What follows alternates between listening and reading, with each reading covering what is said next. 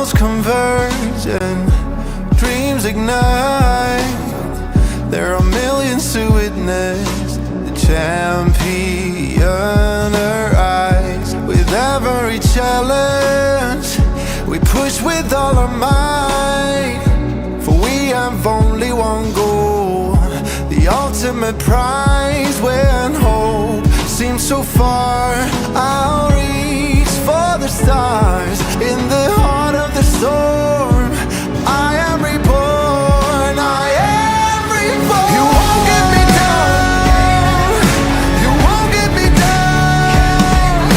I get back on track with a peaceful attack. I'll always come back around, I'll never back down. No, I'll never back down. Forced to be whole and it waits to and fall. I'll always come back around.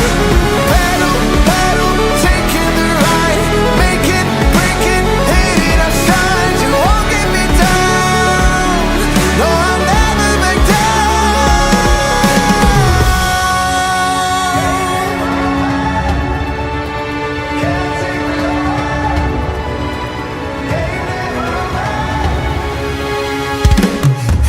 You won't get me down, you won't get me down.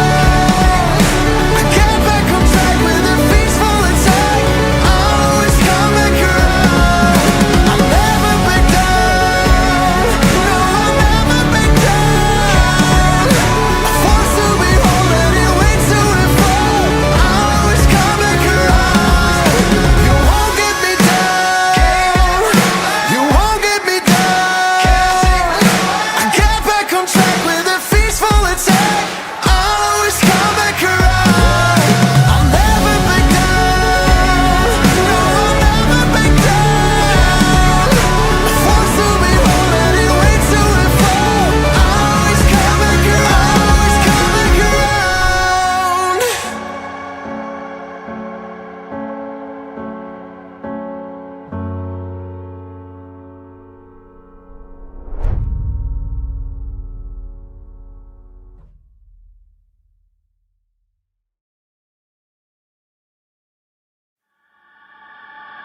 always come back around. He was just walking right into his line of fire.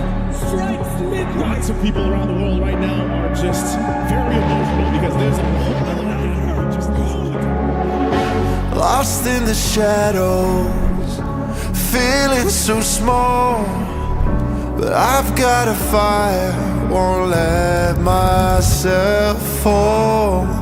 Every hit taken, every scar earned, lessons in pain from which I've learned. When the world says I'm done, I'm just starting my run. Through the darkest of nights, I will find. You won't get me down, you won't get me down. I get back on track with a peaceful attack. I'll always come back around, I'll never back down. No, I'll never back down. Forced to be whole and it waits to and fall. I'll always come back around.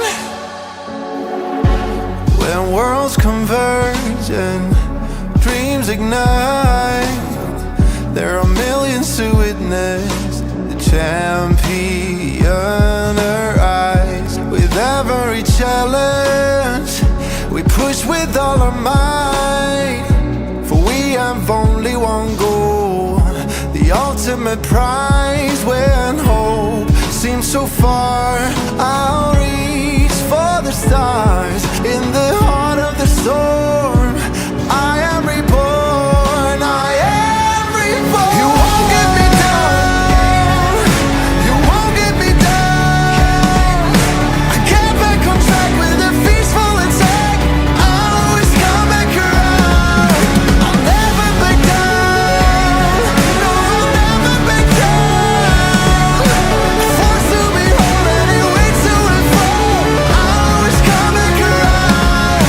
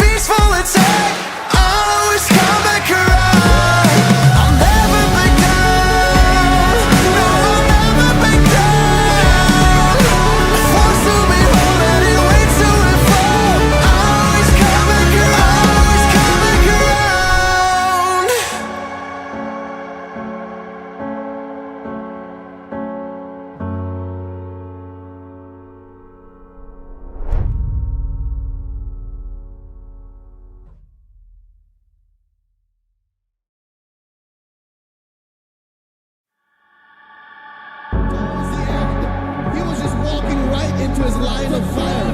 Strikes midnight. Lots of people around the world right now are just very emotional because there's a whole other hour just lost in the shadows, feeling so small.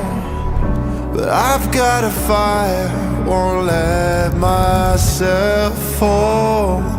Every hit taken, every scar earned, lessons in pain from which I've learned. When the world says I'm done, I'm just starting my run. Through the darkest of nights, I will find. You won't get me down, you won't get me down. I get back on track with a peaceful attack. I always come back around. I'll never back down, no, I'll never back down. I'm forced to be whole and it waits to unfold. I always come back around. When worlds converge and dreams ignite, there are millions to witness the champion arise. With every challenge, we push with all our might. For we have only one goal, the ultimate prize. When hope seems so far, I'll reach for the stars. In the heart of the storm, I am reborn, I am reborn. You won't get me down, you won't get me down. I get back on track with a peaceful attack. I always come back around. I'll never back down, no, I'll never back down. Forced to be whole and it waits to unfold. I always come back around.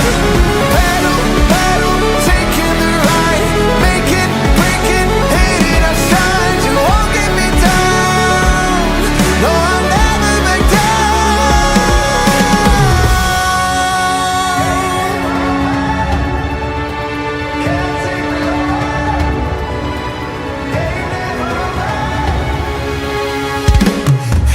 You won't get me down, you won't get me down. I get back on track with a peaceful attack. I always come back around. I'll never back down, no, I'll never back down. Forced to be whole and it waits to unfold. I always come back around. You won't get me down, you won't get me down. I get back on track with a peaceful attack. I'll always come back around. I'll never back down, no, I'll never back down. Forced to be whole and it waits to unfold. I always come back around, always come back around.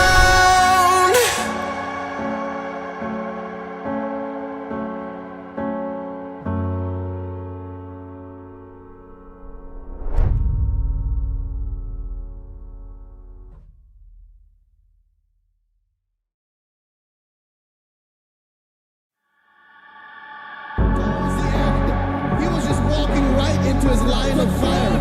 strikes midnight. Lots of people around the world right now are just very emotional because there's a whole other hour just Lost in the shadows, feeling so small. But I've got a fire, won't let myself fall.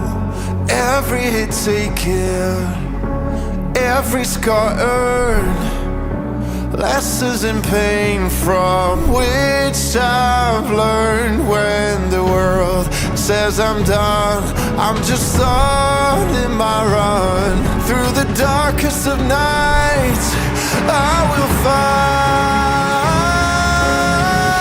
You won't get me down, you won't get me down. I get back on track with a peaceful attack. I always come back around. I'll never back down, no, I'll never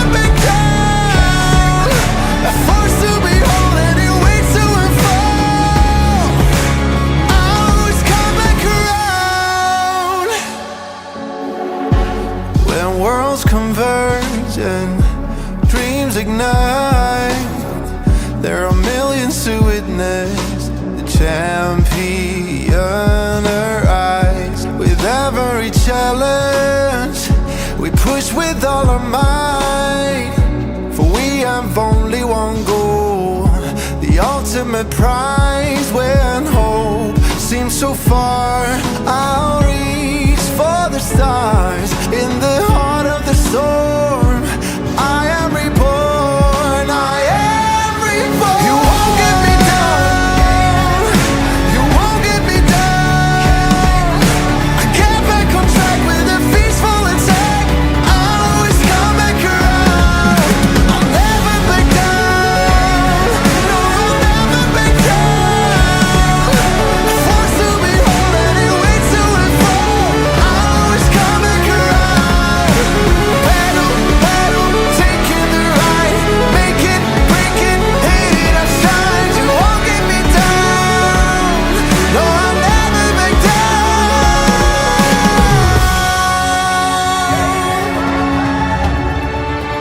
Can't take me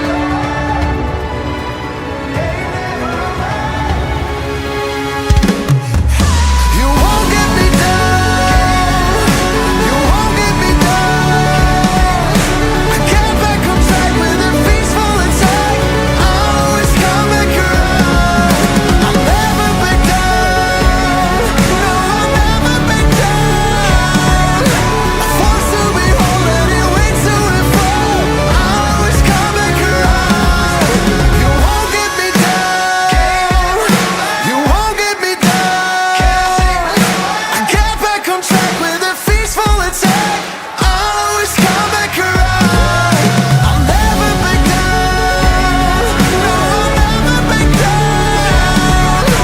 Forced to be whole and it waits to unfold. I'll always come back around, always come back around.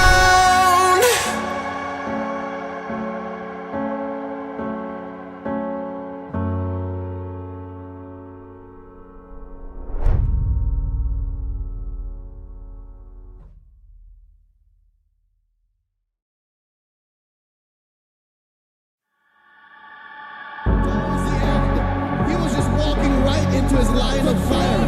Strikes midnight. Lots of people around the world right now are just very emotional because there's a whole other hour just Lost in the shadows, feeling so small, but I've got a fire, won't let myself fall. Every hit taken, every scar earned, lessons in pain from which I've learned. When the world says I'm done, I'm just starting my run. Through the darkest of nights, I will find. You won't get me down, you won't get me down. I get back on track with a peaceful attack. I'll always come back around, I'll never back down. No, I'll never back down. Forced to be whole and it waits to unfold. I'll always come back around. When worlds converge and dreams ignite, there are millions to witness the champion arise. With every challenge, we push with all our might, for we have only one goal, the ultimate prize. When hope seems so far, I'll reach for the stars. In the heart of the storm, I am reborn, I am reborn. You won't get me down, you won't get me down. I get back on track with a peaceful attack. I'll always come back around, I'll never back down. No, I'll never back down. Forced to be whole and it waits to unfold. I'll always come back around. Battle, battle,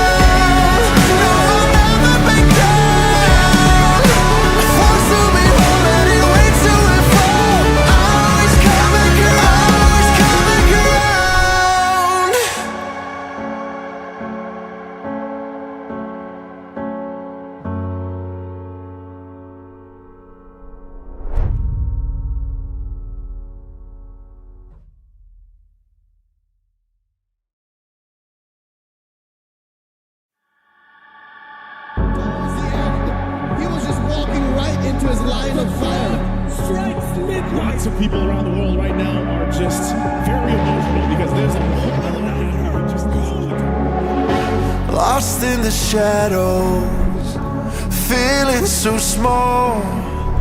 But I've got a fire, won't let myself fall. Every hit taken, every scar earned. Welcome back, everyone. Of course, it's been a long time since you have seen all of us come together for a tournament, but here we are in the Rise Star and Gyan Gaming Cup, which is going to take place today or tonight because it's going to be a long night ahead of us. We have 4 BO3s lined up for all of you here, and with that, we have the biggest prize pool awaiting for us as well. Joining here on the castle desk tonight is going to be Sasuke alongside me, which is Fredo, which is the voice speaking right now.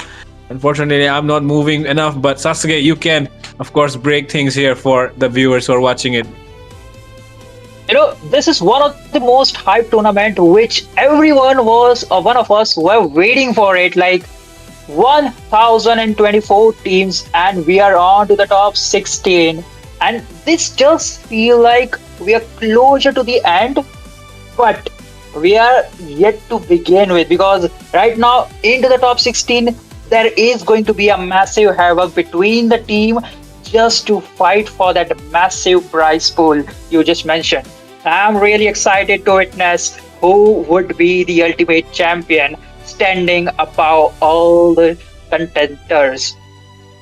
Definitely, man. The prize pool is one of the biggest ever, right? It's 1.5 million, which is 15 lakhs. Yeah, actually 15 lakhs for as an entire prize pool, but the winner is going to get 10 lakhs out of it. So that's one of the huge, I would say, the first prize ever that we have witnessed. Along with that, the winners of the tracks themselves are going to be awarded with 2.5 lakh rupees. So just winning in your own bracket means you're already ensuring that you have that 2.5 lakh secured. And then when the event goes to the grand finals at the LAN event, that is when we'll find out who will be grabbing that 10 lakh prize pool. But with that, where we are, we're already almost okay. That was just a glitch, I guess. Okay, but man, we are so ready to head into the draft right now, because I can't really expect what we'll be seeing right now in this draft section, because the meta has just evolved so much more than what we had in the previous patches. There have been a lot of situations where we've seen double fighters, but at the same time, some marksmen like the carries and the claws have been popping off as well in the goal lane. So it'll be really interesting to see what they are going to approach here tonight. Okay, Aruno, they are going in for a Yuzong and a Kadita, it seems. And I'm not really sure why Kadita needs to be prioritized here, but do you have any idea about that? One thing is for sure, when you have the first pick, you have the leverage to, just pan out the potential threat, which would be a great viable what the enemy team could pick up. So in this scenario, yeah, Kadita is a threat if it's the bush map where there's a lot of bush, and you can just surprise with the Kadita, hey, I'm here, and the burst potential from the Kadita is really humongous. From the second pick, there is a potential Zushin ban. Like, come on, it is a fixed ban for most of the team unless and until they find out a potential threat. Like, hey, we can leave the Zushin open just because this particular hero is much more of a major threat than a Zushin. And like 99% of the chance, the team, whoever it is in the second pick, they are bound to go for the Zushin pick just because of the potential zoning and the crowd control shield. Use it, but with that, there is a Grok alongside of Red Rain, so there is a chance for teams to pick out the Kalya. But I don't know that they are going with the Freya first pick, despite all the classic picks there is. For the Megumi, there is still a chance for YSS alongside Kalya. These two picks, it goes right and it goes matching. Like, you get the Kalya, you get the Sunshine, you get the pickup and melting potential, but instead they'll be locking out with the Leo mode alongside the Kalya. Yeah, Leomord's still a pretty good jungler in this meta right now. I've seen a lot of Leomords And I feel like Yusenshin is the only jungler, like you mentioned, which actually comes par to par with the Leomord right now. But in terms of the mechanical abilities, I feel like Yusenshin can provide much more better value than a Leomord, because a Leomord usually without his ult, he is not really the kind of guy who can engage, right? And really useless without that Phantom Steed of his. But coming in about the Kalea pick, you're really right about that. It's so useful in this meta right now, especially where you need to, kind of go in for those engages, and you need that hard CC to counter heroes like Freya, especially right now, because that is the meta that is going on. Freya, especially, really hard to counter if you do not have enough crowd control in your side. So the mid laner here from the side of team Megumi definitely needs to, get their hands on a crowd control mage that can shut down this Freya, because if that Freya is able to hit around without any disturbance, then it's going to shred everyone down on their side. A potential Fasha into the mid lane is a viable option. She has the range and she also has the burst potential.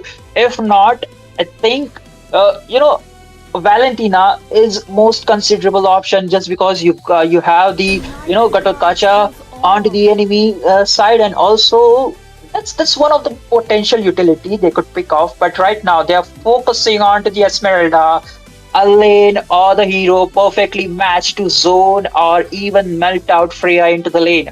Possibly a good pick, but it is most of a flex pick for the side of Megumi. That Esmeralda could also be jumping around into the XP lane or gold lane. That is a good. And right now, into the second phase of the draft, they do have the first pick. So if they revolve around something like, hey, if we just ban something out or grab something, or play with the draft or play with the mindset of, I don't know, that they could just win in the draft itself, because Kimi alongside Freya and Gatotkacha, Arunodai is looking strong and not to respond. Kimi might be looking forward with the Purify on the spell, just because there is a Kalia into the enemy lines. Yep, and talking about the Kalea and Gatot are one of the most common, I would say, roamers that the Indian roamers really like to use. And Kimi, being one of the guys who always likes to pick up one of these heroes, he has his hands on one of his favorite heroes right now, which is the Gatot Kacha. And he is definitely a Gatot Kacha signature pick right now. Talking about the second phase coming in, there are two EXP bans, you can say, because the Uranus getting banned out along with this Bakshia as well. Okay, which could be actually a roamer, but the thing is, the enemy already has this Gatot. So I'm probably thinking this this Bakshia being banned out here because they do not want the Bakshia to trouble the Leomord in the jungle. But the Yi and Shin is still an option that remains open here for the side of Megumi to pick up. Along with that, taking a look at the Lunox ban as well, they do not want the Gatot Kacha to get shredded. But at the same time, I'm really wondering if this Lunox ban is actually making sense here, because I feel like, I don't know, they could have been the ones who would have liked more to be banning out this the Lunox and carry instead. Perhaps, banning out carry alongside Lunox means that Megumi would likely to go with more of a tanky or fighter heroes. They do have this Kimi onto the mid lane, so the late game insurance of our melting down the enemy sustained heroes is their deal with. Like, you got a Kimi or you got a YSS into the jungle or the mid lane, you are doing good, just fine. Now CC onto the XP lane and alongside Guinevere onto the jungle, they are fully set to fight it off for the game number one. On response, you got the Sicilian alongside the Claude. Now, I'll be very frank. We got two of the late gamers from the side of Aranodai. Both of them are scaling. So the early game, it mostly relies onto the Leo mode. The first turtle is very convincing how Aranodai will be going to take or deal with, because there's not much of a damage from the mid lane. Sicilian, let's be honest, he needs the item before he do poke or do deal some damage. And Kalea, it's a pick-off hero. He cannot zone, or he can perhaps, but you need some leverage or some damage dealing aspect to melt down. But the drafts have been set, Fredo. What are your thoughts about it? Well, I do feel like here on this side of Team Megumi, the fact that they have this Freya on their side just provides a lot more value in comparison to the side of Arunode, who do have this Leomord and Claude on their side. But the thing is, the Freya does not have any crowd control resistance being provided here. The Esmeralda probably going to have that shield, but in the early game, I think Freya can easily shred through all that HP bars. So yeah, except for this Kalea's ult, I don't really think anything is available on the side of Arunode to try and stop this Freya from the side of Megumi. Pistachio will be having a free time hitting the enemies, and along with that, the rest of the draft seems really good from the side of Megumi. I feel like this draft is favoring Megumi to win even more because they have this CC as well, who will be able to shred down this Esmeralda in the late game. Maybe in the level 4s as well. If she's able to get the level 4 faster, then maybe she might be the one shredding it. So yeah, I feel like Megumi has an advantage in terms of draft, but Arunode being much more, I would say, more famous, I would say, kinda, because like they are really well known. But at the other side, Megumi, they do have two really well known faces, because as you can see, there are just two photos there. It's Duba and Kimi, and both of these guys have played with each other for a long time. So I'm really curious to see if just two players who are well known can actually turn things around here for Megumi, or are Arunode going to keep the things in check here tonight in this match. And with that, ladies and gentlemen, welcome you all to the Rise Star and Gyan Gaming Cup, brought to you by none other than, of course, Vista, powered by Vista Games. And of course, we have Wardroom Games hosting this tournament right here. You can see here early rotations, early pressure already starting into the enemy jungle area. Megumi is trying to take more and more information from the enemy side. They already spotted out the Leomord, and that is going to make things even harder, as they already know that into the goal lane is the Freya. Okay, it seems like the Freya was forced to recall. Oh, that is some early leverage, right? We don't usually see, because into the lane, Megumi do have the upper hand, both in goal as well as the side, but in the mid lane, there is a tremendous fight. But that was a pack jump from Megumi itself, the Guinevere, to save it from the side. But hey, you just saw, like, it was not even a minute, and how aggressive Team Megumi is playing, just because they don't have the early burst or the early damage into the mid lane. That is a major drawback. But again, if it's the late game, or if the game hits the 12 minute, it is going to be absolutely difficult, because each bad impact from the Sicilian will hit hard on each members of Team Megumi. Definitely, they need to keep the Sicilian in check, and that is exactly what Kimi is going to be, told to do. That is going to be his job. Papi Shrek already coming in with the curtain call, dealing a good amount of damage here. Slash, Phantom Seed already being used. Shrek dragged inside the tower, a lot of damage. Vengeance helps him survive, and he's able to get through, it seems. There comes the falling Star Moon as well. We've already used here. Slash coming in with the knockup. There's a lot of damage, but no, it's not enough to take down Kimi. He will be the one going in instead. And with that, Slash is the first one to fall in this first match. A massive team fight right before the first objective leads Megumi in slightly upper hand in a 4v5 situation, but two of the members were slightly low, and they will be playing it as a safe card. Like, let's regroup, let's regenerate ourselves, and let's go on with the neutral objective, the turtle objective. All the teams looking forward it. That's the jump from the Guinevere. Migration coming through, catches Yves, and with that, there comes another one from Pistachio. Roku will fall, and Megumi gets the turtle. Duba gets down. Slash. Every single thing going right here, as they would like right now. Megumi definitely creating pressure. Kimi not even bothered by those bat impacts at all. There isn't enough damage in the early game, but here Talo Putum able to get some farm top side. But is that really enough? I don't think so. The trade is definitely going in favor of Megumi right now, as they're already leading by almost a 2k goal lead. Megumi, considering they have the early game damage, early game burst potential, trying to gain the momentum into their hands, trying to gain the control of the game, so they could grab the first victory of the best of 3 series into their hand. Megumi looking strong right now, looking for more blood into the middle lane. Special migration alongside the traction pulse. And with that, Slash falling down this time once again. This is the third time Slash has fallen down in the first 4 minutes, and that is not a good sign here. Your robot falling down too many times means you're losing control over the map. And that is exactly what Megumi wants right now. They do not want to give any sort of map control to Arunode here. There is the Blazing Duet being used here just to escape Pistachio falling back at the right time. With that, recall being forced out here from Talo Putum. Pistachio still going in inside the tower. That is a bit of a too much extension, it seems. But he'll be able to get away with the dash. But now here it comes. Lot of damage being done here everywhere on the map here by Megumi and Arunode. I don't really know where are they heading with this, because they do not seem to be finding any answers, no solutions whatsoever to this aggression that Megumi are showing. The only optimal answer for this aggression is like let the Sicilian and Claude farm, get those items and just avoid the team fights. But they need to go and fight for the neutral objective again. One member down for Anurode. That is going to be the Kelia. Looking for an initiate, but end up giving his life again. This could be the uncontested second objective for Megumi. Yes, it is definitely going to be another free turtle here for Megumi to pick up, and they will do it with no hesitation. Arunode, on the other hand, they're really trailing behind, and they do not seem to be finding any openings whatsoever.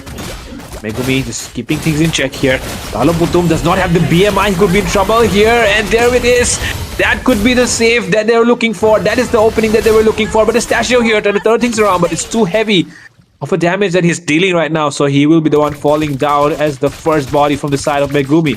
And now Arunode definitely finding hope here, even in this desperate situation where they need more out of this. But let's see if they find something here. Talo Putum could be in trouble. Watson call already being used. Megumi going in very, very heavily, and that is a kill going into the hands of Megumi, of course, the person after whom the team is named, I guess. Perhaps the captain, leader himself, is in a perfect form to lead the team for a better future again. Glowing Wand getting in the hands of Kimi, and this time again, one more member down onto the top side. Look at the jungle bottom side. Leomord was not able to farm itself in the own jungle, and he's having some trouble as he falls down again. Sky Piercer stack again up from Duva. He is having his lifetime enjoyment in this game, but again, the Blazing Duet alongside the BMI, he seems to be in some trouble, but gets out of the arm's way. That is the Spatial Migration jump card. Again, the Freya was the one to secure that kill. That is exactly what you want. You want your enemy goal laner to be going down as much as possible and give the advantage to your goal laner. And that is exactly what's happening right now. Everything seems to be going wrong. It's just one kill in their hands, 5k goal lead in 7 minutes. And their jungle being invaded as well, which was just going to make things even harder here. The Leomord, the Claude, all these very good in this meta, but being starved of farm. With that Phantom Stick coming in, there comes this Rami Slam as well. Kimi will be in trouble. He won't be able to use AOG on time. A very, very expensive kill. But there comes a 4-man Special Migration from none other than Megumi himself. But a triple kill coming in for Duba instead. And that is a very, very huge kill being taken here. A Maniac could be a Savage, but Pistachio takes that last one away from Duba. But with that, Megumi here, 6.3k goal lead. And the first Maniac of the tournament. 1 by 1. I don't know, their team members are falling like a domino piece, and this could be it because it is a big goal lead. And just to be honest, we are not even at Power Spike where the Claude or the Sicilian, the vampire of the game, could just pull the team or just, hey, it's my time to shine. It's not even that minute, and they are almost just claustrophobic into their own inhibitors. Oh, another 2-man Special Migration, but the Purify saves the Claude, but the Esmeralda not lucky enough. She will be the one falling down, and with that, Papi Shrek getting the tower. The shield is still there. There comes the Special Migration, but no, once again, Slash falling down. 2-man being immobilized here with the second skill of the Kimi. But yeah, they still make it through. Pistachio here going in really aggressively, uses the first skill to back off as well. I don't know, they're still trying to find the pieces, right? But they're not finding any at the moment. And Megumi wants to go in once again, it seems. But okay, they'll be satisfied by taking down this inhibitor. And then they have taken down this inhibitor with no price. And Eve is the one who falls down next. It's not looking good at all here. For Arunode, they're really, really behind right now. 10k goal lead diff. And I mean, there's no way of a comeback. unless and until the game just keeps dragging longer and longer. And I think they do have enough lane clear to try and just clear off these minions as long as they can. Hold off for the late game, and maybe then this vampire mono here on the side of Aruno, they will be able to shine. You do make a point like, hey, they do have the lane clear potential, but hey, you're missing the point. Like, the aggression coming in from Team Megumi is really impeccable. They were not ready for the fight, and I don't know that they know that. But Megumi, respecting that they won't take a fight, they force them in such a way that they, even if they don't want to take a fight, they end up taking the fight and giving them a huge goal lead again and again every time. Definitely. They keep taking fights that they are going to lose, and that's the reason why they've been, so behind right now. Actually, at 10 minutes, already at 12k goal lead, and with that, they have to give up this Lord as well, because there's no way they can contest it with this kind of deficit. And okay, first item at 10 minutes here coming in for the EXP laner, which is Eve on the Esmeralda. And that is actually okay. AOG being used here. Kimi, not the best place to use the AOG, but he will still be able to escape because there is not enough damage on this side of Aronode to try and melt down a Gatot Kacha at the moment. Mid lane, Lord marching in. Not the best lane sync though. Let's see if they can make it. Oh, it's going to be terrible. You need the Blazing Duet alongside the BMI and the Black Tin Packs, but the damage won't be enough, and there's a special migration landing onto the go anywhere. It goes down alongside the Blazing Duet, but Astasio says different. He takes down one alongside the Kiwi. He chops down the Esmeralda shields and decimate them. Double kill for Astasio, and with that, it is wiped out alongside the base destruction. Team Megumi claims their first victory. And that is exactly how you want to start things off in the tournament. Right now we're seeing the MVP of the first match. It is going to be Duba. Out of nowhere, the mid laner, of course, I think pretty deserving as well, because she was not really shining too much, but that one special migration that landed from Megumi himself was able to turn things around here for Duba to be setting up as the MVP. And you can see the tower damage that was dealt as well.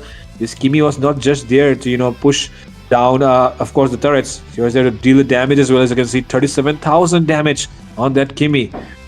And the Purify always being available. I mean, I don't even realize how many times, the Purify was popped off. Probably not even once. I think that would be a scenario where, Kalia was able to pin down or was able to do the Tsunami Slam. I think there was once or twice scenario, but he was able to escape just because of the Purify. And also, you will be getting a 1208 KDA with the 4 bodyguards roaming around you, all fighters, all tanky, and none of them on the enemy side to melt them down. And with the spatial migration from the Go Anywhere landed on 2 to 3 people, you get the whole set of crowd control just through the traction pulse, and then go with the poo poo poo poo pew pew pew pew, and with the Sky Piercer, it's all into your bag, man. Exactly, that's exactly why this Kimi here was able to shine, because of course the Guinevere and all the rest of the team members of Team Megumi were the frontliners, and Arunodya on the other hand really struggled in this match. Let's see if the second one is going to be bringing a good news for them or not. For now, they have to settle with this first game defeat, but of course it's a BO3, still not over yet. Second game can bring things, of course, in a much better way. But for now, taking a look at this head-to-head here, it's waiting for Kimi to show up, because I really want to see how the mid laners played against each other. And here it goes, Megumi way ahead of his competition here. You can see the damage there, you can see all the stats there. Of course, the team fight participation, not really too much, because there were a lot of moments in the game where the side of Team Megumi really went in aggressively all alone, especially this guy called Kimi, because he was there inside the enemy tower getting Tsunami slammed every single time, and he did not care, just stood on their face. He had the Revitalize, he had the AOG, he was always able to get out of the way. On the other hand, of course, a day to forget for the Kalea, I would say. because he really died too many times to be remembered. You know, the fact that it was a clear and open draft for Team Arunodai, that once that Kalia would go with the Tsunami Slam, pick up uh, one of the members from Team Megumi, and he will, and all the members from Arunodai, they will melt down. But there was a counter pick. Like, even if you kidnap any one of them, there is a counter engage from the from the Kakimi in the form of AOG, and boom, like it's a re-engage counter pick. And even if you just pull out and let's go with the melting down with Gatotkachi, don't have the resources. Like Lord, yeah, the BMI. Even if you use it on all of the like the blazing duet over to the Gatotkacha, it's not a viable option. And if you think of like, hey, the basic damage would deal the damage, but he was not on to the power spike. I think in the whole game he was only having the two items. That was the corrosion sight along with the demon hunter sword. He was not able to make the golden staff. The Trinity was still not there into the 11 minutes of the game. And I still believe that, hey, if there was a Farsha instead of a Sicilian, if not Farsha, a Lilia could be probably given a different result for the Arunodai. That would, it won't be in this particular manner. Yeah, definitely. They definitely have to switch things up here, turn things up here, and yeah, gotta look into the synergy as well as the river control was definitely missing out. And if you talk about the way the jungle area was just getting exposed way too much, they were allowing their enemies to come inside their jungle area without having to pay any price, because you do need to punish them if they overextend. But there was not a situation like that either. So yeah, there are a lot of missing pieces here that Arunodai needs to connect, and they can definitely try to make up for it in the second game, because it's going to be their last chance. It's a knockout round. Do not get any more chances. You have to play in this bracket, get ahead, and try to claim that 2.5 lakh prize pool. And of course, everyone's waiting for that, but only a few people will be able to get their hands on it. And of course, there has not been too many LAN events being done in metropolitan cities, right? But yeah, this is probably the first one which is going to be done in Kolkata. So yeah, just definitely going to be something at line here. I don't know, they themselves, being one of the people who have hosted their own tournaments as well, I guess. So yeah, they have your own team now, and yeah, it's going to be really interesting if they actually win this one and put the odds down on paper, because the odds are against them. They have because the enemy has Duba and Kimi, right? Duba and Kimi themselves have a really good synergy. So yeah, let's see what happens now. Let's see if they can turn things around here. This time around, they're on the first pick side. They're on the blue side. Can they take the advantage? That's true, but hey, if they want to go for either Grog or an this Kalia, is there any better chance for them to ban out this Gatotkacha from Kimi? Like, they were having a plan, go, but Gatotkacha was always there to, choke it down or punish it. So, are we able to see a Gatotkacha ban? I really think like it's up for it. Like, they could go with it, but right now it's a Grog, a standard ban, and Team Megumi, they decide to go with the Freya ban. It's, if we're not taking it, you are neither. And this time, I think we might be able to see the marksmen from both the teams onto the goal lane, perhaps. Could be. Highly possible. But like you were talking about the Gatot ban, I think if they do want to go for the Kalea pick once again, then banning out the Gatot is justified. At the same time, being on the blue side, it always gives you the option to go for the Zushin first pick. So the enemy could probably be banning out the Zushin as well. But I would go with your suggestion to ban out the Gatot if you're going to go for the Kalia, because Gatot is one of those heroes that always creates problems for you when you are going to go for that pick-off comp. Sora ban coming in, nothing out of the ordinary. It was very, very expected, especially in this meta where this guy is... Of course, there have been so many new heroes that came out recently. There was, of course, Sasuke himself, the Suyo, right? And then there was, of course, the Zetian as well.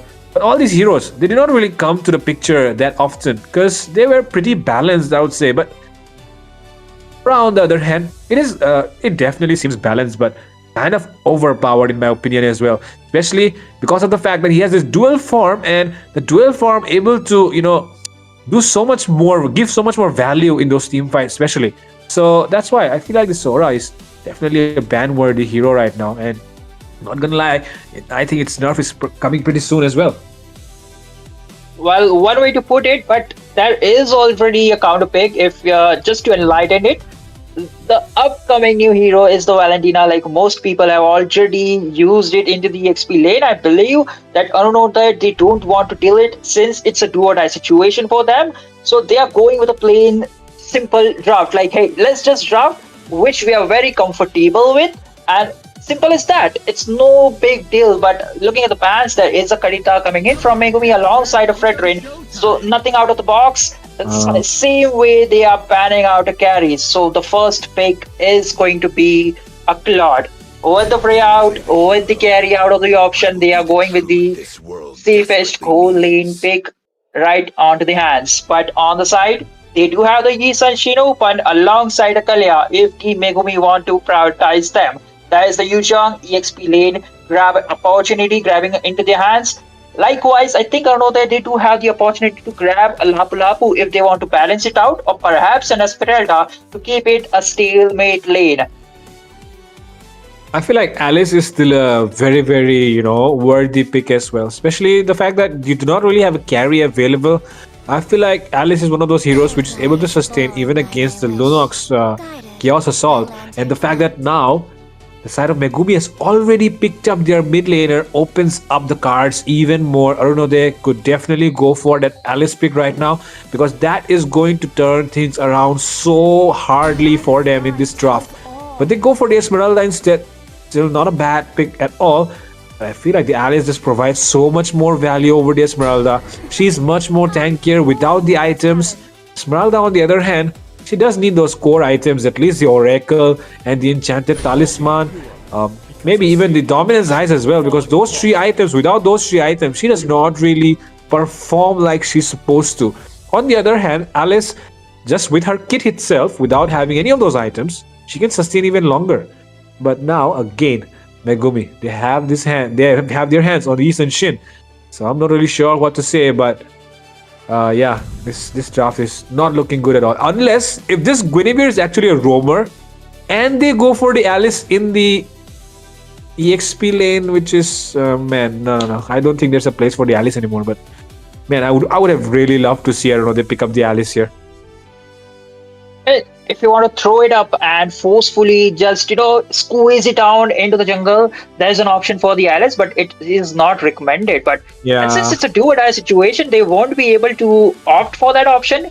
But I think I really miss out the opportunity that Zushin was open, and I don't know that they prioritize the Claude over it. I do agree, like, hey, Claude, once it's found, once it's kitted with all the Trinity build and alongside the two optional items, it too has the potential to melt down the Zushin and also the previous backliners. But they need some answers. Like Zishan is one of the options which I am considering against a Zushin, a viable source.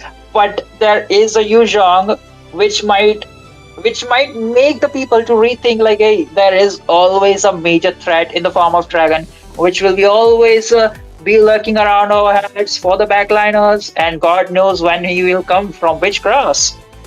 Exactly. Dragon is always a major threat, especially against mages with low mobility. And Zacian, of course, if it can perform pretty well against the Zushin, but the Dragon is always a big threat now, though, coming into the side of Megumi. Banning out I'm not really understanding why they would ban out the Matilda, and of course the Hayabusa, kind of understandable, even though it's nerfed. Pretty good counter here for the Yi Sun Shin. But Matilda, not really understanding the point here, but let's see. Anyways, looking forward. Khalid getting picked up here, another one of those favorite heroes for Kimi. And now I don't know, they have to respond. They have their mid laner and jungle pick, or maybe even the roamer. And yep, here it is. It is going to be a Guinevere roam and Leomord jungle. To finish things off, a Farsa would be pretty decent. I would say the Farsa is pretty decent here. Farsha is good alongside Azishin. As you just predicted, Farsha it is for the mid lane for the side of Arunodai. I think they learned from the previous game, like Sicilian won't be able to go with it. since it's a scaling hero and we lost miserably, like there needs to be some sort of mid lane pressure, and this time they are What? up to it. Wait, what? What? Let's. Is Wait. this some kind of a glitch, or are we actually seeing a Um, Lancelot? And is this a YSS gold lane? yeah, I think it is YS's gold lane and a Lancelot in the jungle, and that is really really interesting here. Megumi, are they experimenting? Are they having fun? Are they just hanging around? I'm not really sure about all that, but yeah, what we're going to see is going to be a very very interesting game because it is a YSS in the goal lane versus a Claude. And now, if Aronode do not really take advantage of this screwed up draft, or I would say a very experimental draft on the side of Megumi, and I don't see any chances here for Aronode to move forward and win this match, because this is the moment that they have right now in their hands, and they actually have to give their best. And yep, win it all, I guess, right now, because if not, I don't really think Megumi is going to give them any more chances if it goes on to the third one. A quick one-on-one, Claude against a Yi Sunshine into the lane.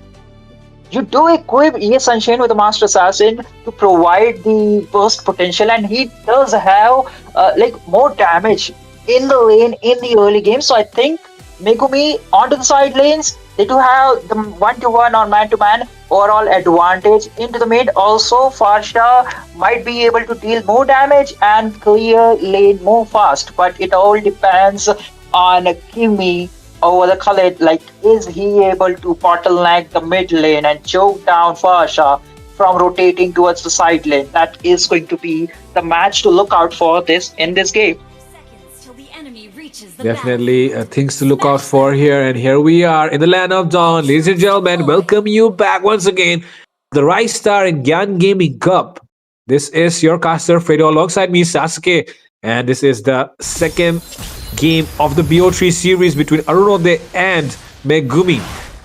And this is just the first match of the night. We have 3 more matches lined up for us right now. Kimi already providing a lot of vision, opening up the map for his teammates.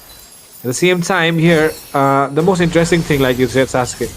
Okay, jump, special migration coming in. Juba still holding on to the flicker. It's not really spend it yet, but Mono here will be getting it forced out instead. But okay, nothing happens yet. But okay, Megumi here taking away that Litho as well. Look at the way Kimi is just hovering around the map. What is happening here? I don't know. Will you not punish this guy? It's just having his own time because he knows, like, hey, I'm a big tanky buff, and also with the Sand Guardian, I'll be able to heal myself. Nothing major, just a special migration I need to look out for, and there we go. He just heals up right in front of Guinevere like it's nothing. It's a pocket handy in a cup of looking at the spells, nothing out of the ordinary, especially if you look at the Yi Sunshine sideline. That is quite interesting emblems he's going with. Definitely, Shin in the side lane is going to be very, very difficult. Okay, here it comes. The special migration once again. Kimi is not really bothered at all by all of this. But yeah, the turtle is coming up right now. And okay, 1v1. Estachio versus Tato Puto. Estachio going in with the flicker. First blood coming in here for the Yi Shin goal lane. And there could be another one falling down here. It will be Yi. And Roku coming here to try and get any, engage as well. Getting some trades, but no, he does not find any here. Already forcing out the Phantom Seed as well. And that means it should be an easy turtle here for Team Megumi. Man, they have done it again in this game and again. The Yu Shang. Look at the zoning potential. He falls down, but there is the neutral objective being secured for a Featherized Strike being used, meaning they will be able to force down the mid lane or perhaps look forward for the enemy blue buff. Nothing out of the ordinary blue.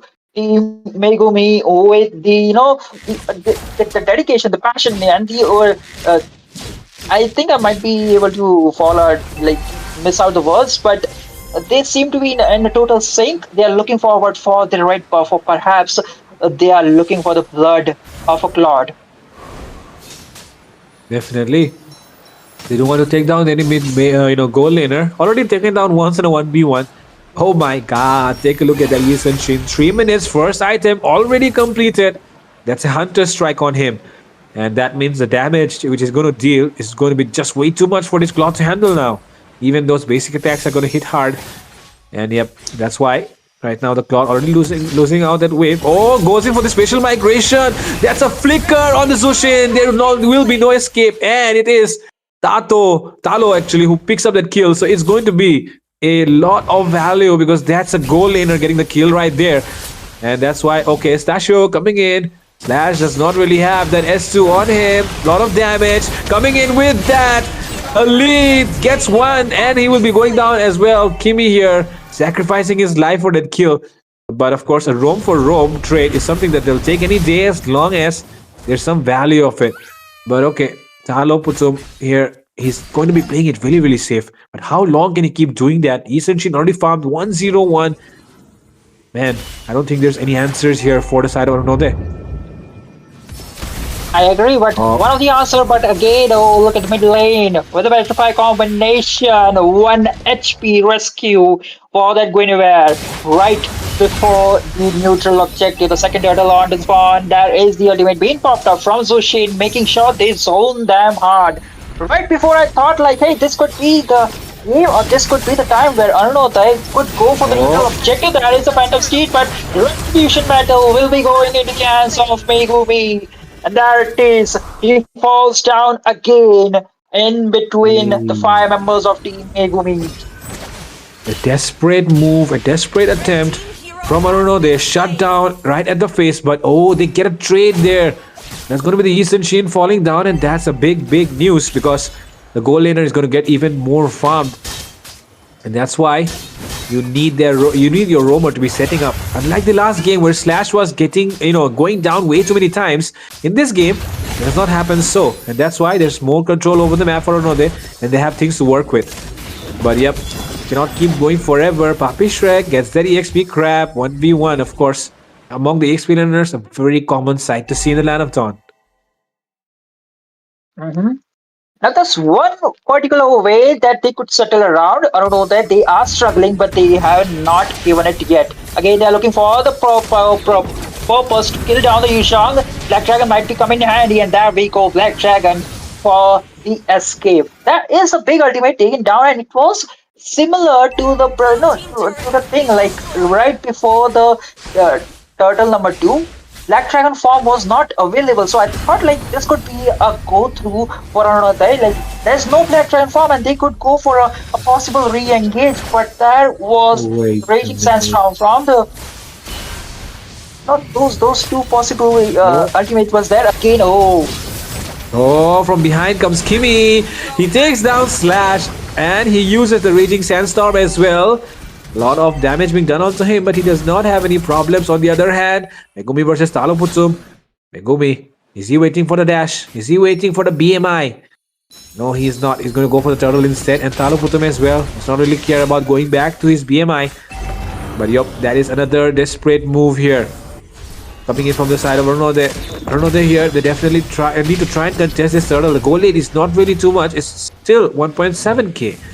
So I think it's still a contestable fight right now if they want to take it. But for that, they have to set it up pretty well. But man, the way Megumi are just controlling this river area does not allow them to take an even fight. Yuzhong is always there. That's the Phantom Steed looking forward for the fight. But Yi Shin just makes his way onto the bottom lane. There is a 1v1 going on. But look at that. That is absolute 2vs. Team Arunodai. This could be it for them. 2 members down. Raging Sandstorm, but the Sand Guardian coming in handy. He goes there, takes down Claude in a 1v1 situation. And the Claude did get some backup as well from the Farsa, but imagine a roamer taking down your goal laner like that. That is a very, very bad situation to be in, where your goal laner is going down to the enemy roamer, right? And with that. But hey, okay, this Khalid is actually going for damage. It's not any roamer, it's a roamer with a blade of Heptices in his hand and a Legion sword in another. And that means it's just trouble. It's just trouble for the side of Arunode. What are they going to do now? They do have this Guinevere which can set things up, but where is the follow-up going to come from? Because the moment you try to go and follow up, this dragon is just going to destroy your backline. Perhaps they need to go around and like bait down the Esmeralda. Oh, again, bit get out Some destroyed. flashy moves. Some really flashy moves coming in from Megumi himself. But yeah, that was a flicker forced out for a phantom execution, and that's a trade that Megumi will take any day. Oh my god. First item at 8 minutes. Damn, that's a very, very bad situation to be in. Especially for the side of Team Arunode, because man, take a look. That's a Leomord with the first item at 8 minutes. That's a hero that should snowball. But instead, he's getting his first item just now. At around almost 9 minutes right now. It's a really bad spot they are on to. Might be looking forward on the over-engage. Like, they need to bait out the Esmeralda. She needs to be the sacrificial lamb for Team Arunode to get on to the equalizer in terms of gold, in terms of damage, and in terms of winning it out. But again, without any contest, Team Megumi secures the first lot of the game, and it will be marching down to the enemy base. And it's going to be one last fight or one last dance for this game. Yep. Oh, there it comes. Raging Sandstorm. But oh, this time he will fall. But the knockup coming in from the dragon. Finds one there. It's Slash going down first. And Estachio still holding on to the second phase of that Mountain Shocker. As he's going to land it on the face of these enemies. Megumi dashing in and out. Eve taking a lot of damage from the Thorn Rose. There comes a flicker, but it's not able to save him. Papi Shrek, the Shah residue gets through. Talo Putum, he wants to go in for the engage, it seems. But okay, he BMIs back to save space. And that's 2 inhibitors down, just like that. 2 inhibs down, and the Lord is marching down to the enemy base. And this could be the silence before the storm, and they are regrouping. Team Megumi are just waiting for the Lord to come down and settle it with this one Lord. The inhibitors are down. The 2 of the members are down, and Black Dragon form is already up. And they could just zone out with one final stampede with the Raging Sandstorm. There's a Phantom Steed going on. Final strike being followed out. And that's the Lord coming through your way. Megumi going in, and here it goes. Eve goes down first to the Thorn Rose. They're trying their best to clear this Lord out. There comes the special migration, finding 2 members, but there is not enough damage on this Guinevere. Slash going down, and Megumi could fall as well. Kimi coming in, Talo Putum really low. There are still minions inside the base, and they have to clear it out. Shutdown secured here. BMI in a desperate attempt to try and clear down these minions, but do they find someone? Talo Putum able to BMI back, but there is nobody left on his teammates to defend. And that is Megumi winning the first match.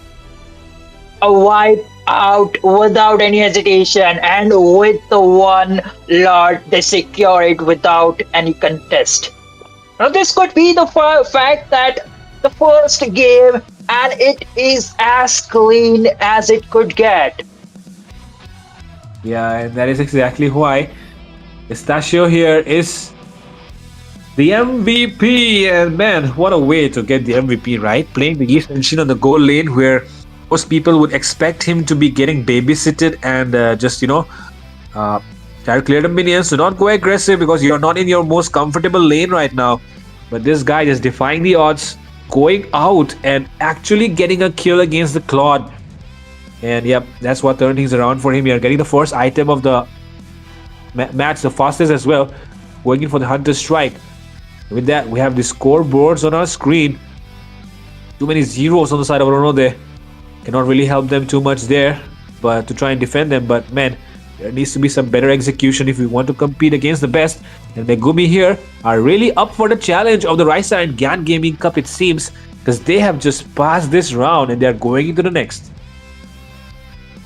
Next round seems very confident for Team Megumi. And also, one fact that Team Megumi was doing to the Arunode, like they had the perfect mid spike, they had, but Kimi, with this Khalid, he was constantly being a threat and was like rotating, like, hey, I'm here. If you are going to come to me, your mid will get punished. And into the mid lane. Zushin was not trying to clear the mid lane as soon as possible. Instead, it was just trying to zone out Fasha, so she was not able to help the side lanes. Since the side lanes were already into the upper hand, it was a chalk block into the mid lane, and mid was, like it was so desperate, like, hey, I want to help you guys, but I'm stuck over here.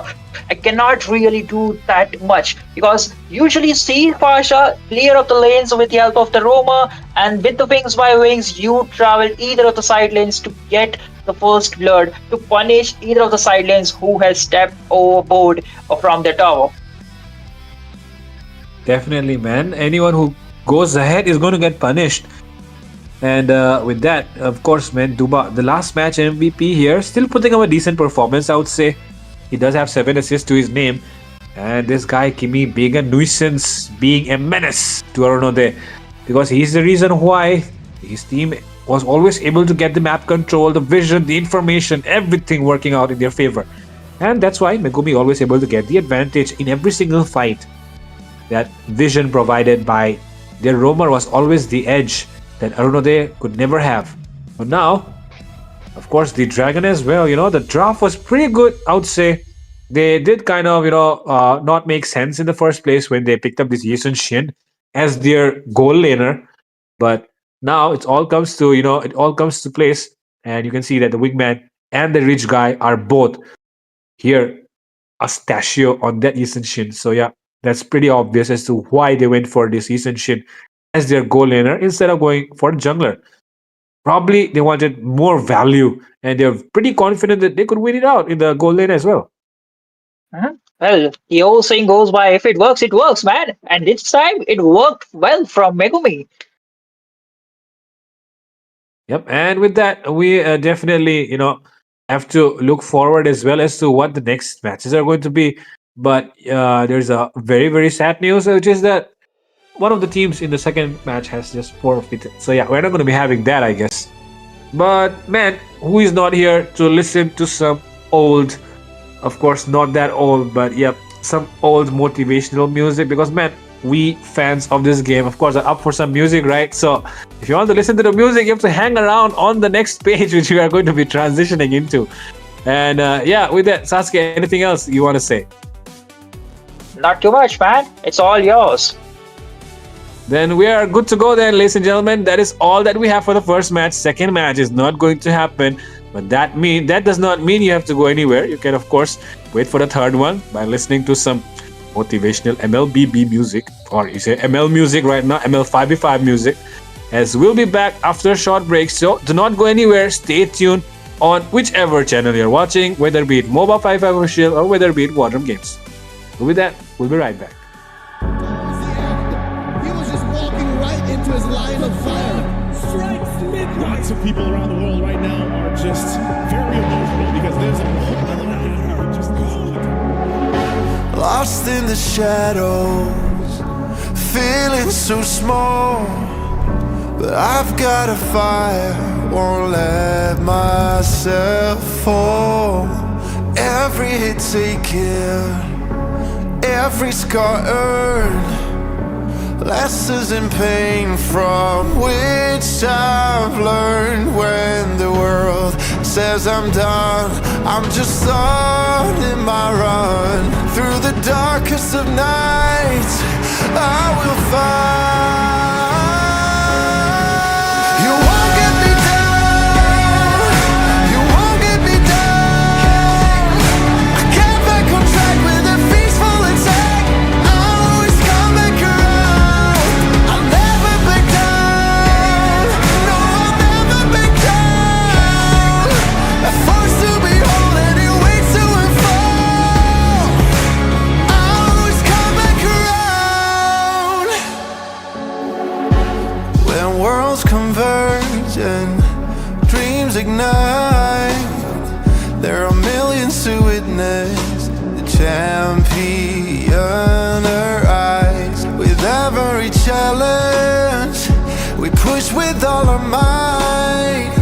For we have only one goal, the ultimate prize. When hope seems so far, I'll reach for the stars. In the heart of the storm, I am reborn. I am reborn. You won't get me down.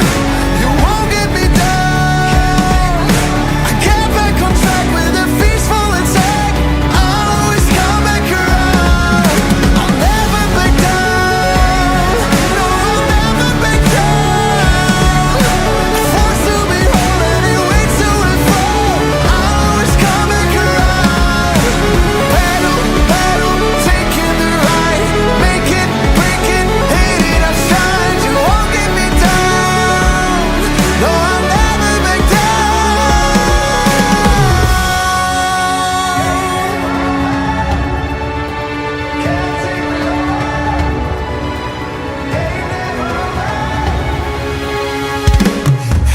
You won't get me down. You won't get me down. I get back on track with a peaceful attack. I'll always come back around. I'll never back down. Stars in the heart of the storm. I am reborn. I am reborn. You won't get me down. You won't get me down. I get back on track with a peaceful attack. I'll always come back around. I'll never back down. No, I'll never back down. Forced to be whole and it waits till it fall. I'll always come back around. Battle, battle, taking the ride. Make it, break it, hate it, I shine. You won't get me down. No, I'll never back down.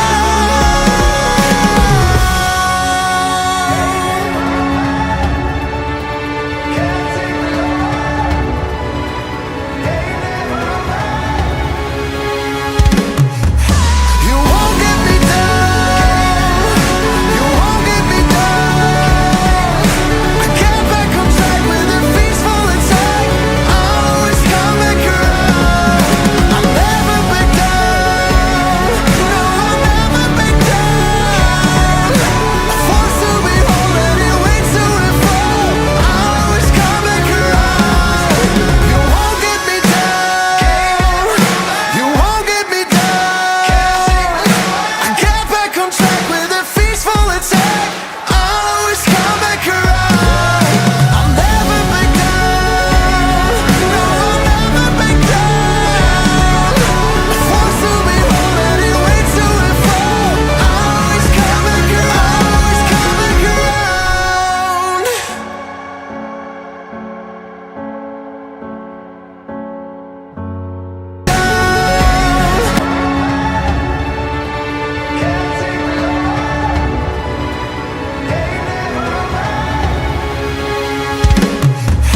You won't get me down. You won't get me down. I get back on track with a peaceful attack. I'll always come back around. I'll never back down. No, I'll never back down. Forced to be whole and it waits till it fall. I'll always come back around. You won't get me down.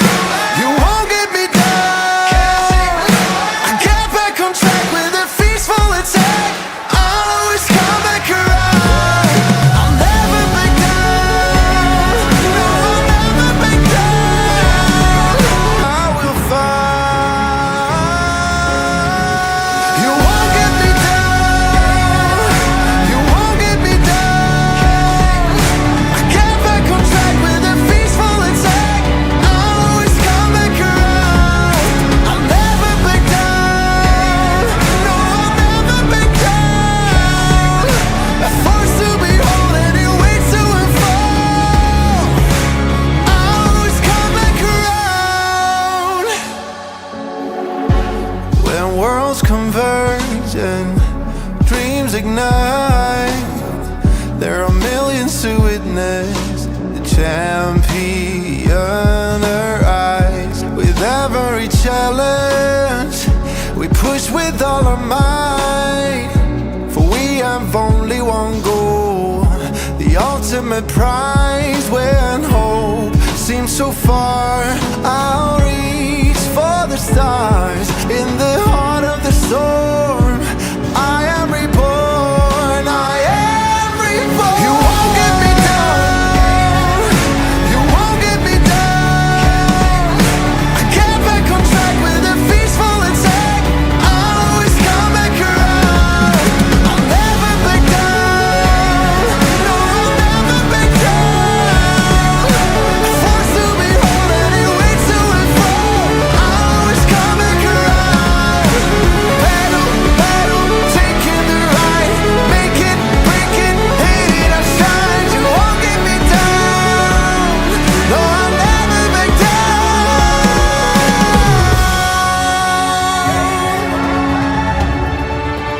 Can't take me home.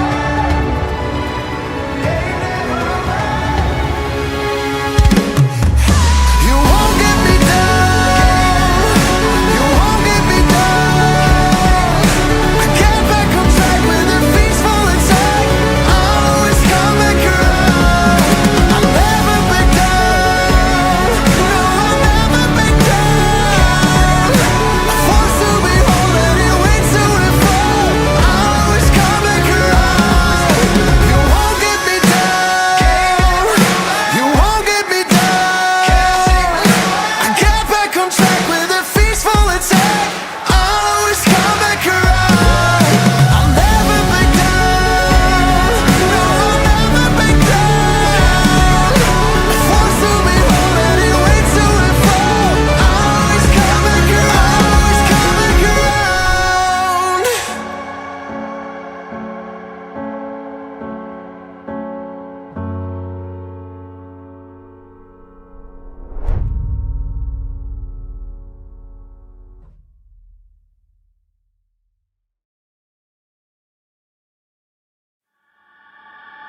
Towards the end, he was just walking right into his line of fire. Strikes midnight. Lots of people around the world right now are just very emotional because there's a whole other hour just Lost in the shadows, feeling so small. But I've got a fire, won't let myself fall.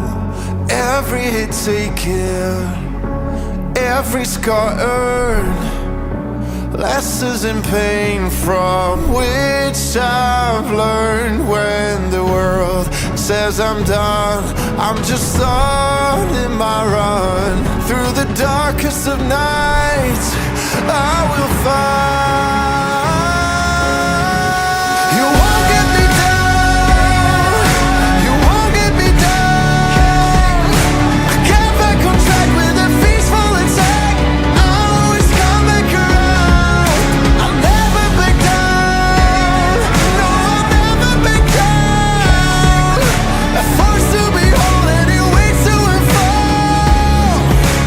I'll always come back around. When worlds converge and dreams ignite, there are millions to witness the champion arise. With every challenge, we push with all our might. For we have only one goal, the ultimate prize. When hope seems so far, I'll reach for the stars. In the heart of the storm, I am reborn. I am reborn. You won't get me down. You won't get me down. I get back on track with a peaceful attack. I'll always come back around. I'll never back down. No, I'll never back down.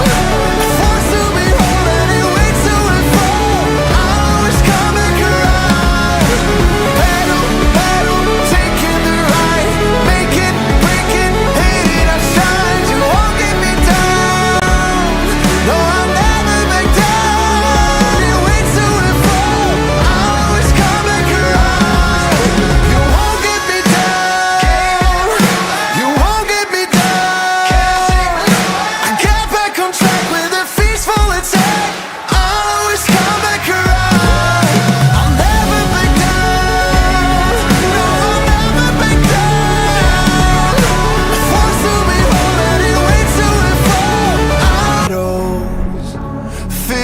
so small, but I've got a fire, won't let myself fall.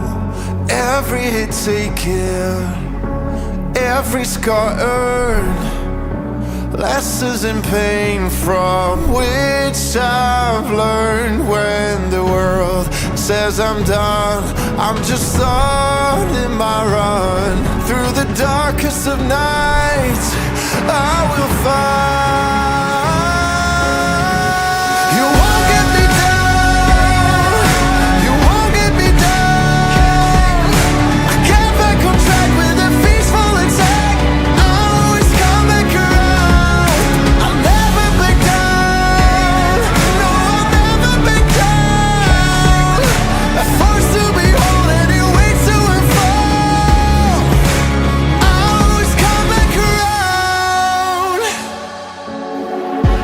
When worlds converge and dreams ignite, there are millions to witness the champion arise. With every challenge, we push with all our might, for we have only one goal, the ultimate prize. When hope seems so far, I'll reach for the stars. In the heart of the storm, I am reborn, I am reborn. You won't get me down, you won't get me down.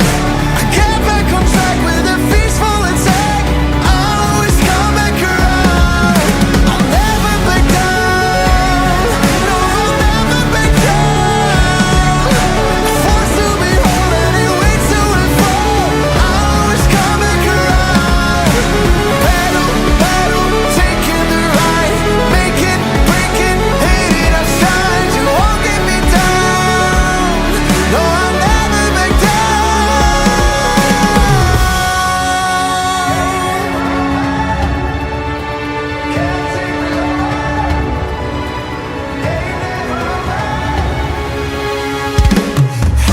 You won't get me down, you won't get me down. I get back on track with a peaceful attack. I'll always come back around.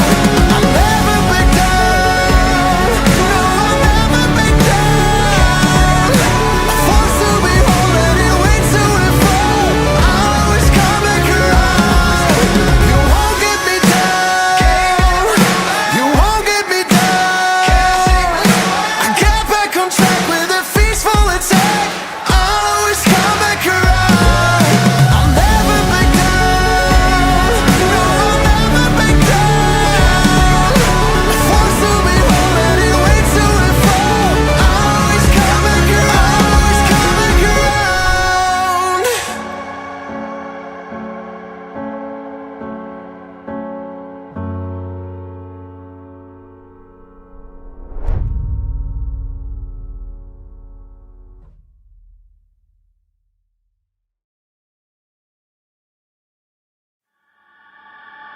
Towards the end, he was just walking right into his line of fire.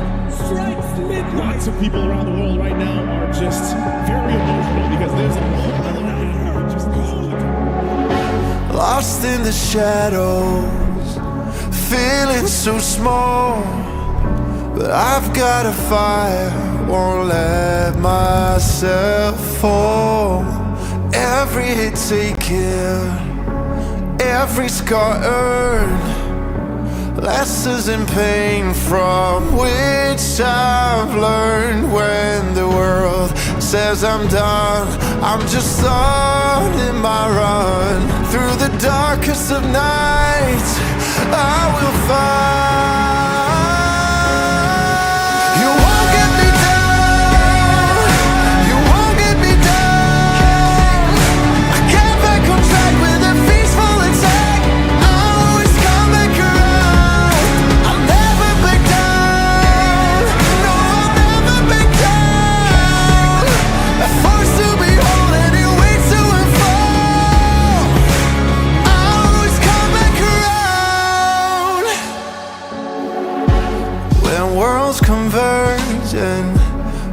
dreams ignite. There are millions to witness the champion arise. With every challenge, we push with all our might.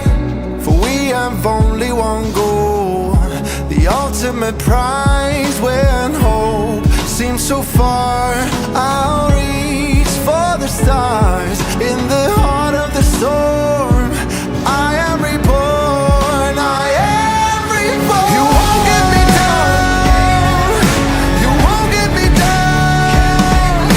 I get back on track with a peaceful attack. I'll always come back around. I'll never back down, no, I'll never back down. Forced to be whole and it waits to unfold. I'll always come back around. Battle, battle, taking the right. Make it, break it, hate it, I shine. You won't get me down, no, I'll never back down.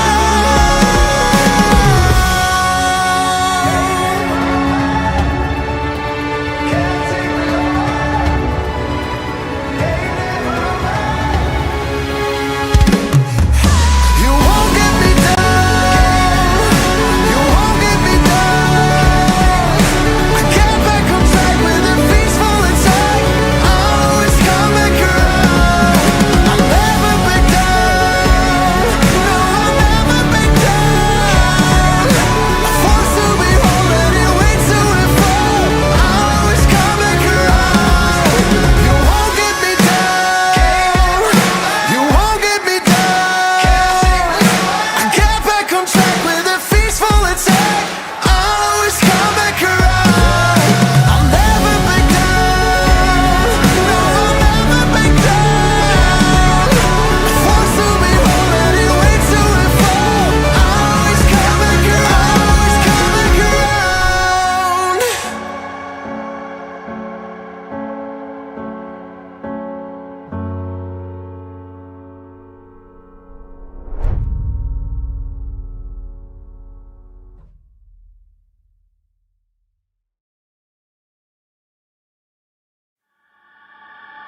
Towards the end, he was just walking right into his line of fire. Strikes mid. Lots of people around the world right now are just very emotional because there's a whole other hour just Lost in the shadows, feeling so small. But I've got a fire, won't let myself fall. Every hit taken, every scar earned, lessons in pain from which I've learned. When the world says I'm done, I'm just on in my run. Through the darkest of nights, I will find. You won't get me down, you won't get me down. I get back on track with a peaceful attack. I'll always come back around. I'll never back down, no, I'll never back down.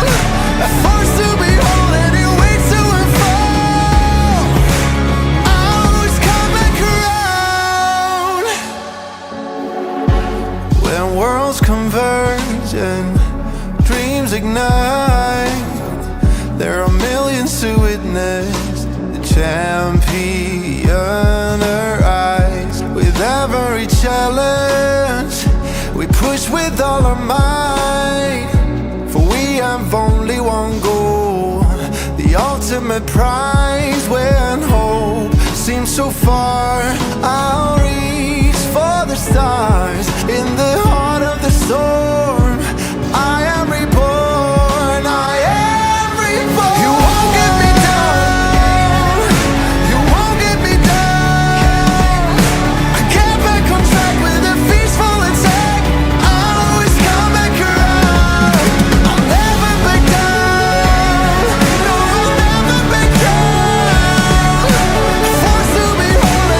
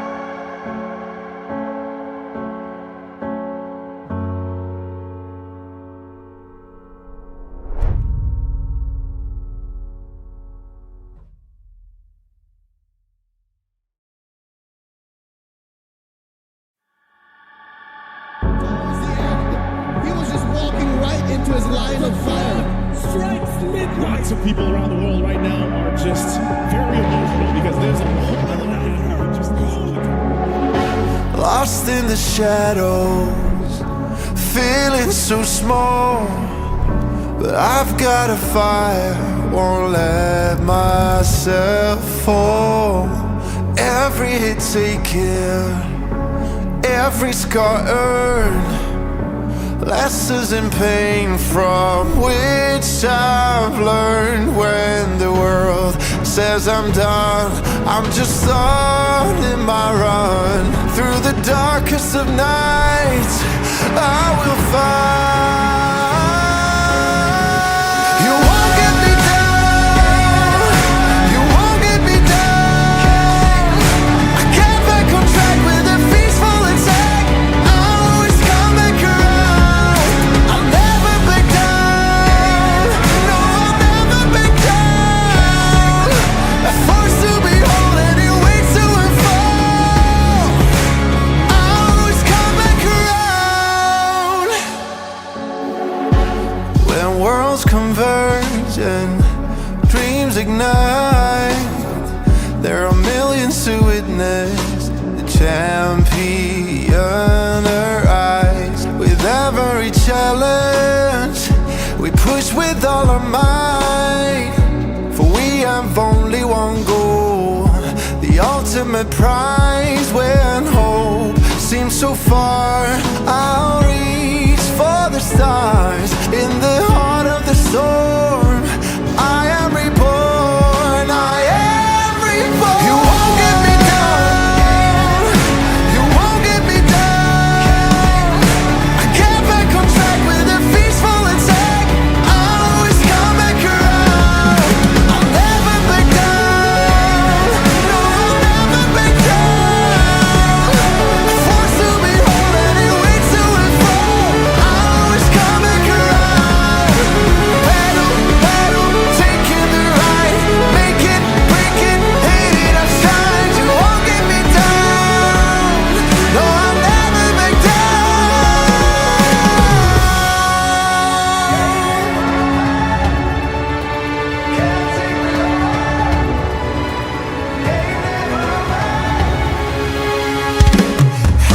You won't get me down, you won't get me down.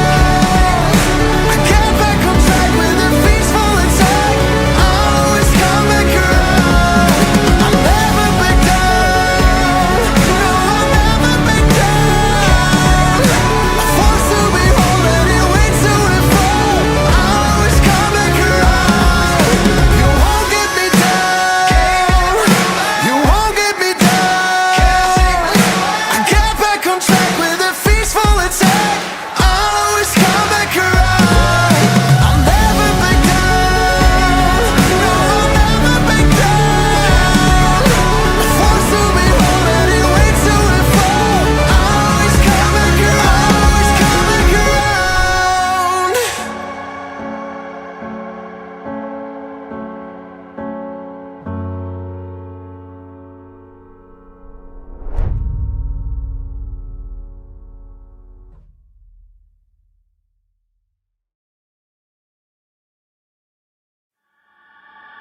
Towards the end, he was just walking right into his line of fire.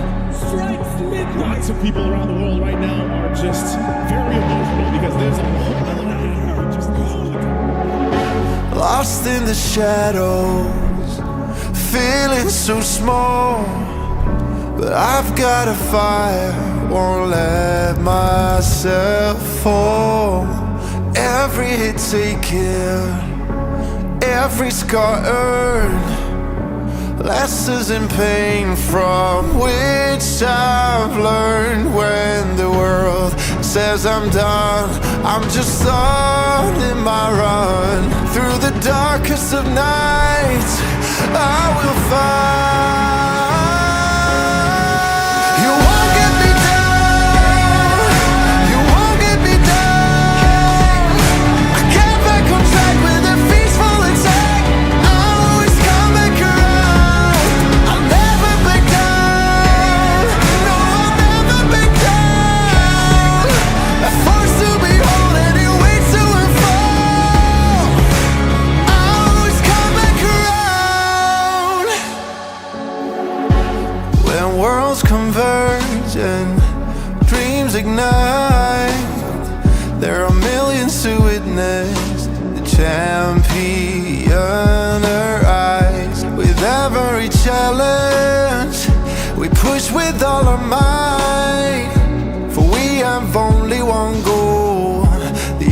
ultimate prize when hope seems so far.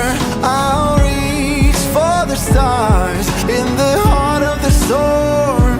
I am reborn, I am reborn. You won't get me down, you won't get me down. I get back on track with a peaceful attack. I'll always come back around. I'll never back down, no, I'll never back down. Forced to be whole and it waits till we fall. I'll always come back around. Battle, battle, taking the ride. Make it, break it, hate it, I shine. You won't get me down, no, I'll never back down.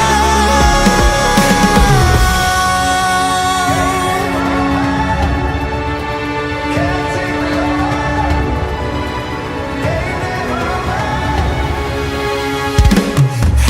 You won't get me down, you won't get me down.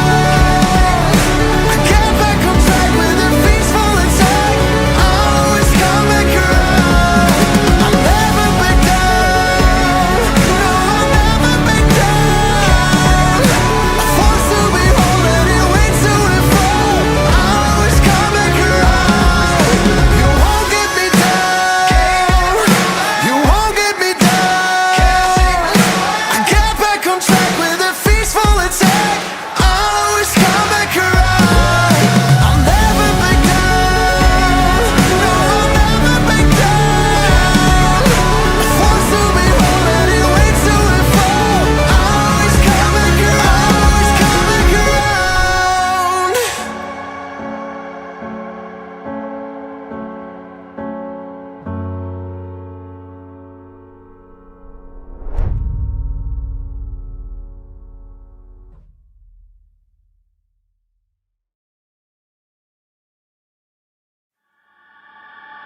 Towards the end, he was just walking right into his line of fire. Strikes midnight. Lots of people around the world right now are just very emotional because there's a whole other hour just gone. Lost in the shadows, feeling so small. But I've got a fire, won't let myself fall. Every hit taken, every scar earned, lessons in pain from which I've learned. When the world says I'm done, I'm just on in my run. Through the darkest of nights, I will find. You won't get me down, you won't get me down. I get back on track with a peaceful attack. I'll always come back around. I'll never back down, no, I'll never back down. Forced to be whole and it waits till we fall. I'll always come back around. When worlds converge and dreams ignite, there are millions to witness the champion arise. With every challenge, we push with all our might. For we have only one goal, the ultimate prize. When hope seems so far, I'll reach for the stars in the heart of the storm. I am reborn, I am reborn. You won't get me down, you won't get me down. I get back on track with a peaceful attack. I'll always come back around. I'll never back down, no, I'll never back down. Forced to be whole and it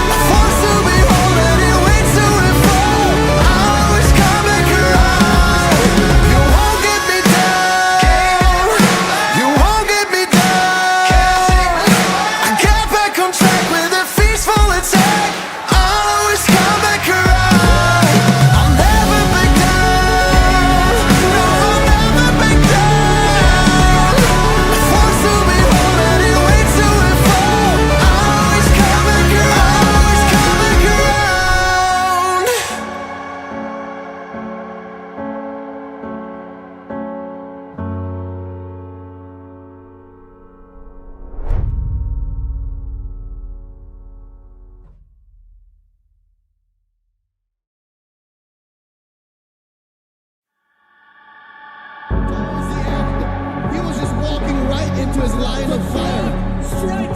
Lots of people around the world right now are just very emotional because there's a whole other just Lost in the shadows, feeling so small. But I've got a fire, won't let myself fall. Every hit taken, every scar earned, lessons in pain from which I've learned. When the world says I'm done, I'm just on my run. Through the darkest of nights, I will find. You won't get me down, you won't get me down. I get back on track with a peaceful attack. I'll always come back around. I'll never back down, no, I'll never back down. A force to behold and it waits to unfold. I'll always come back around. When worlds converge and dreams ignite, there are millions to witness the champion arise. With every challenge, we push with all our might. For we have only one goal, the ultimate prize. When hope seems so far, I'll reach for the stars. In the heart of the storm, I am reborn, I am reborn. You won't get me down, you won't get me down. I get back on track with a peaceful attack. I'll always come back around. I'll never back down, no, I'll never back down. A force to behold and it waits to unfold. I'll always come back around. Battle, battle, taking the right, make it, break it, hate it, I shine. You won't get me down, no, I'll never back down.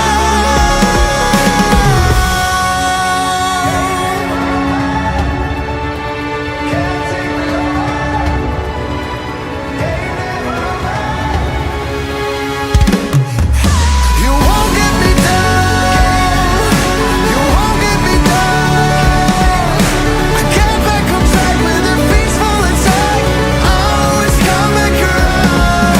I'll never back down, no, I'll never back down. A force to behold and it waits to unfold. I'll always come back around. You won't get me down, you won't get me down. I get back on track with a peaceful attack. I'll always come back around. I'll never back down, no, I'll never back down. A force to behold and it waits to unfold. I'll always come back around, always come back around.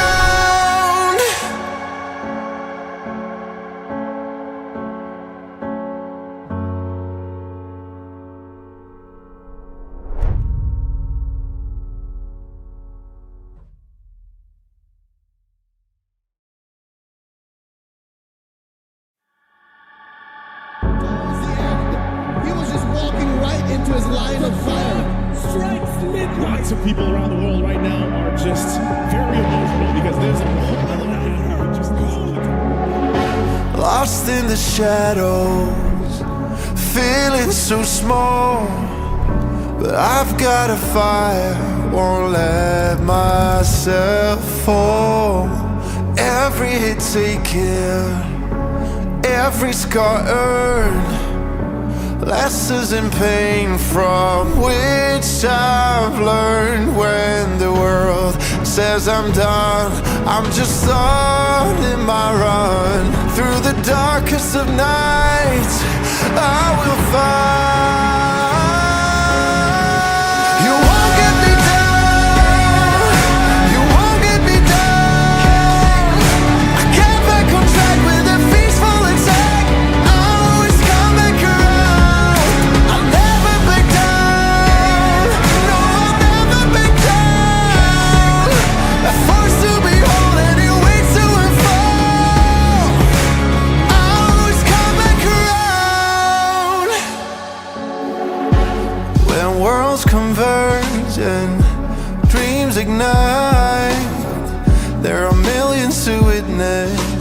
champion arise. With every challenge, we push with all our might. For we have only one goal, the ultimate prize. When hope seems so far, I'll reach for the stars. In the heart of the storm, I am reborn, I am reborn. You won't get me down, you won't get me down. I get back on track with a peaceful attack. I'll always come back around. I'll never back down, no, I'll never back down. Forced to be whole and it waits to and fall. I'll always come back around. Battle, battle, taking the ride. Make it, break it, hate it, I've shined. You won't get me down, no, I'll never back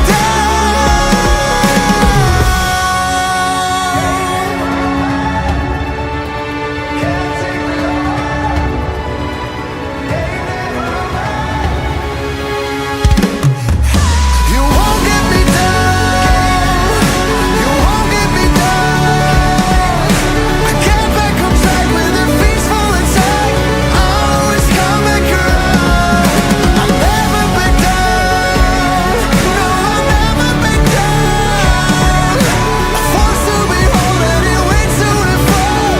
I'll always come back around. You won't get me down, you won't get me down. I get back on track with a peaceful attack. I'll always come back around.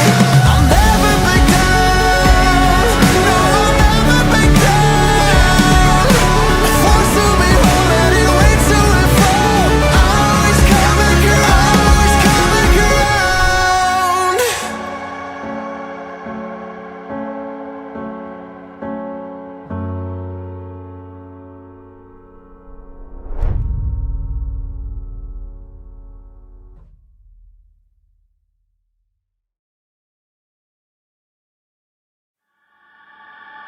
Towards the end, he was just walking right into his line of fire. Strikes midnight. Lots of people around the world right now are just very emotional because there's a whole other hour just going. Lost in the shadows, feeling so small. But I've got a fire, won't let myself fall. Every hit taken, every scar earned, lessons in pain from which I've learned. When the world says I'm done, I'm just starting my run. Through the darkest of nights, I will find. You won't get me down, you won't get me down. I get back on track with a peaceful attack. I'll always come back around. I'll never back down, no, I'll never back down. I'm forced to be whole and it waits to and fall. I'll always come back around. When worlds converge and dreams ignite, there are millions to witness the champion arise. With every challenge, we push with all our might. For we have only one goal, the ultimate prize. When hope seems so far, I'll reach for the stars. In the heart of the storm, I am reborn, I am reborn. You won't get me down, you won't get me down. I get back on track with a peaceful attack. I'll always come back around. I'll never back down, no, I'll never back down. Forced to be whole and it waits to and fall. I'll always come back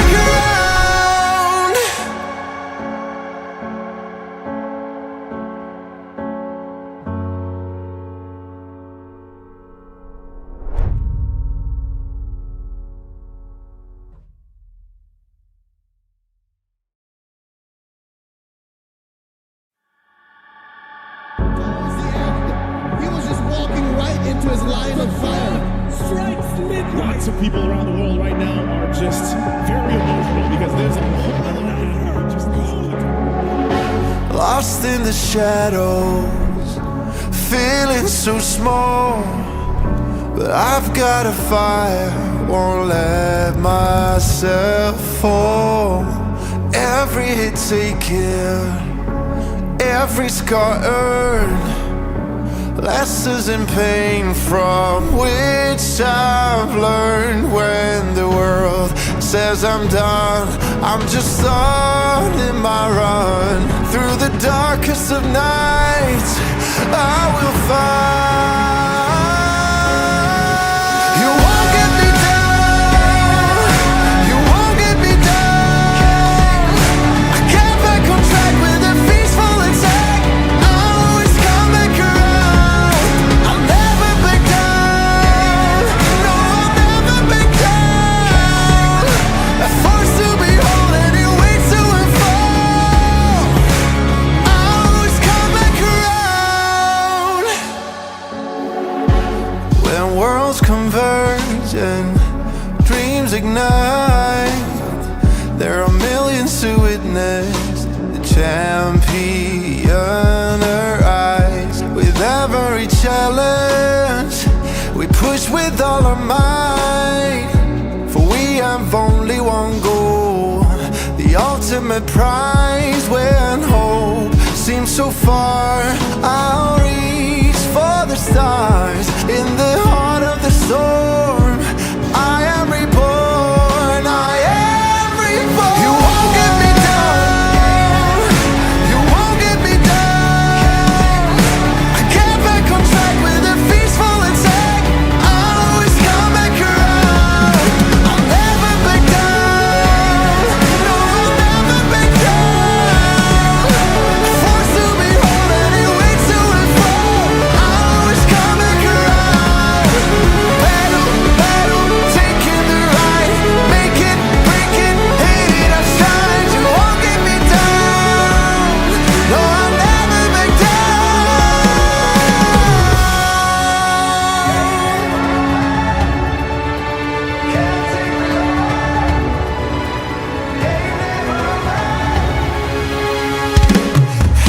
You won't get me down, you won't get me down. I get back on track with a peaceful attack. I always come back around. I'll never back down, no, I'll never back down. A force to behold and it waits to unfold. I always come back around. You won't get me down, you won't get me down.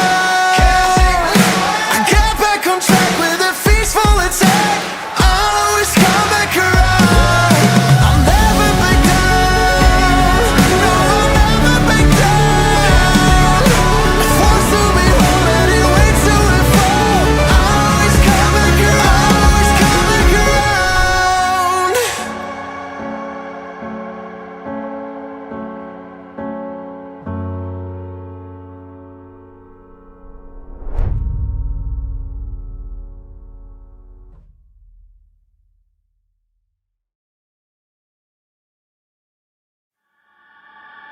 Towards the end, he was just walking right into his line of fire.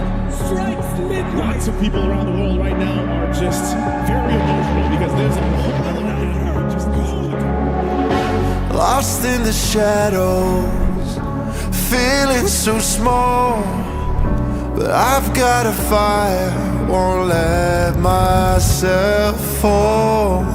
Every hit taken, every scar earned, lessons in pain from which I've learned. When the world says I'm done, I'm just starting my run. Through the darkest of nights, I will find.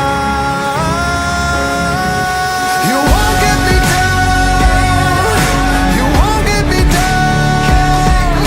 I get back on track with a peaceful attack. I always come back around. I'll never back down, no, I'll never back down. A force to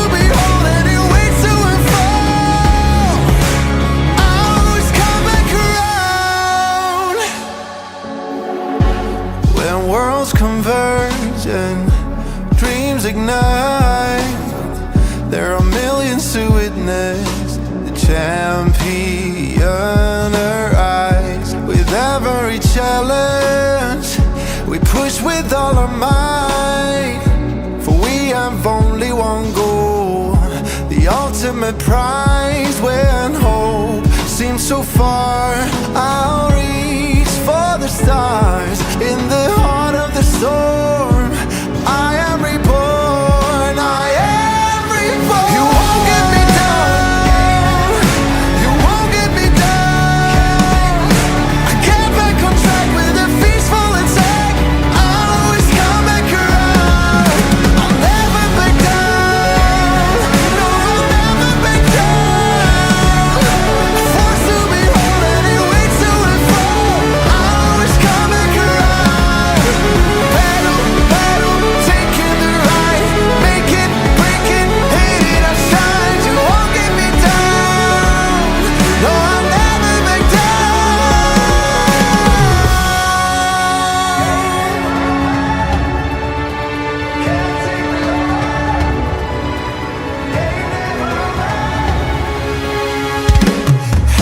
You won't get me down, you won't get me down. I get back on track with a peaceful attack. I'll always come back around. I'll never back down, no, I'll never back down. Forced to be whole and it waits till we fall. I'll always come back around. You won't get me down, you won't get me down. I get back on track with a peaceful attack. I'll always come back around. I'll never back down, no, I'll never back down.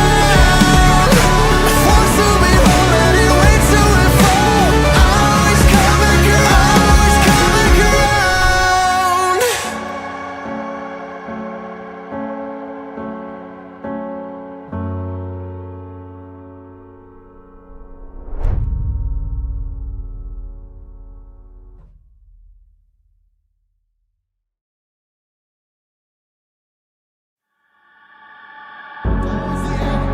He was just walking right into his line of fire.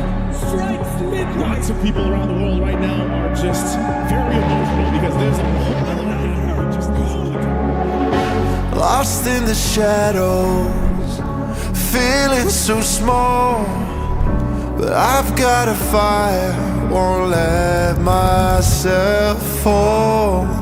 Every hit taken, every scar earned, lessons in pain from which I've learned. When the world says I'm done, I'm just starting my run. Through the darkest of nights, I will find.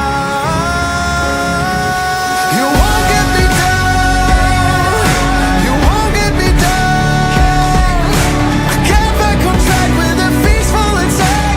I'll always come back around.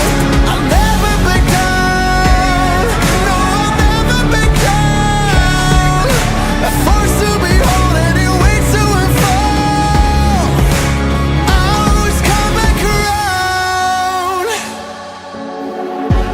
When worlds converge and dreams ignite, there are millions to witness the champion arise. With every challenge, we push with all our might, for we have only one goal, the ultimate prize. When hope seems so far, I'll reach for the stars. In the heart of the storm, I am reborn, I am reborn. You won't get me down, you won't get me down.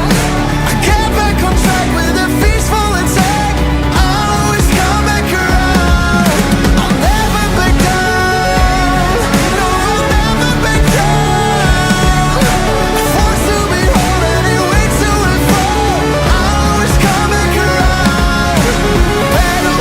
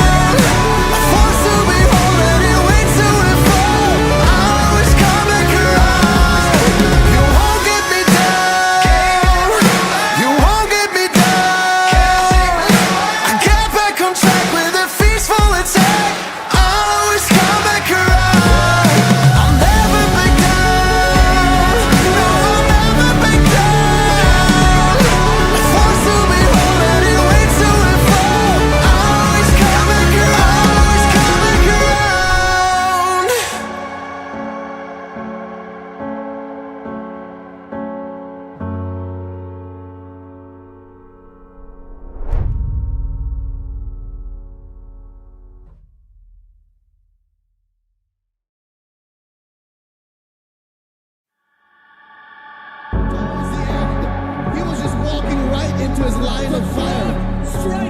Lots of people around the world right now are just very emotional because there's a whole other hand just Lost in the shadows, feeling so small. But I've got a fire, won't let myself fall.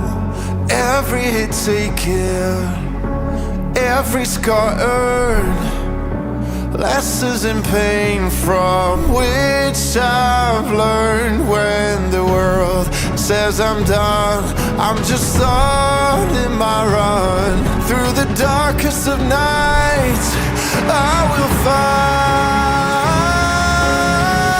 You won't get me down, you won't get me down. I get back on track with a peaceful attack. I'll always come back around. I'll never back down, no, I'll never back down. A force to behold and it waits to unfold. I'll always come back around. When worlds converge and dreams ignite, there are millions to witness the champion arise. With every challenge, we push with all our might. For we have only one goal, the ultimate prize. When hope seems so far, I'll reach for the stars. In the heart of the storm, I am reborn, I am reborn. You won't get me down, you won't get me down. I get back on track with a peaceful attack. I'll always come back around. I'll never back down, no, I'll never back down. A force to behold and it waits to unfold. I'll always come back around. Battle, battle, taking the ride. Make it, break it, hate it, I shine. You won't get me down, no, I'll never back down.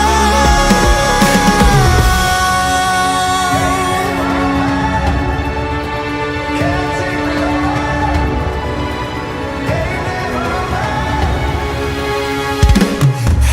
You won't get me down, you won't get me down. I get back on track with a peaceful attack. I'll always come back around. I'll never back down, no, I'll never back down. A force to behold and it waits to unfold. I'll always come back around. You won't get me down, you won't get me down. I get back on track with a peaceful attack. I'll always come back around. I'll never back down, no, I'll never back down. A force to behold and it waits to unfold. I'll always come back around, always come back around.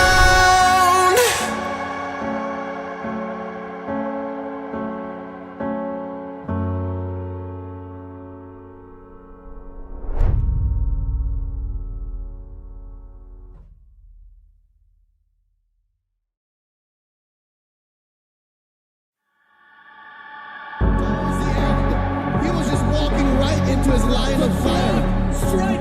Lots of people around the world right now are just very emotional because there's a whole other hand just Lost in the shadows, feeling so small. But I've got a fire, won't let myself fall. Every hit taken, every scar earned, lessons in pain from which I've learned. When the world says I'm done, I'm just on in my run. Through the darkest of nights, I will find. You won't get me down, you won't get me down. I get back on track with a peaceful attack. I'll always come back around. I'll never back down, no, I'll never back down. A force to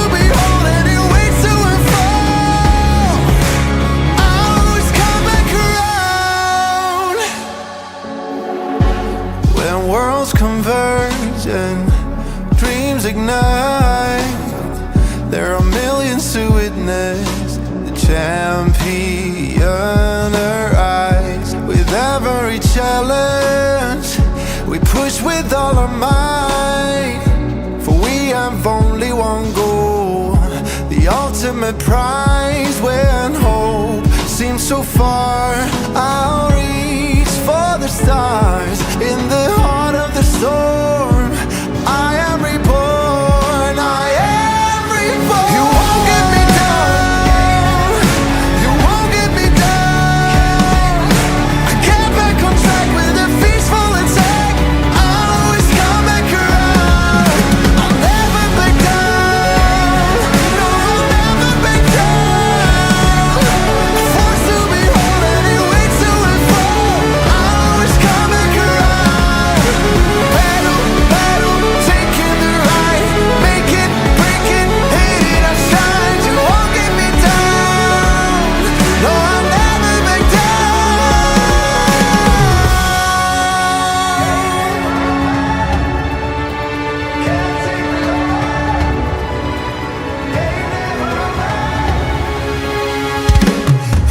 You won't get me down, you won't get me down. I get back on track with a peaceful attack. I'll always come back around. I'll never back down, no, I'll never back down. Forced to behold any way to and fro, I'll always come back around. You won't get me down, you won't get me down. I get back on track with a peaceful attack. I'll always come back around. I'll never back down, no, I'll never back down. Forced to behold any way to and fro, I'll always come back around, always come back around.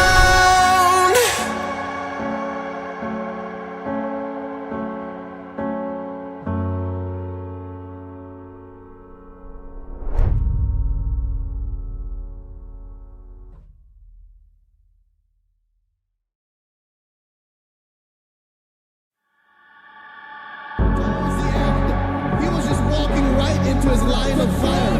Strikes midnight. Lots of people around the world right now are just very emotional because there's a whole other hour just Lost in the shadows, feeling so small, but I've got a fire, won't let myself fall.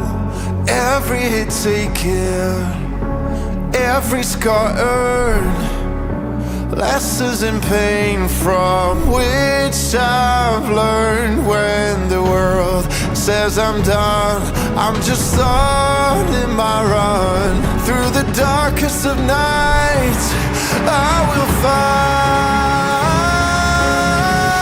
You won't get me down, you won't get me down. I get back on track with a peaceful attack. I'll always come back around. I'll never back down, no, I'll never back down. Forced to behold any way to and fro, I'll always come back around. When worlds converge and dreams ignite, there are millions to witness the champion arise. With every challenge, we push with all our might, for we have only one goal, the ultimate prize. When hope seems so far, I'll reach for the stars. In the heart of the storm, I am reborn, I am reborn. You won't get me down, you won't get me down. I get back on track with a peaceful attack. I'll always come back around. I'll never back down, no, I'll never back down. Forced to behold any way to and fro, I'll always come back around. Battle, battle, taking the ride,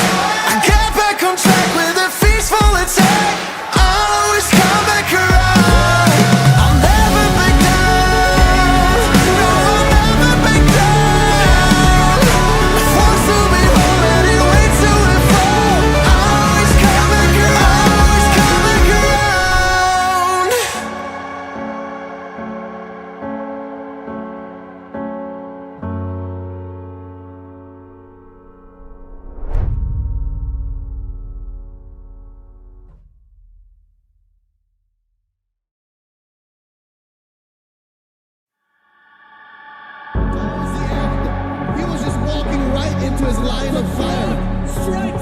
Lots of people around the world right now are just very emotional because there's a whole other hour just Lost in the shadows, feeling so small.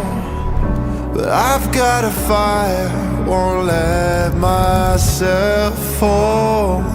Every hit taken, every scar earned, lessons in pain from which I've learned. When the world says I'm done, I'm just starting my run. Through the darkest of nights, I will find.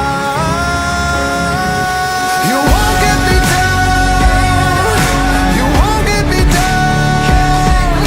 I get back on track with a peaceful attack. I'll always come back around. I'll never back down, no, I'll never back down. A force to behold and it waits to unfold. I'll always come back around. When worlds converge and dreams ignite, there are millions to witness the champion arise. With every challenge, we push with all our might. For we have only one goal, the ultimate prize. When hope seems so far, I'll reach for the stars. In the heart of the storm, I am reborn, I am reborn. You won't get me down, you won't get me down. I get back on track with a peaceful attack. I'll always come back around.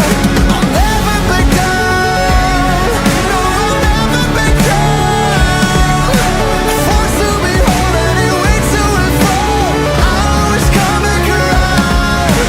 Battle, battle, taking the right, make it, break it, hate it, I shine. You won't get me down, no, I'll never back down.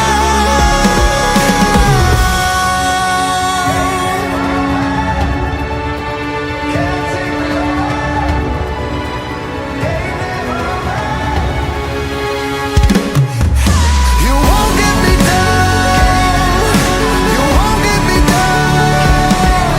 I get back on track with a peaceful attack. I'll always come back around. I'll never back down, no, I'll never back down. A force to behold and it waits to unfold. I'll always come back around. You won't get me down, you won't get me down. I get back on track with a peaceful attack. I'll always come back around. I'll never back down, no, I'll never back down. A force to behold and it waits to unfold. I'll always come back around, always come back around.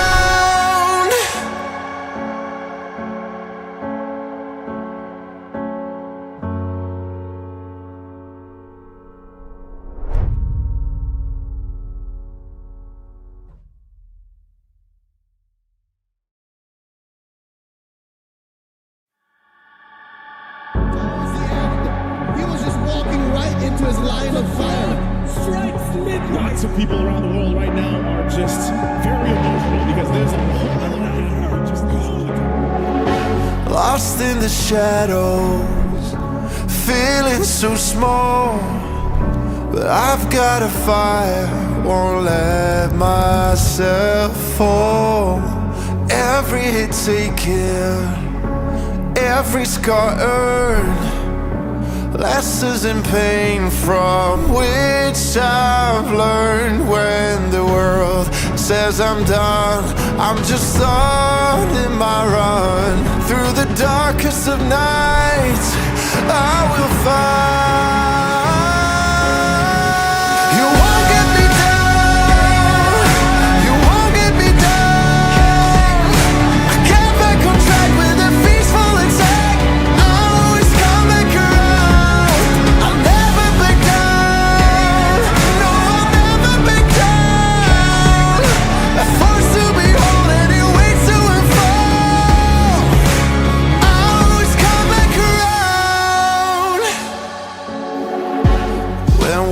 converge and dreams ignite, there are millions to witness the champion arise. With every challenge, we push with all our might, for we have only one goal, the ultimate prize. When hope seems so far, I'll reach for the stars. In the heart of the storm, I am reborn, I am reborn. You won't get me down, you won't get me down. I get back on track with a peaceful attack. I'll always come back around. I'll never back down, no, I'll never back down. Forced to be whole and it waits to and fall. I'll always come back around. Battle, battle, taking the ride, make it, break it, hate it, I shine. You won't get me down, no, I'll never back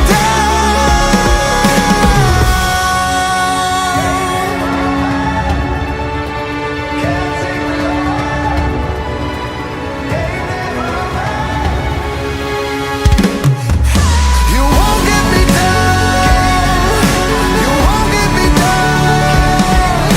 I get back on track with a peaceful attack. I'll always come back around. I'll never back down, no, I'll never back down. Forced to be whole and it waits to and fall. I'll always come back around. You won't get me down, you won't get me down. I get back on track with a peaceful attack. I'll always come back around. I'll never back down, no, I'll never back down. Forced to be whole and it waits to and fall. I'll always come back around, always come back around.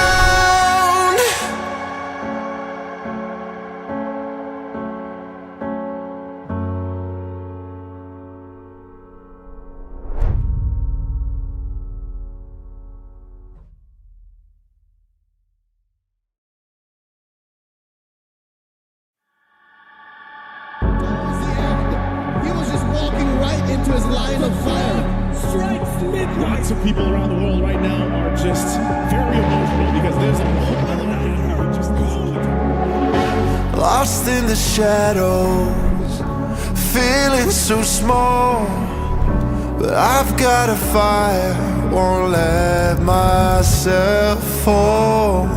Every hit taken, every scar earned, lessons in pain from which I've learned. When the world says I'm done, I'm just on in my run. Through the darkest of nights, I will find. You won't get me down, you won't get me down.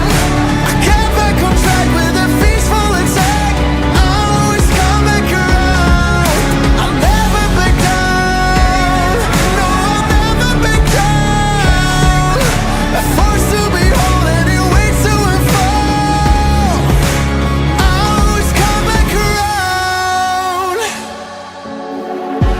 When worlds converge and dreams ignite, there are millions to witness the champion arise. With every challenge, we push with all our might, for we have only one goal, the ultimate prize. When hope seems so far, I'll reach for the stars. In the heart of the storm, I am reborn, I am reborn. You won't get me down, you won't get me down. I get back on track with a peaceful attack. I'll always come back around. I'll never back down, no, I'll never back down.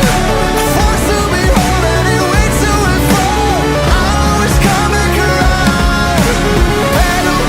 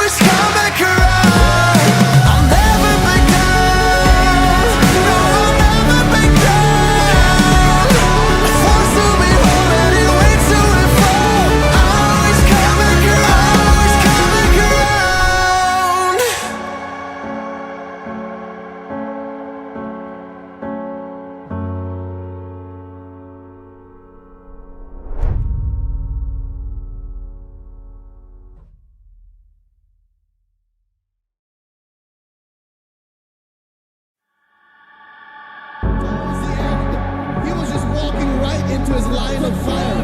Strikes mid. Lots of people around the world right now are just very emotional because there's a whole other hand just Lost in the shadows, feeling so small. But I've got a fire, won't let myself fall. Every hit taken, every scar earned, lessons in pain from which I've learned. When the world says I'm done, I'm just starting my run. Through the darkest of nights, I will find. You won't get me down, you won't get me down. I get back on track with a peaceful attack. I'll always come back around. I'll never back down, no, I'll never back down. A force to behold and it waits to unfold. I'll always come back around. When worlds converge and dreams ignite, there are millions to witness the champion arise. With every challenge, we push with all our might.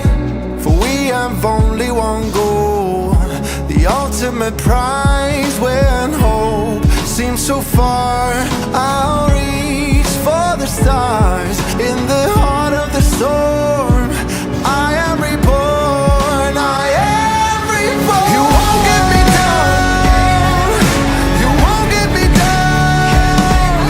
I get back on track with a peaceful attack. I'll always come back around. I'll never back down, no, I'll never back down. A force to behold and it waits to unfold. I'll always come back around. Battle, battle, taking the right, make it, break it, hate it, I shine. You won't get me down, no, I'll never back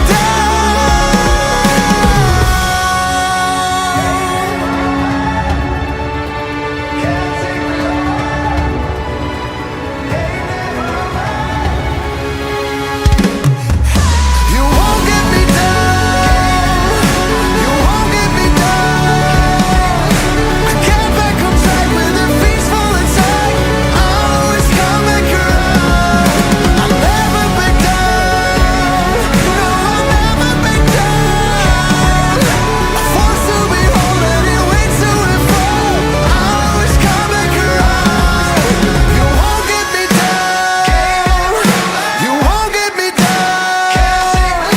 I get back on track with a peaceful attack. I'll always come back around. I'll never back down, no, I'll never back down. A force to behold and it waits to unfold. I'll always come back around, always come back around.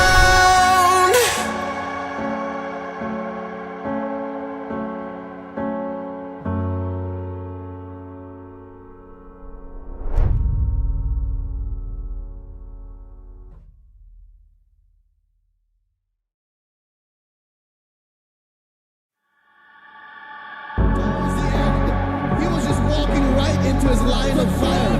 strikes mid. Lots of people around the world right now are just very emotional because there's a whole other hand just Lost in the shadows, feeling so small.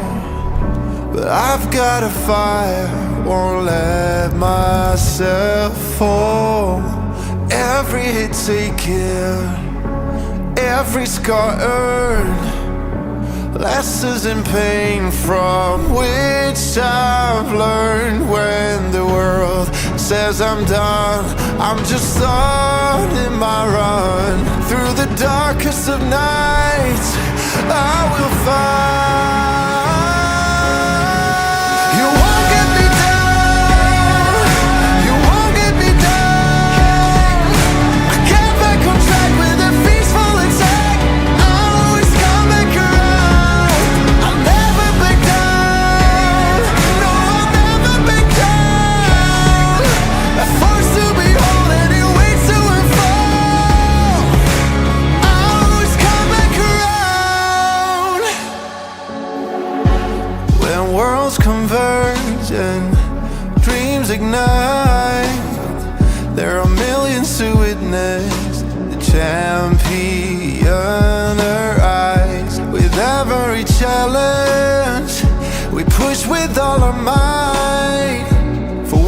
have only one goal, the ultimate prize when hope seems so far. I'll reach for the stars in the heart of the storm. I am reborn, I am reborn. You won't get me down, you won't get me down. I get back on track with a peaceful attack. I'll always come back around. I'll never back down, no, I'll never back down. Forced to be whole and it waits till it fall. I'll always come back around. Battle, battle, taking the ride. Make it, break it, hate it, I've tried. You won't get me down, no, I'll never back down.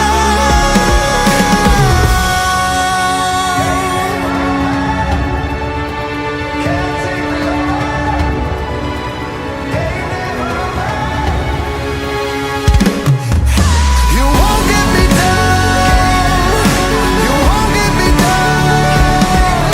I get back on track with a peaceful attack. I'll always come back around. I'll never back down, no, I'll never back down. Forced to be whole and it waits till it fall. I'll always come back around. You won't get me down, you won't get me down. I get back on track with a peaceful attack. I'll always come back around. I'll never back down, no, I'll never back down. Forced to be whole and it waits till it fall. I'll always come back around, always come back around.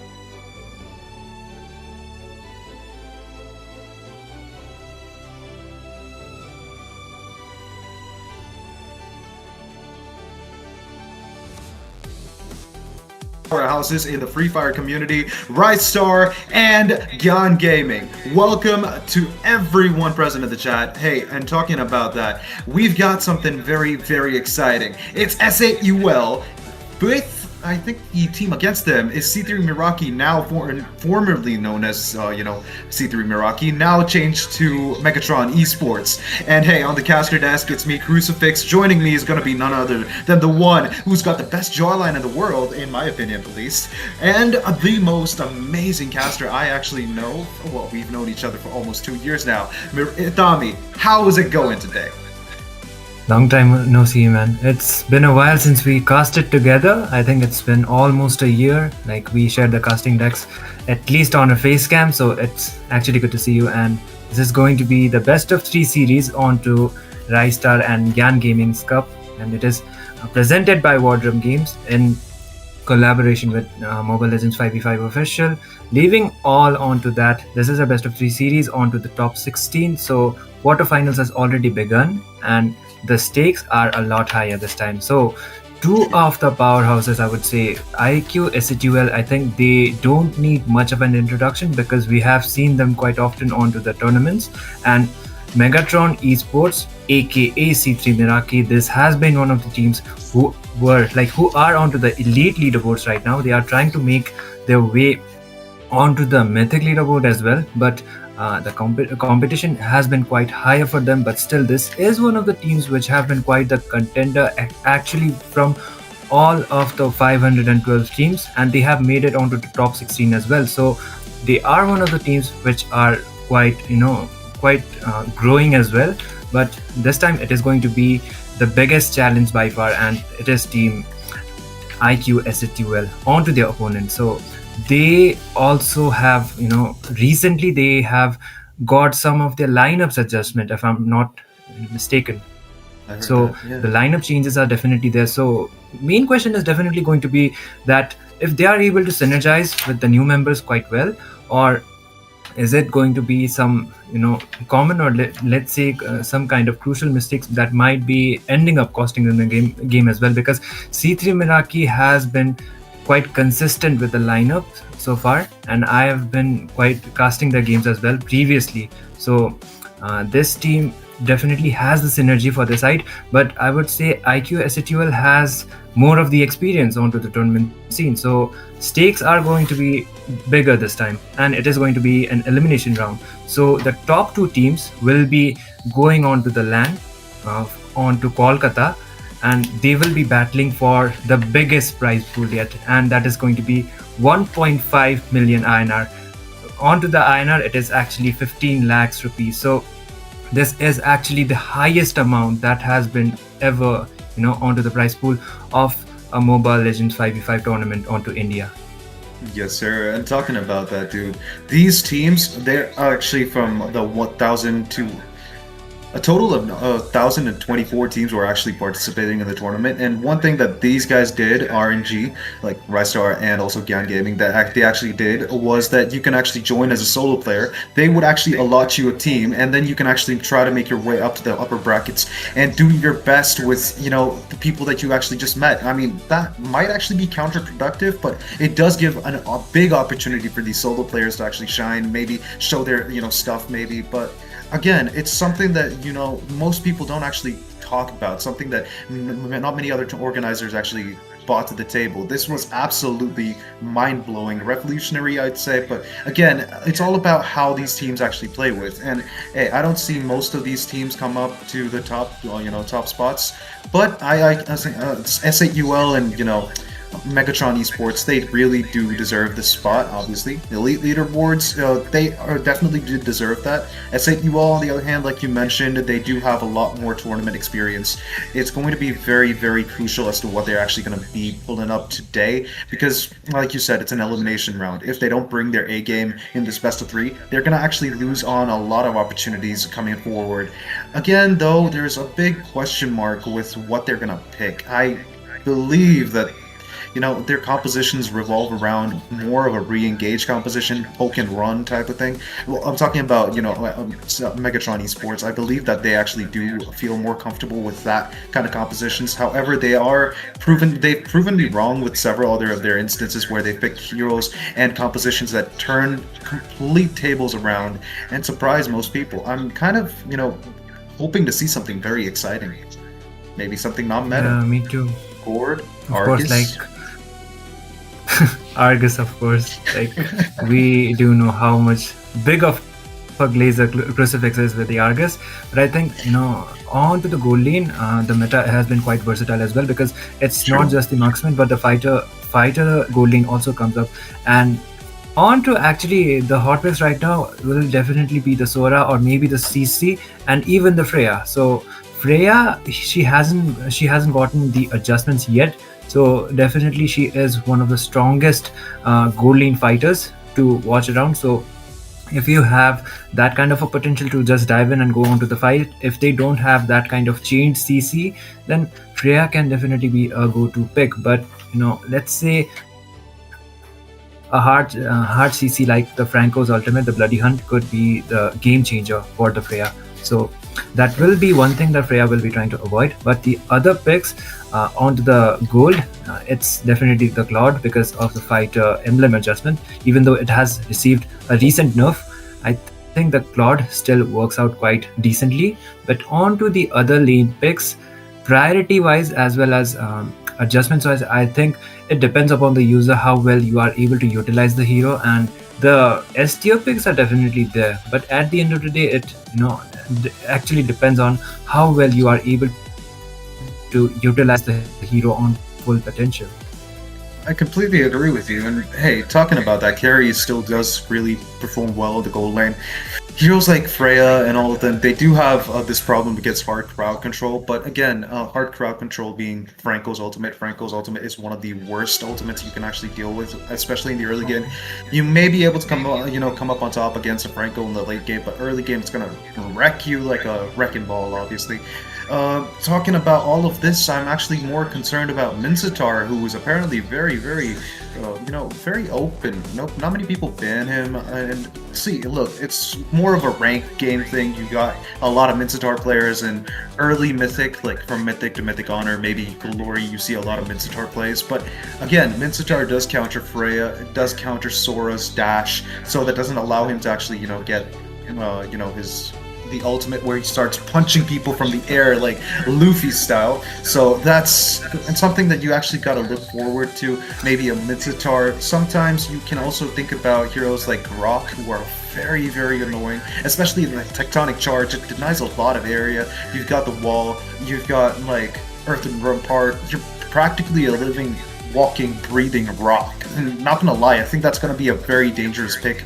Either if you actually face it, you're gonna actually have a lot of hard time, or it's going to actually end up with a lot of misplays and a lot of Tectonic Charges, like the ultimate just crashing into nothing.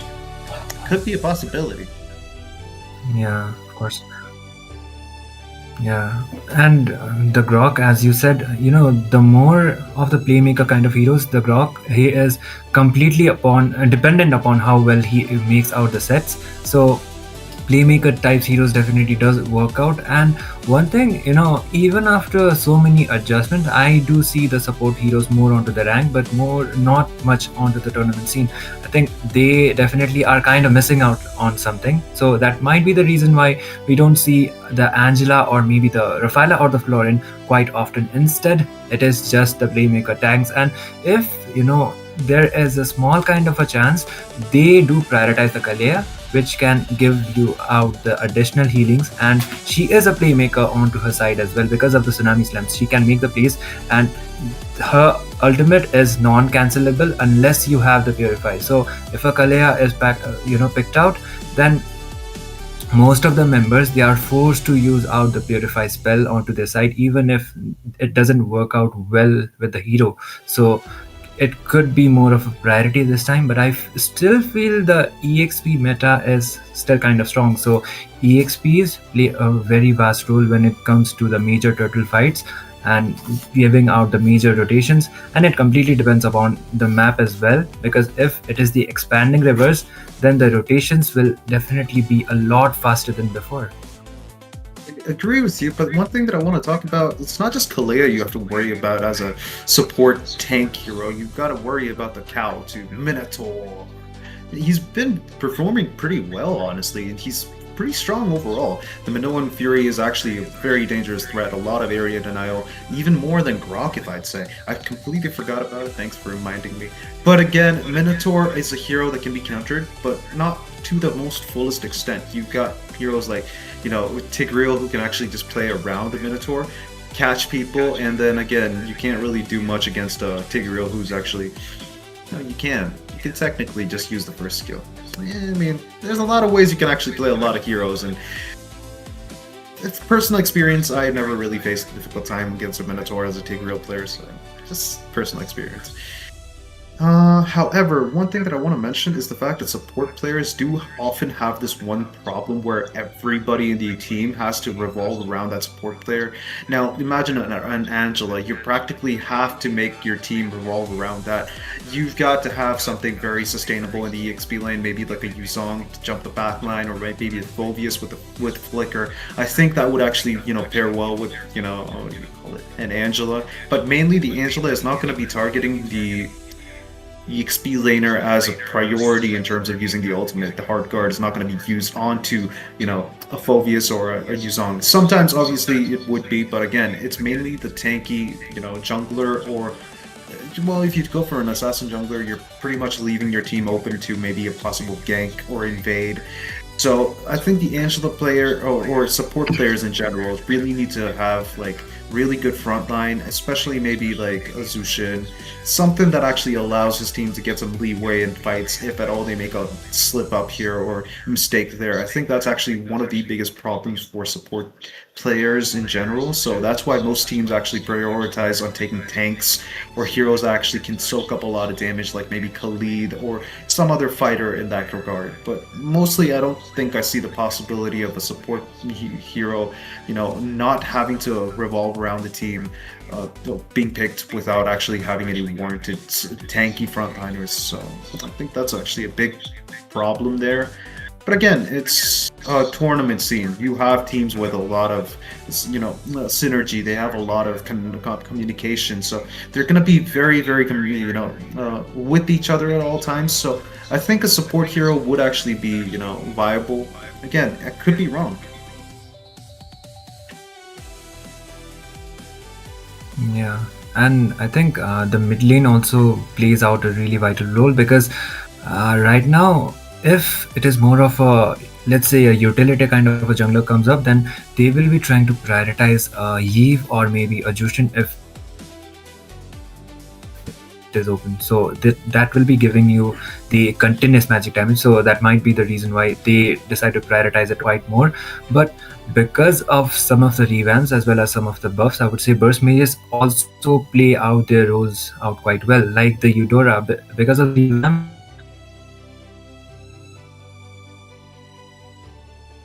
we are firstly trying it out. So to master her, like before, we are going to be taking quite a bit of a time compared to before, because she was more of an easy hero, like a because of the reason why one of the heroes can also be the mid lane priority, like the Zetian or maybe other burst mages like the Kadita or something else. But for this game, we will be seeing it out very soon. I do hope the draft as well as draft phase and the match will be out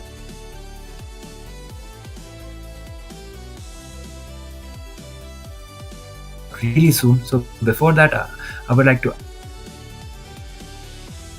add on around onto the live chat. So make sure you follow out everything I'm on to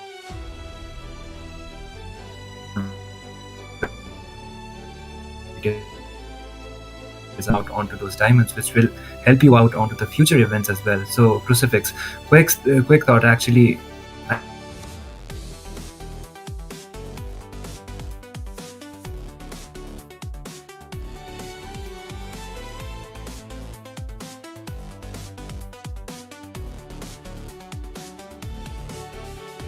I couldn't catch that. Apologies, my friend. I think it's my internet. I believe that I'm facing a little communication issue here. But again, what I wanted to say was, I believe that everyone in the chat right now, get your friends in. I think Mobile Legends is getting a lot of traction right now, and a lot of opportunities are popping up. So I think overall, you guys really need to subscribe because we will be bringing to you even more tournaments. We will give you more action, more sustained drama in the Land of Dawn. The Land of Dawn being the place where we actually play each game, obviously. And make sure you actually share the stream with your friends because the top teams of India right now are playing against each other. Right now, Megatron Esports versus S8UL. Names you probably know. If you don't know, now you know. And hey, subscribe, like, share the stream. Ithami, back to you, my friend. I don't seem to be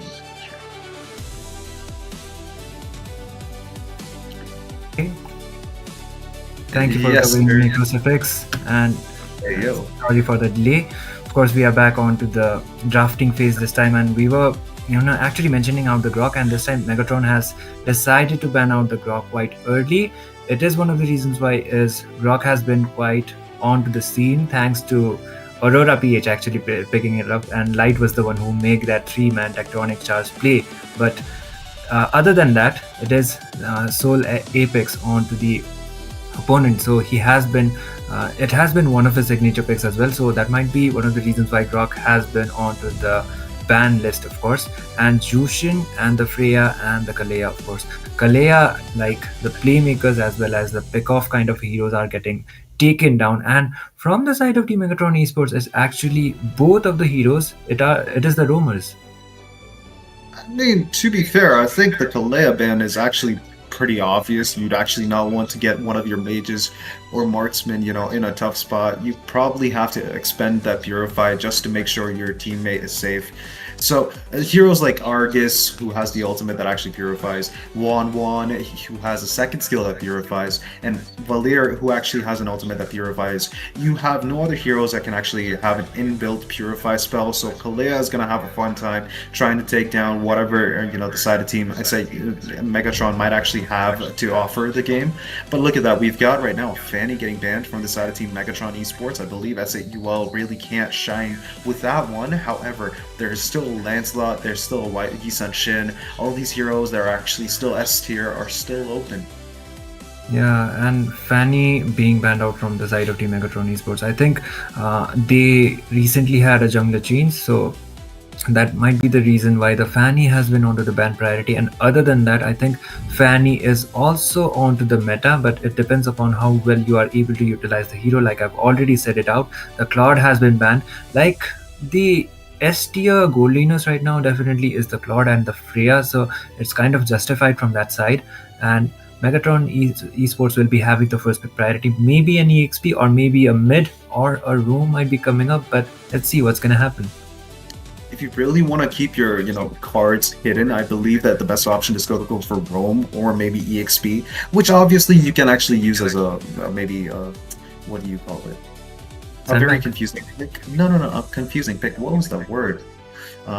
Slipped my mind. A hero that can actually work in both EXP, Roam, or maybe Gold Lane, something like that. I forgot the pick. I forgot the word for it, but hey, forgive me for actually being forgetful. But I think they actually just go for the Yi Sun Shin. They're like, nope, we're not getting any chance. We're not taking any chances. Yi Sun Shin on our side. That's a lot of global vision from the Yi Sun Shin. I believe that that's going to be a very, very helpful factor for Megatron Esports. But there's a lot of heroes that can actually possibly counter this, especially heroes like maybe Fredrin. If they're going for a tanky lineup, SAUL might not actually go for it. I think the assassin lineup for the side of Team SAUL is the go-to pick. But I believe that they might actually be able to counter it. Oh, they can counter it. They've got the Hilda, who's going to be a big menace to that Yi-Sun Shin, unless, of course, Megatron Esports has a good mid laner who can actually protect him. Yeah, and the plus point for the Freya is definitely going to be the fact that this is a dangerous grass map. So this will provide the Hilda a lot of chances to rotate as well as invade onto the jungle. So that will be giving the Hilda quite of an upper hand, as well as the Yuzhong actually with the Black Dragon forms, as well as the rotations onto the turtle fights as soon as it comes up. And Anti is quite really comfortable with the Yuzhong, so that is both of the signature picks from both for Apex as well as for Anti. So how will Megatron respond onto it? They instantly lock in the Harriet. So I think SCTUL can go out with a Granger too, but okay, we were talking about the Tigreal as well. I think there are still some major counters for the Tigreal. It quite it can bad. kind of be dicey for the Tigreal to be getting picked out quite earlier on, because the Valentina could also be quite of an option, but I think it relies more onto their team composition for the side of Team Megatron Esports. I believe so, but look at that. We've got an Esmeralda in the gold lane, we've got Yuzong into the EXP lane, and we've got Hilda as the roamer. Dude, that's a very, very tanky lineup from the side of Team SAUL. I believe that right now, Harriet Meguri is going to have a hard time against that Esmeralda, especially since both of them actually use shields, and Harriet actually benefits from having that shield. He's able to trade a lot more, often than most other gold laners, but the Esmeralda is going to be that one nail in the coffin for Harriet, because obviously if you have a shield, you're going to have a little more sustain. But if you have a shield, it's going to allow Esmeralda to actually take up all of that shield, heal herself, and also she has the ability to damage you through that shield. So she's not attacking the shield, she's attacking your HP directly. So I think Harriet might be in trouble. We've got the second banning phase going through. We've got Lunox getting banned from the side of Team SAUL. We've also got Kimmy. Lunox pretty obviously, because the side of Team SAUL really have a very tanky lineup, a very beefy lineup. So I think the Linux is actually pretty obvious. Like, you can't really keep the Linux open. You also still do have the carry open, but I don't believe that Harriet is gonna go to the mid lane and carry is gonna get picked this time. Yeah, it's kind of a rough kind of a lineup for the carry to be actually picked out, considering the fact that Esmeralda is already there for the side of Team SATUL. So, Megatron, they can go out with. They still have the mid lane as well as the gold lane, not the gold lane actually, it's the EXP that's still open. So, a lot of potential options are still there, like the Lapu Lapu or anything else. They can go out with that, but at the end, they should be, the fact that if they are able to hold it out onto the early phases of the game will be mattering, like how well you are able to control the mid as well as onto the late game phase, because Hilda gives out a lot of visions as well as lot of early game poking. So they decided to lock in with the Hayabusa. So assassin kind of a lineup, SATL before, they relied on to, let's say, orthodox kind of picks, but still it worked out for their side. It was the Amon as well as the Uranus jungle, or maybe something else, but this time it is clearly the assassins coming up. And Megatron Esports, they still have their sides, and in terms of draft, I think SATL might have the better control this time. I believe that's it. You all really have a tanky lineup that is very productive. We've got two Wow. heroes that really see the light of day in tournament formats. We've got Famous. We've also got Cyclops. The mid lane Cyclops, I don't understand why you would go for that, because, you know, why would you? You probably need a lot more crowd control. Cyclops does have a very spammable ultimate, but I don't think that's the best option. Could be possible. I could be wrong here. And Thamus, personally speaking, I believe Thamus is actually pretty strong. But against the Yuzan, really? I mean, No. you're going to lose in the early game, but the moment you get your ultimate level 4, you're pretty safe, I think. Like for the side of the Megatron, actually, it's kind of a signature pick for the side. Like, it's really less number of teams who actually prioritize the Cyclops onto the mid lane. And whenever they did that previously onto the previous tournaments I've casted, it worked out for their side. Actually, the Cyclops are more reliant onto the team fight composition, even with the Thamus. So Zenny as well as Hini, they are quite comfortable with the heroes. But onto the fact that SCTUL also got the Eve for their side, will be giving them out the zonings for the side as well. And Megatron, I think in terms of the draft early game wise, if they are able to hold it out and make it out once they are able to get the itemizations, then they might be having the advantage. But quick guesses onto the draft, I think SCTUL, they will be playing out a lot aggressively right from the start.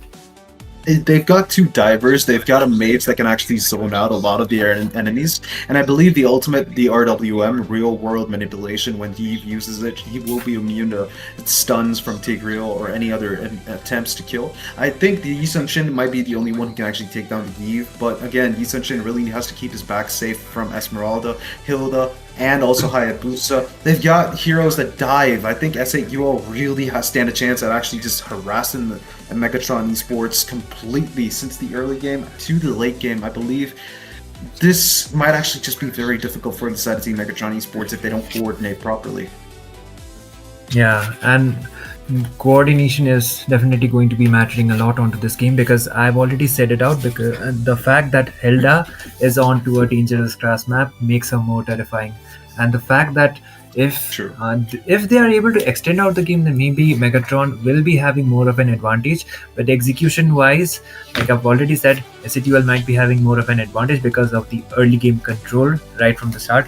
And they have the kind of a lineup that doesn't rely more onto the itemization. They can play out a lot aggressively right from the start, and they can get the trades for their side. But Megatron, on the other hand, they will be heavily reliant upon once they get the itemization as well as the level spikes, especially for the Cyclops. That in order to spam out your ultimates, you need to make sure you get at least level 12 and some of the core items like the concentrated energy as well as the other items too.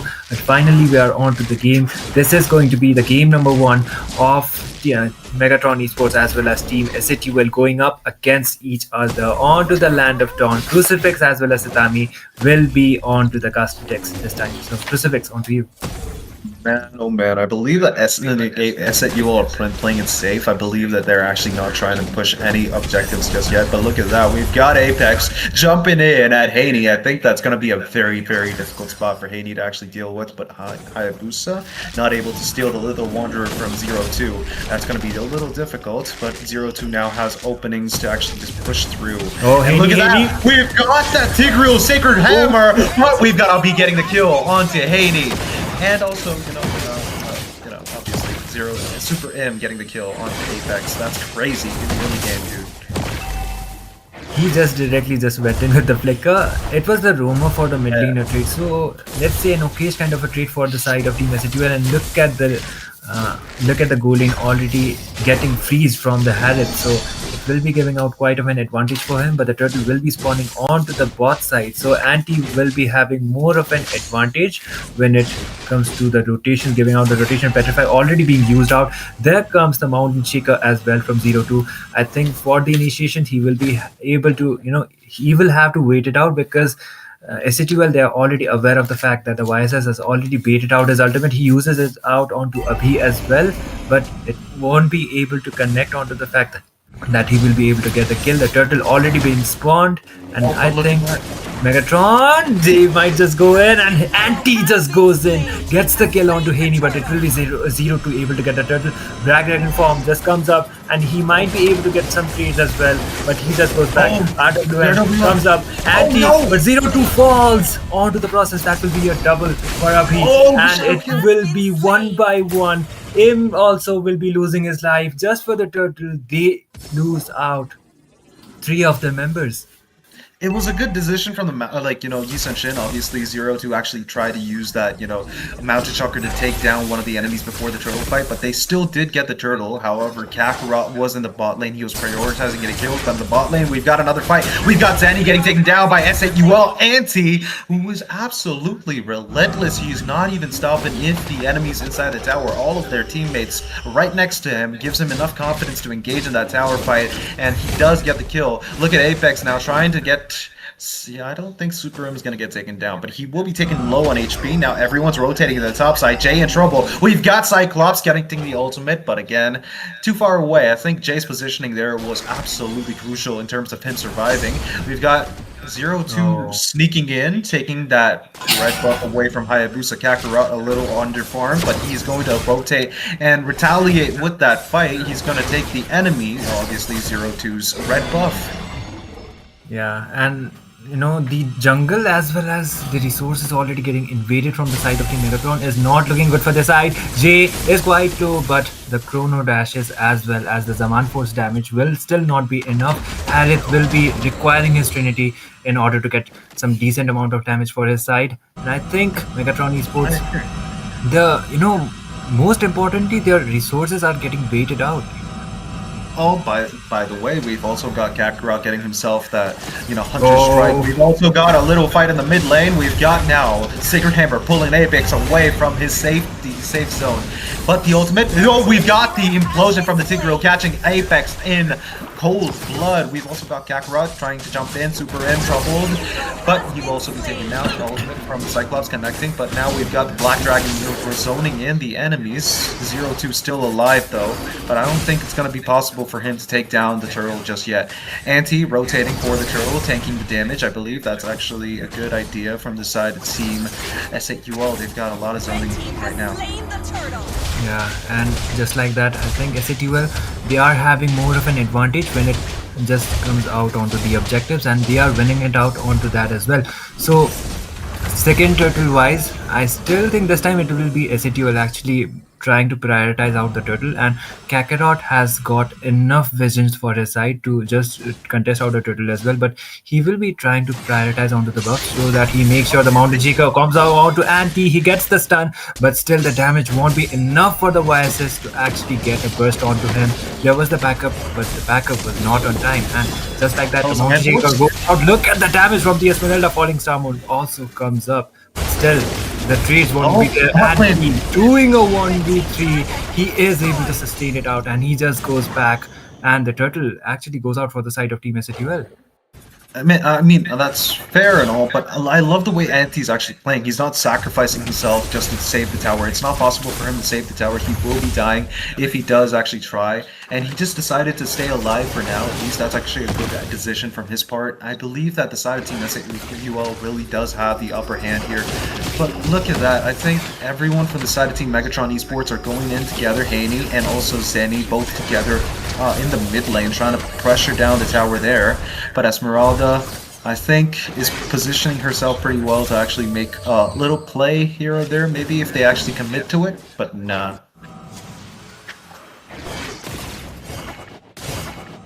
They might not actually do it out quite yet before they get the items, and I think Megatron, they are quite behind in terms of the farm as well. They are quite, already 3k lead behind, and it will be taking some time to actually catch them up, and they will be requiring some trades to be fair. And SATUL, they will be trying to prioritize out quite more of the towers, but Im might just go in onto Jay, but Jay is trying to do the 1v2. Zenny comes up onto the backup as well. There is a 1v4 kind of a situation. This time Jay will be falling onto the process now, so is able to get the kill. That was a very bad decision, but we've got the RWM. We've also got a lot of damage coming in from Abi. We've also got the Tinkrio's Implosion catching the enemy mage and also Apex, but that's not going to be enough. Nobody follows up, and we've got one more getting taken down by Albi. Obviously, that's going to be super im. Also, I know, 0-2, but again, another fight in the top side. So Man Force is not going to keep you alive. Now some getting taken down. Albi also pushing down the top tower. And Kakarot allowing himself to get that turtle for no pressure from the side of Team Megatron Esports whatsoever. Yeah, and just like that, and it is going to be a pause actually coming up from one of the sides of the team, and by far it is Team SATUL who are having more of the advantage as of now, and they are winning out onto the objectives as well as getting out more of the kill treat. So even if Megatron are trying to commit it out onto the team fights, it is still IQ SATUL who are just sustaining it out and coming out quite on top. So I think the rotations as well as the decision making from the side of Team IQ SATUL has coming out more of the advantage for the side, and for now they are able to keep up with the lead. But the question is, if Megatron are able to get the Trinities as well as the farm, then maybe the tables might turn around. But we have to wait it out for now, and we have to wait out for the pause to be over. I mean, I completely agree with you when you when you said that, the side of Team SAUL really have a good set of zoning capabilities. They are also doing a lot in terms of actually trading objectives. They're not actually focusing on just making one or two good plays. They are trying to make sure whatever they actually do leads to a good advantage for them, and that's what they actually are putting up onto the side of Team Megatron Esports plate. They're not actually being very kind about it. They are definitely doing a lot of mistakes, I'd say, like Jay not actually getting vision there led to him dying, which was actually not a very bad thing, because obviously the side of Team SAQL really ended up winning that fight. But again, avoidable deaths could lead to more of a better snowball for the side of Team SAQL.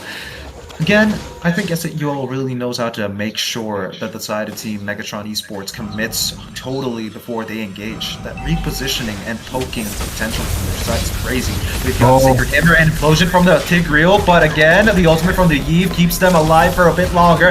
Yuzong jumping in with a big Black Dragon form. Jay getting to kill now some. Now they're jumping in even more. 0-2 getting taken down by Abi, obviously, with the help of Anti, who jumped in inside the tower. Sacred Hammer used to, reposition, keep himself alive, but 2 people down already, and everyone from the side of Team SAQL is still alive. They have the opportunity to push down the top tower, mid-tier 2 and the top tier 2, but Thanos, for some reason, doing so much damage. Zenny, what are you eating, bro? What are you feeding that hero? Yeah, I think time is definitely going to be a virtue for the side of Team Megatron, because the damage is definitely showing up. But the thing is, SCTUL, they have more of an objective advantage, and they have a tower advantage for the side as well. 3 towers more compared to the side of Team Megatron, and that is one of the reasons why, even if they are trying to commit it out, still they are not able to get the trees that they want. And Cyclops, the damage is not actually coming up from his side as he is expected to do. So one thing for the side of Team Megatron Esports is, if they are, if they actually want to hold out onto the game, they need to make sure the itemizations as well as the objectives are done. But for the objectives this time, it is going to be Team SATUL able to get the Lord, and they will not be over committing, and instead they will just be waiting out for the Lord, trying to get more inhibitors and maybe just end the game for the side. I see that, but I also do see that Jay is taking down the blue buff. I think they're trying to force the side of Team Megatron Esports to commit to a fight. That's not going to be possible, though. I believe that it's actually going to be possible. Megatron Esports all positioning themselves right next to the blue buff, allowing 0-2 to actually take it. But the side of Team SAUL noticed that pretty quickly. They don't actually want to commit to that fight at all. Good decisions, but I think the super minions are spawning. They did spawn, and they're actually right at the side of Team Megatron Esports' door. That's a lot of damage for the Hayabusa's Oki Shadow kill, though. I just missed that because obviously it was off camera, but it does not find a kill. But it does find one, tower. But again, the RWM doing a lot of damage here. The quad Shadow, Kakarot getting the kill onto Haney, and that's going to be Lord marching in, knocking down the door for the side of Team Megatron Esports. That was actually a great zoning from the Eve as well as the Esmeralda, but still, it was only Haney that fell off onto the process. But still, I do think they are able to hold it out. But no, the OG Shadow Kill just comes up as well as commitment. 0-2 will be falling on onto the process. They will just dive in, and it will be two of the members from the side of Team Megatron just falling apart. The inhibitors from the top is down, and they will be trying to commit onto the mid as well. Hayabusa doesn't have his early share to kill to just commit it out, but they will be trying to prioritize the tower out quite far, and they will be able to do so. And SHL will be committing it out, and this time Falling Summer once again comes out from J, and there is the RWM play, but still the damage is not still there, and they are deciding to not overcommit. They just decided to go back, but a fair enough trade for the side of Team IQ SHL once again. Oh my god, did you notice that? Did you just notice that? Oh my god, Avi, please don't do this. I don't want to mention this. But again, the positioning of Avi is absolutely crazy. And bro just drew something, a straight line with two dots on the side, right in the enemy's faces. Megatron Esports, you can't take that disrespect and not counter back, brother. I think that was maybe it was accidental, or maybe that was a statement from wasn't. him. It was a statement. That guy is not actually being nice today. Yeah, and I think instead of overcommitting, they will just be waiting out for the Lord this time, and they won't be taking any more risk because the fact that even if Megatron are not getting any trades by as of far onto the last 5 minutes, they haven't gotten any trades. But speaking of trades, as well as the commitment, Apex just goes in onto 5 people. He is just able to sustain it out. The farm difference is definitely showing up. It's almost over 11k. The Lord is almost up, and I think CTUL will directly just go out for the Lord. But the thing is, Megatron Esports, they will just be left out trying to defend out the base. They just go in, and there is the OG Shadow kill. He just falls off onto the process. That will be an unstoppable for the Hayabusa. Kakarot is able to get 5 kills onto his name. There is no overcommitment, but still they are able to prioritize the inhibitor tower, and it's all onto the crystal all alone. And it will be Team SATUL just directly going out for the Lord. I see it. Okay, look. The one thing that I'm not actually okay with is the Cyclops pick.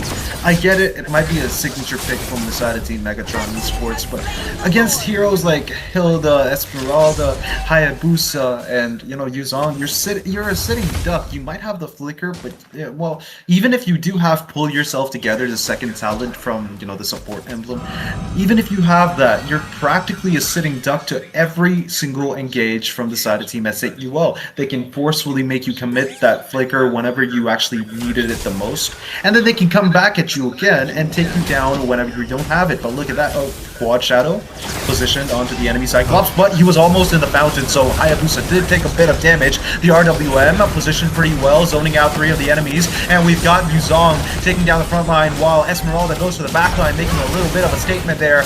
Super in getting taken down by Avi, and Anti getting the kill. Oh, he's gonna get a double kill on Zenny and also 0-2. Lord knocking down the base, making sure the game is over, and SAUL get the victory. The first one of the series, they get it. SAUL not very kind about it. And hey, Avi, don't do that.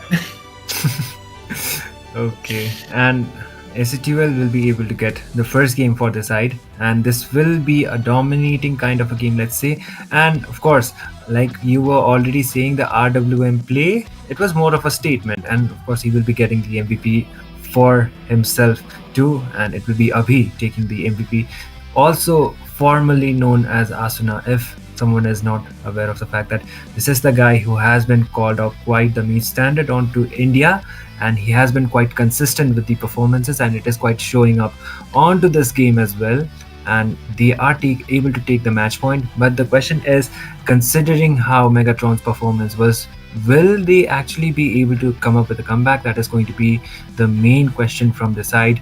The draft, it was more reliant onto their comfort picks or instead of the meta. They went all out, but still the farm difference as well as the itemizations difference was definitely showing up from the side of Team Megatron. So that will be the one thing they will be actually trying to work it out onto the scheme. Great, but hey, dude, I'm still against the whole Cyclops pick, okay? The enemy team, SAUL, have this insanely heavily reliant on diving composition that they've, masterfully crafted in the drafting phase, obviously, and Cyclops it was picked, I believe at least a hero like maybe Valir would have had more of an opportunity to keep the diving away from his team, or Kimi was banned. But Valir is the second best option. He would have actually been a very, very good hero to counter whatever SAUO were bringing. His second skill would push the enemies away, and well, not Hayabusa obviously, but every other attempt from every other fighter that's in the game. I think that would have actually been completely negated if this, if Haney actually picked the Valir instead of the Cyclops. I don't know why I'm actually so against it, but I mean, Cyclops players are pretty good, but yeah, I just don't see the Cyclops working against SAQL's composition.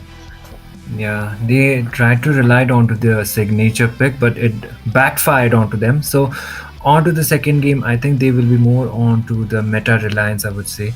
And to be fair, Cyclops has received some buffs, but still, Yeah. like you have already said it out, it doesn't actually work out onto the composition that Team CTUL had for this side, because it was way too tanky, and it was like even if they were trying to commit it out, it was definitely just backfiring onto them, considering the fact he heavily relies onto the concentrated energy as well as the other items he has for his side.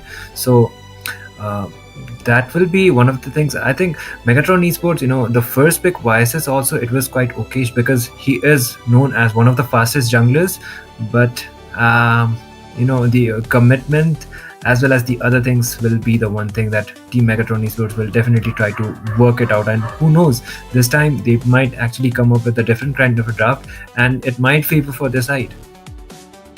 Look, all honesty, I'm not against the side of Team Megatron Esports. They did have a little gap in their drafting, obviously, a big gap actually. But if you're gonna pick a Yisun Shin, you've gotta have that heroes that actually give him the early game advantage. The Cyclops is not a hero that actually you can pick to give Yisun Shin a big advantage in the early game, especially against heroes like Hilda, maybe even Yuzong. If he rotates, Anti would have actually been a big threat for any turtle fight, especially knowing the fact that obviously Yisun Shin has to go to the EXP side of the map to get the first turtle, obviously. So you do have to keep in mind that Yuzong is going to be a threat there. So Cyclops, not a very good pick. Them is heavily reliant on items and farms, so he's going to be very difficult to actually, he's going to be very difficult to actually push through the early stages of the game without any, committing to any fights. So that happened, and we also did get Super M with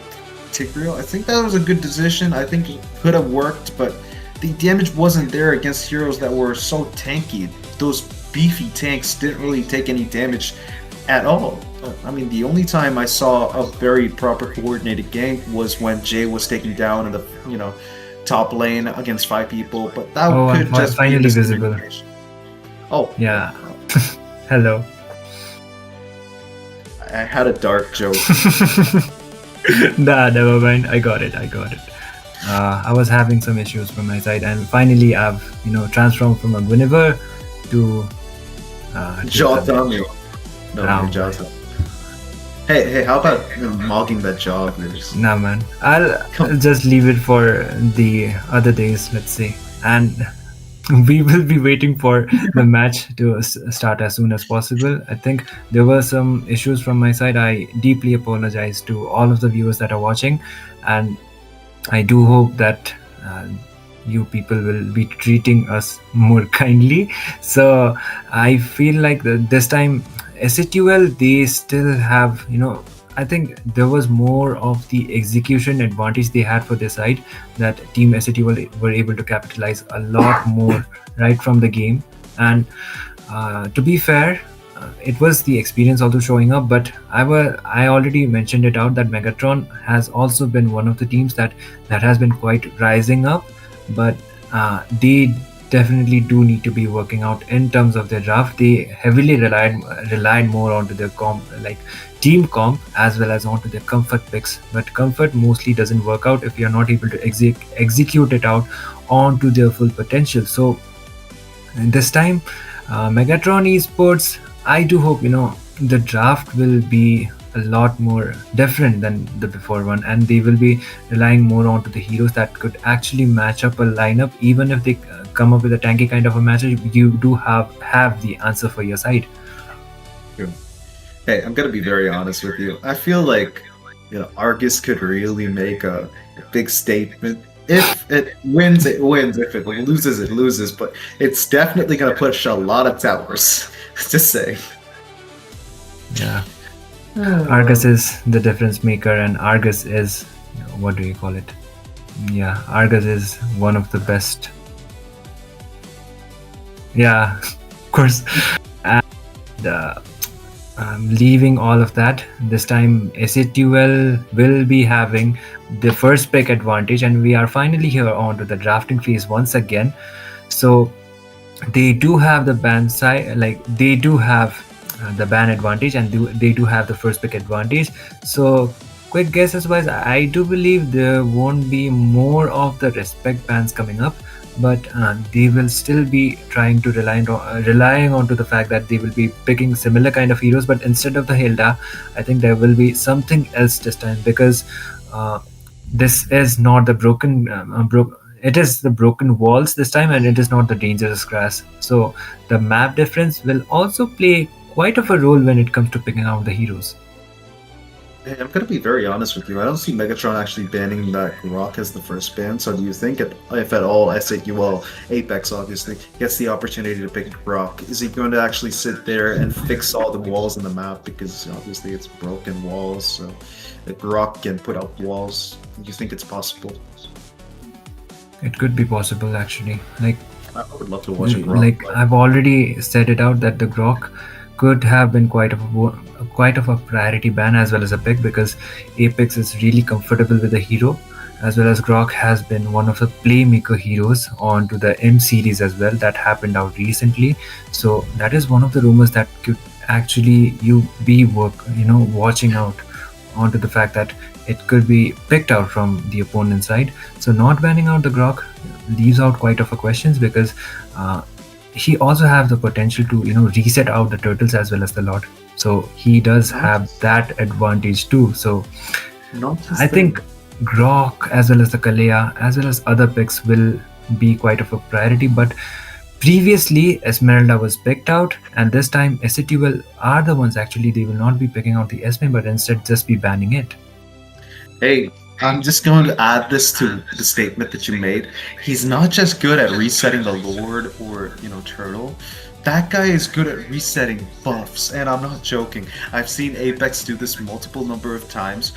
Bro just goes into the enemy side of the map, okay? The enemy jungler pushes the jungle creep into the bush just so that he can take it more privately so that the enemies can't invade. Bro just goes in there, puts a wall, and then it just walks around the whole area and then goes back into the camp, which completely delays the game for the jungler, the enemy jungler. So Apex, you're absolutely crazy with this Grok. You've been playing this before the revamp and after the revamp. I love to see your Grok gameplay. It kind of inspired me to start playing Grok, and I do have around 40 matches with 89% win rate. So thanks, man, Apex.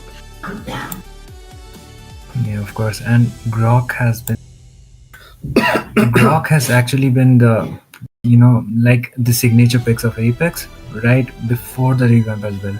So we did see him picking up onto the previous tournaments too, and onto this game as well. It could be quite of the case, but Megatron Esports, the draft is they didn't ban out the Grok. So that is the question: will he actually pick out the Grok, or maybe the Kalea too?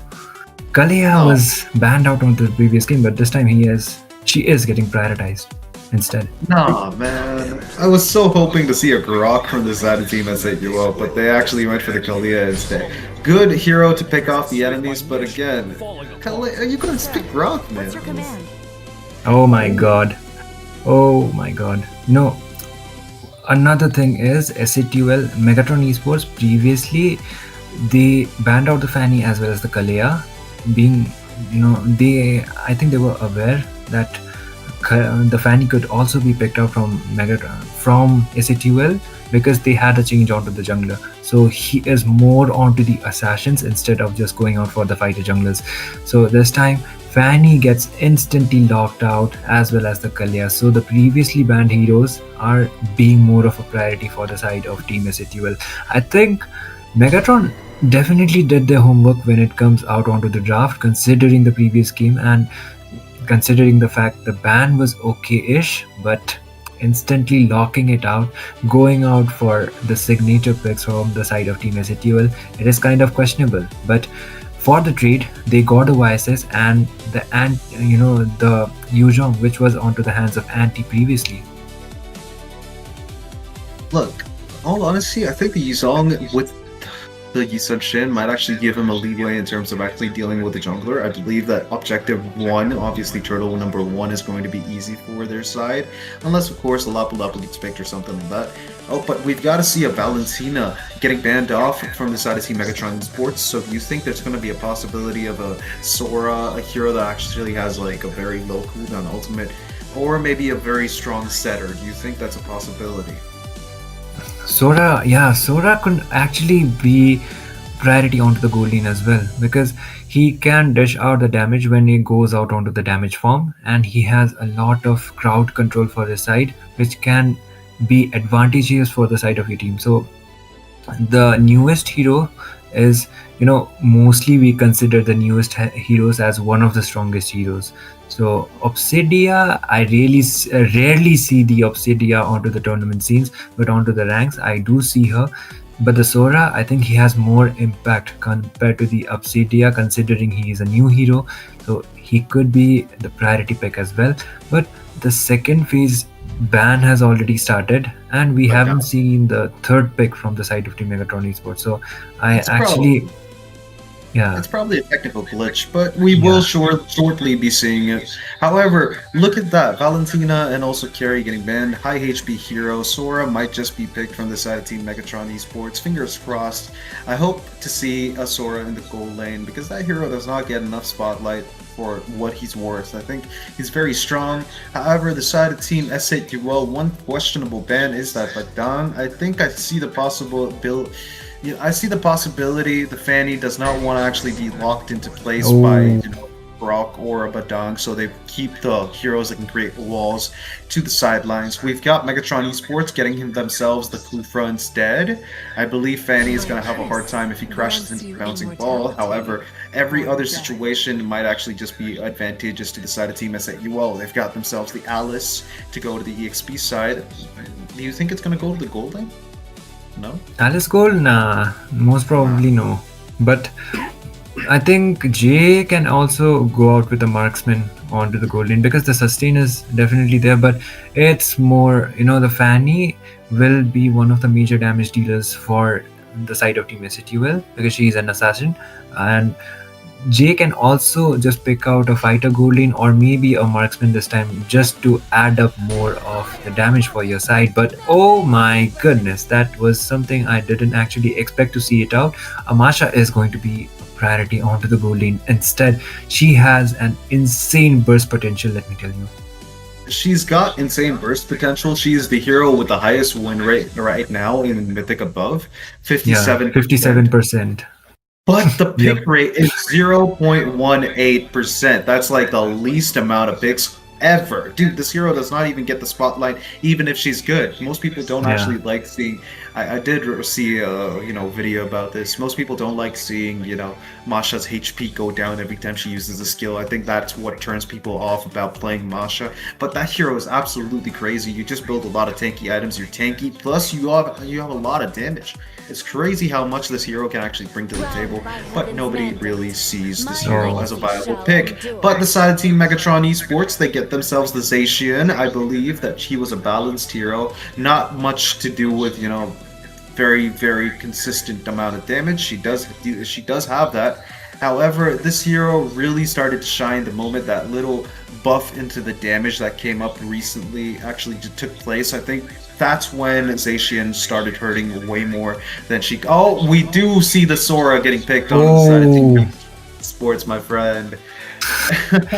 Actually, the prediction was right, and it is the Sora onto the gold lane this time. So will we actually see an innocent kind of a play coming up, or will we not? It will depend upon how well they are able to execute the Sora. But the question is it actually a Yuzhong gold lane or a Sora gold lane? So Sora, Yuzhong EXP should make more sense, and it should be going up against a Masha. But like we already said it out, like Crucifix has already mentioned that the Masha has one of the highest win rates. She has over 57% win rate onto Mythic and the higher ranks. So Masha here could also be quite of a, let's say, quite of a spotlight kind of a hero, but it depends upon how well Jay has the farm and how much Jay is able to capitalize compared to the Sora and the other members from the side of Team Megatron Esports. It's only, you know, uh, look at the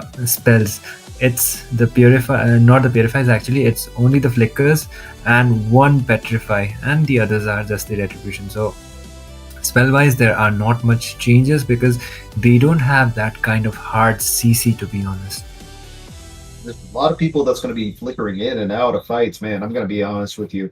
Kalea might just be the most biggest threat with that flicker, but the side of Team Megatron Esports really don't have an opening.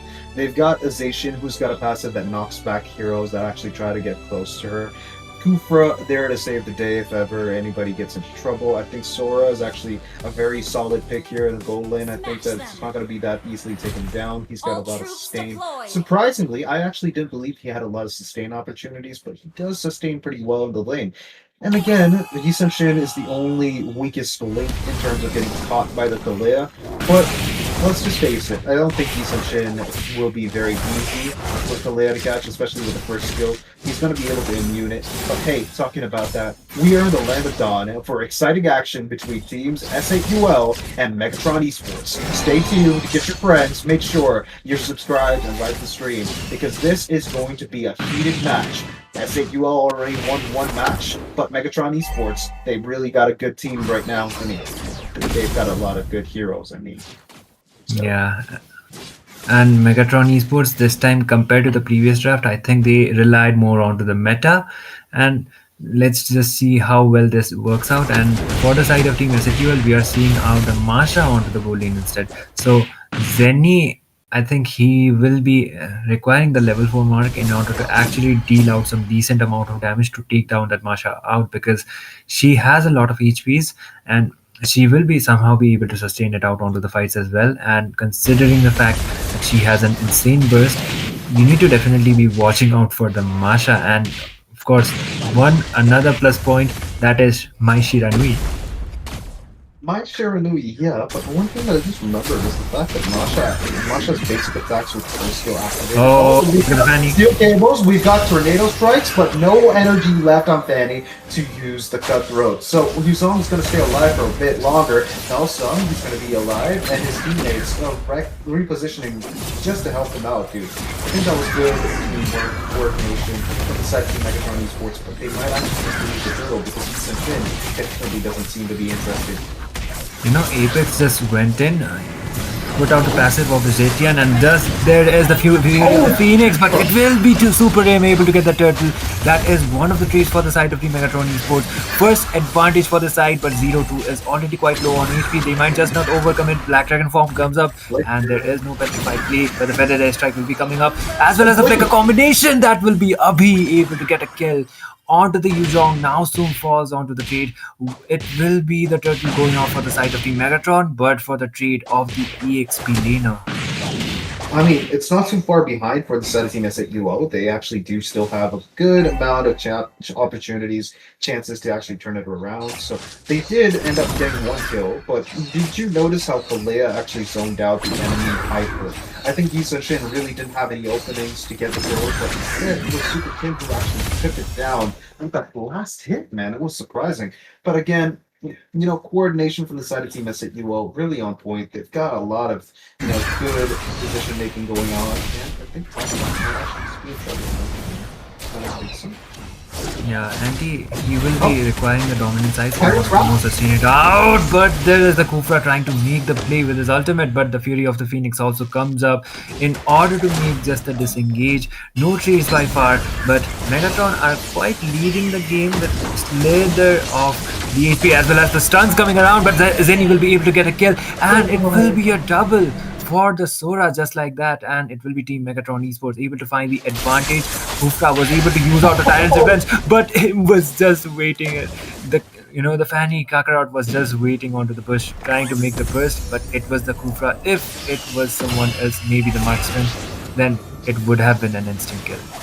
I mean, there's no marksman in the game, but if you're talking Yeah. about Sora, yeah, I mean, it would have been an instant kill, no doubt, because Sora does not have the ultimate just yet. He did use it, committed to get 2 kills in the mid-side, so I think he would have been an easy target for Fanny, but instead it's going to be Cooper who actually went into zone and find the enemy's locations before they actually engage in the fight. But look at that, we've got a lot of pressure on the top side. We've got the Nami Slam, we've got Cutthroat.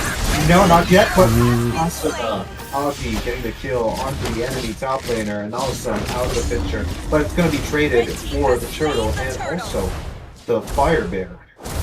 Yeah, and it was not just for the tower, but the EXP laner was traded out for the turtle. And okay, for a kind of a trade for the side of Team Megatron Esports. Once again, they were able to get the turtle for the side. It was M previously, but this time 0-2 was the one who was able to get his hands finally onto the neutral objective. So it will be extending out quite of a trade, but the fact that Team SCTUL has an equal amount of kills compared for the side of Team Megatron, the next fight coming around, it will be the decider for either of the sides, which team will be having more of a goal lead. And speaking of goal lead, Apex is all alone. The Mountain Shaker will be coming up, and that was a beautiful pick off from him. The flicker gets baited out from Jay. Carrot tries to go in, but that will be an overcommitment. Megatron Esports will be fighting back onto those streets. The 3 for none, but the Yuzhong once again gets treated. Nawsum has been taken down 3 times, but look at that, Zenny in the top side, cutting the lane. I think he's feeling a little too comfortable. I think he's got the ultimate already. He can be immune to damage, so I think he's actually taking advantage of that. But now, he's taking tower damage. But that's going to only lead to them just getting the tower on the mid side. That opens up a lot of the map, but bot lane we've got Oh, 0-2? 0-2. Without any resistance from the side of Team Megatron Esports, they did not see that happen. But again, it doesn't really matter because they did open up a lot of the map. Oh, in the mid side, we've got Alex taking a lot of damage. He will be taken out though, Sandy getting that kill, and I think he doesn't have the ultimate anymore, so he might actually get the kill. But instead it's gonna be getting the kill on Jay, who was overcommitting to that fight and just trying. I think he actually underestimated the amount of damage that Haney could actually do. That Zacian does a lot of damage.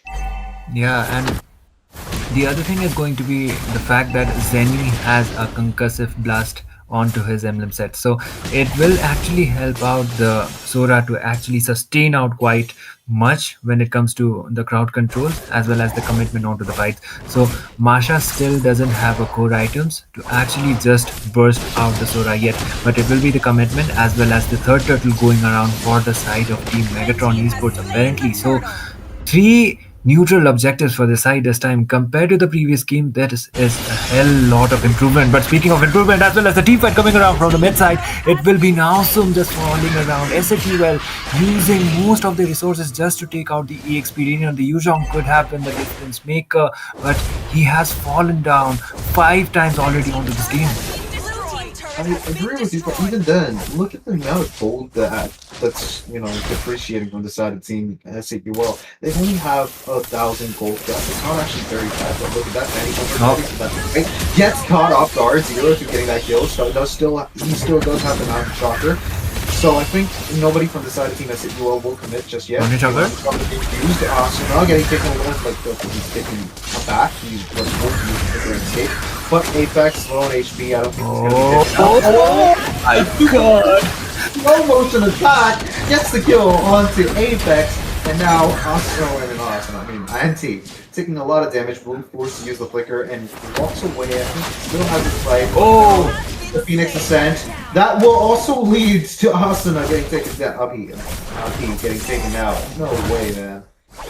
That was like really good timing for the Fury of the Phoenix actually for Haney. He just made it out right on time, and 2 of the trades were onto Anti as well as onto Abhi. So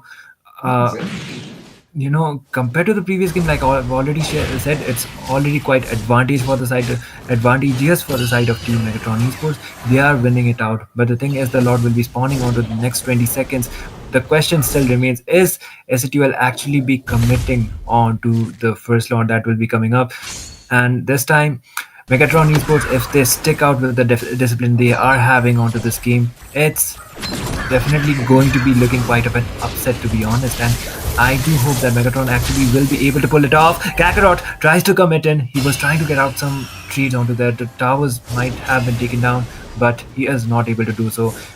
Zero Two just made it out quite right on time. The Lord has already been spawned, but they will still wait out for the jungler in order to just get out the neutral objective right on time. I agree with you, but look at that. We've got, Super M actually going for a more defensive, physically defensive build. And I think right now the lower dance, they're trying to actually just bait out the enemies in a real position. Apex finally found out.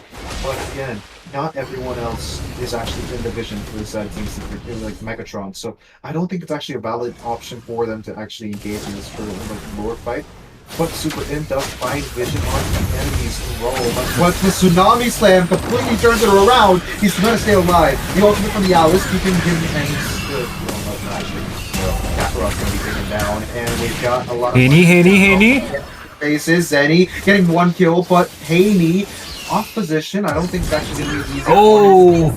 Anti getting a kill on Haney. And now we've got Song getting that kill, dude. No chance Nelson actually got a kill on Anti when he's using an Alice, but he still does get the kill. Yeah, just for the kill onto Haney, they just traded out Anti, but still the advantage for the side of Team Megatron Esports, and they will be able to get the Lord, the first Lord for the side of Team Megatron onto this game. Actually, the first Lord onto this game, but a good trade actually for the side of Team Megatron. Once again, they got the kill onto Kakarot, and they soon committed onto the Lord, being aware of the fact that the jungler was not there for the Lord dance, and they definitely pulled up more onto the advantage for this trade. So the question is how well they are able to capitalize with the Lord. The lane syncing will be mattering as well as the trades will be mattering as well. Jay is trying to make sure that he is able to get at least some of the minions. I think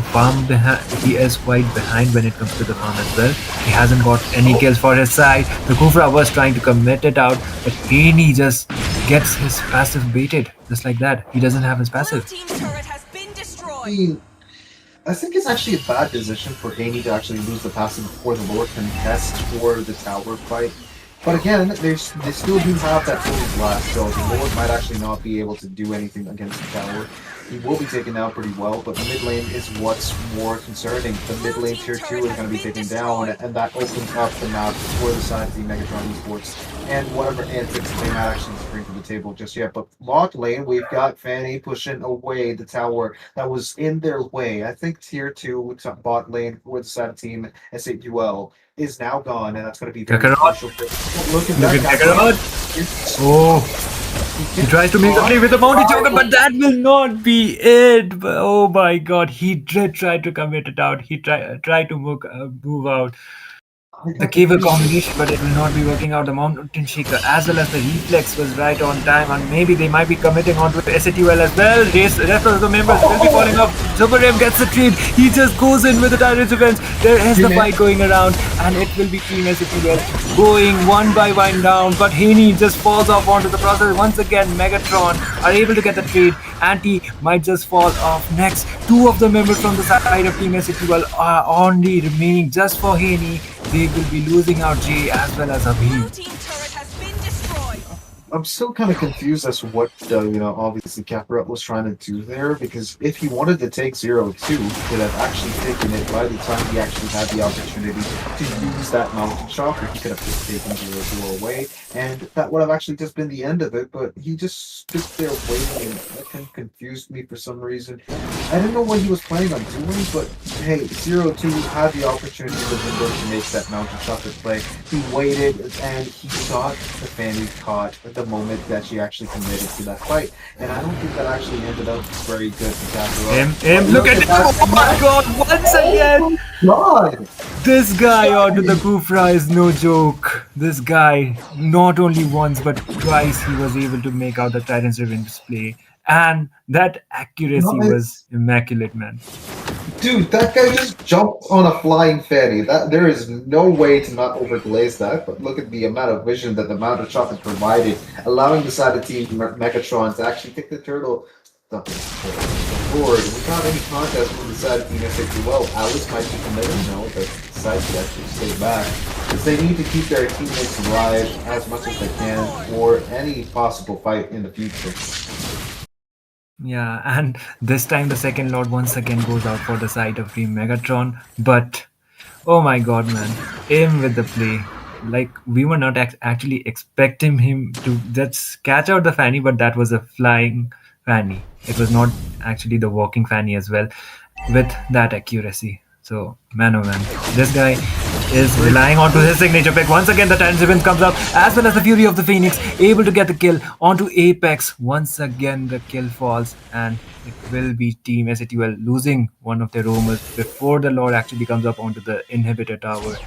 So it is looking more advantage for the side of Team Megatron Esports.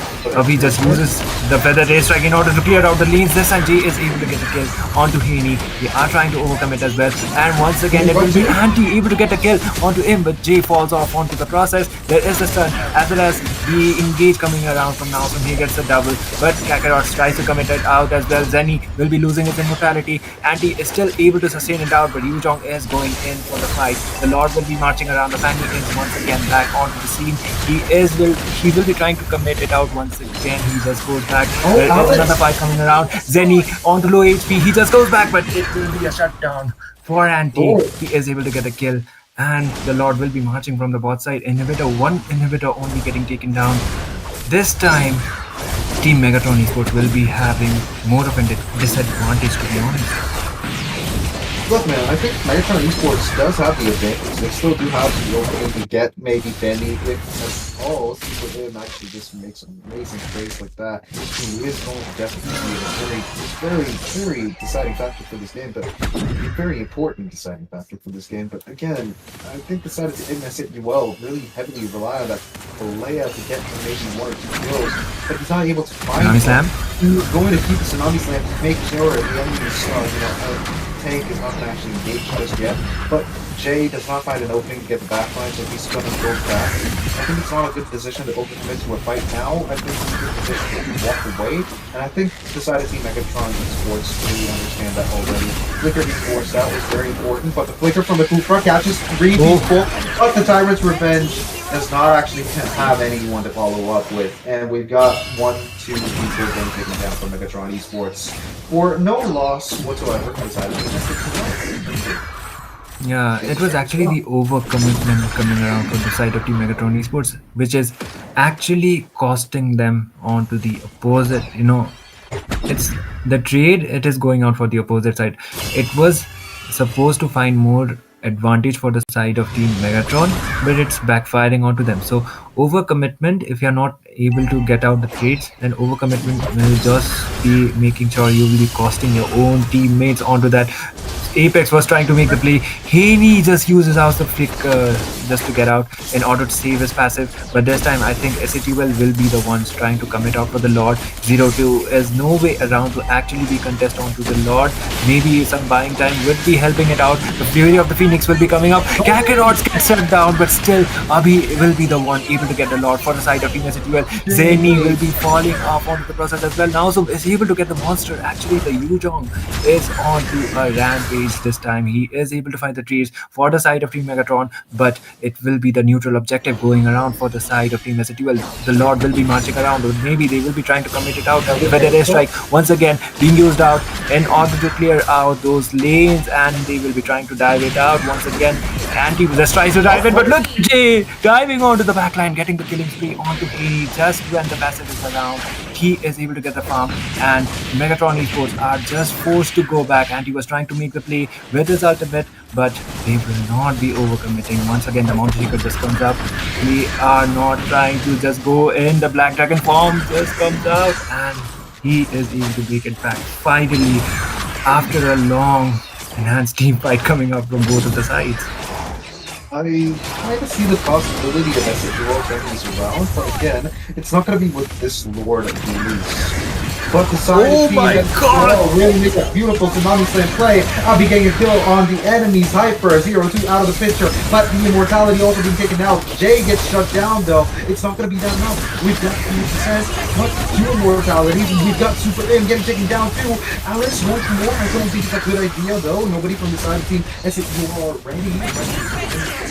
But Zong trying to actually put some pressure onto Alice obviously. But Nancy's still able to tank all that damage and still walk around. The ultimate from the Alice. I mean, the Zenny's ultimate.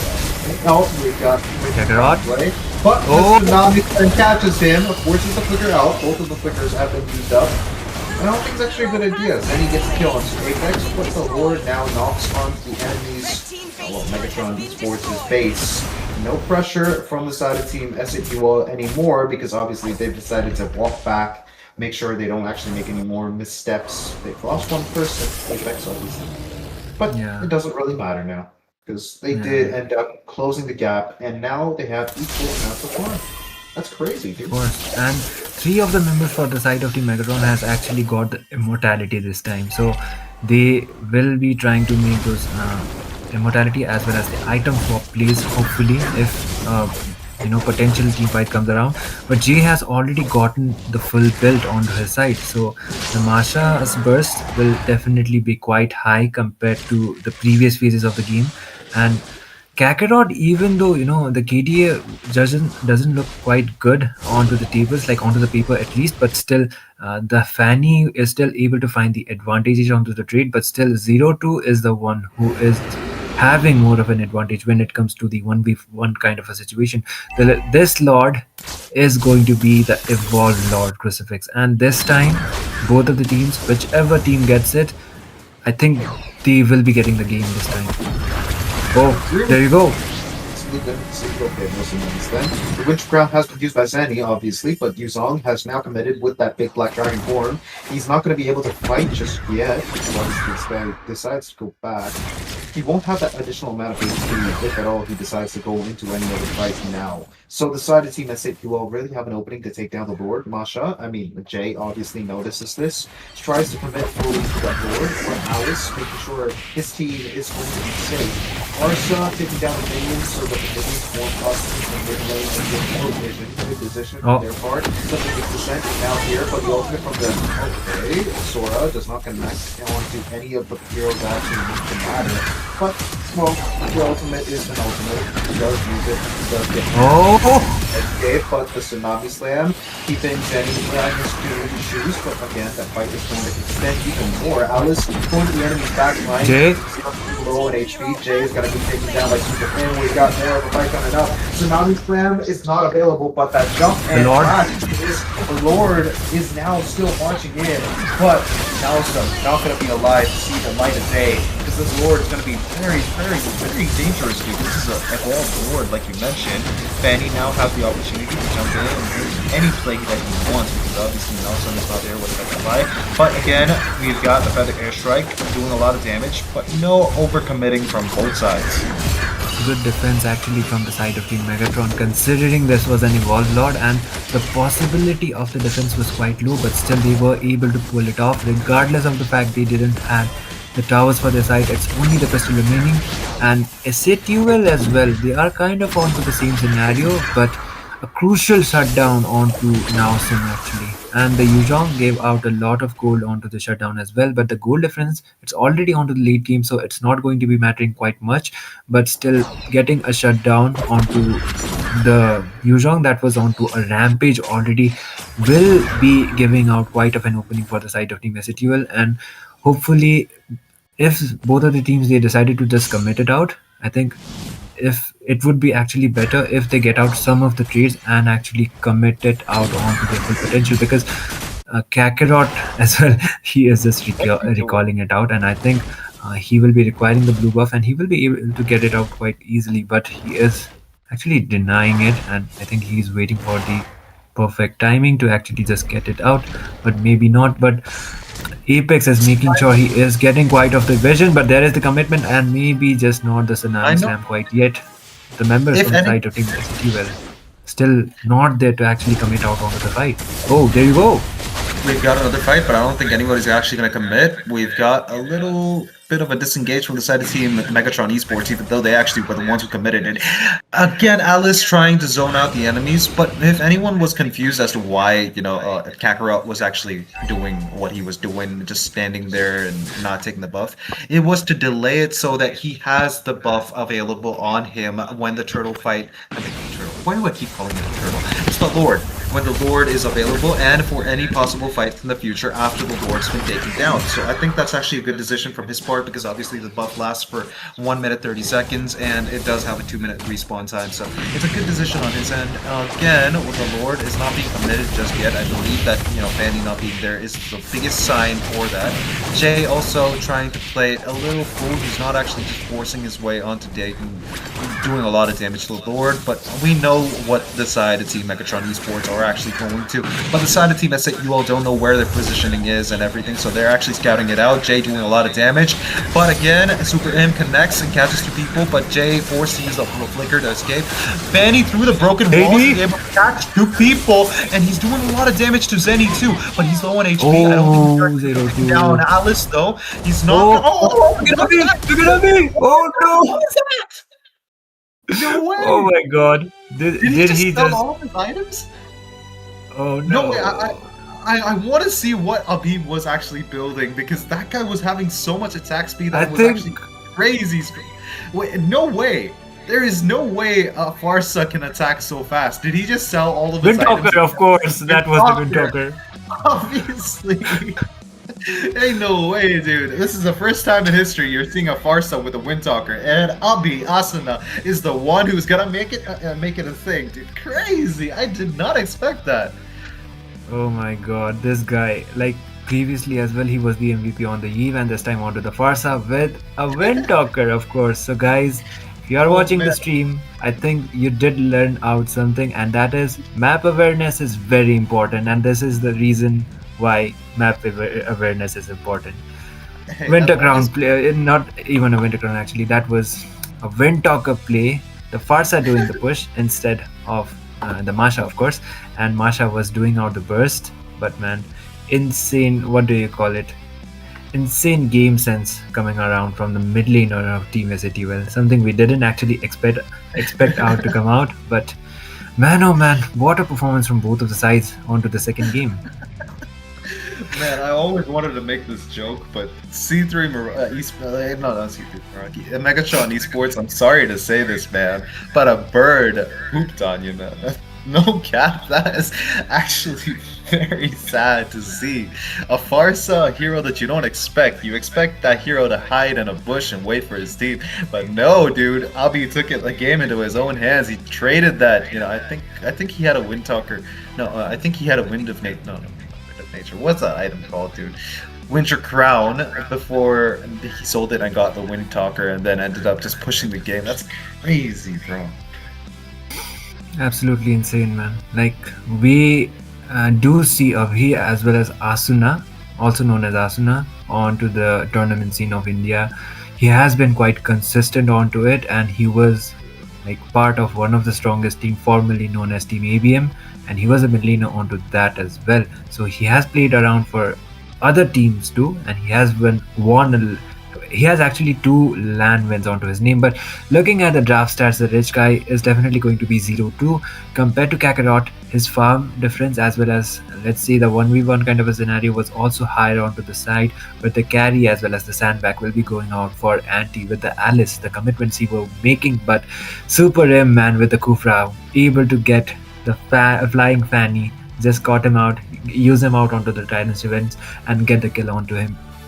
To be honest, that was a commendable kind of a performance coming around from the side of Team Megatron Esports as well. But unfortunately, it was not still enough to actually end the game and get a win for their side. So a 2-0 sweep will be there for the side of Team SATL. But compared to the previous game, great improvement, man. And I do hope I see more of Team Megatron Esports onto the near future too. And Crucifix, any more thoughts onto this match as well as onto the series? I'm in tears, bro, after seeing that. I did not expect Farsa to actually push towers like an Argus, but I'm proud of him. Yeah, of course. Crucifix as well as Amita, we are flabbergasted with the play, and we will be seeing more of this plays coming around on to the next stages as well. Like I've already mentioned, the top two teams will be going around onto the land, onto Kolkata, and this is one of the biggest prize pool tournaments ever hosted onto the Moba 5v5 scene. It is 1.5 million. So I do hope we will be seeing more of it. We will be back with a short break with another best of three series coming around. Till then, Nitami and Crucifix will be signing off. See you soon.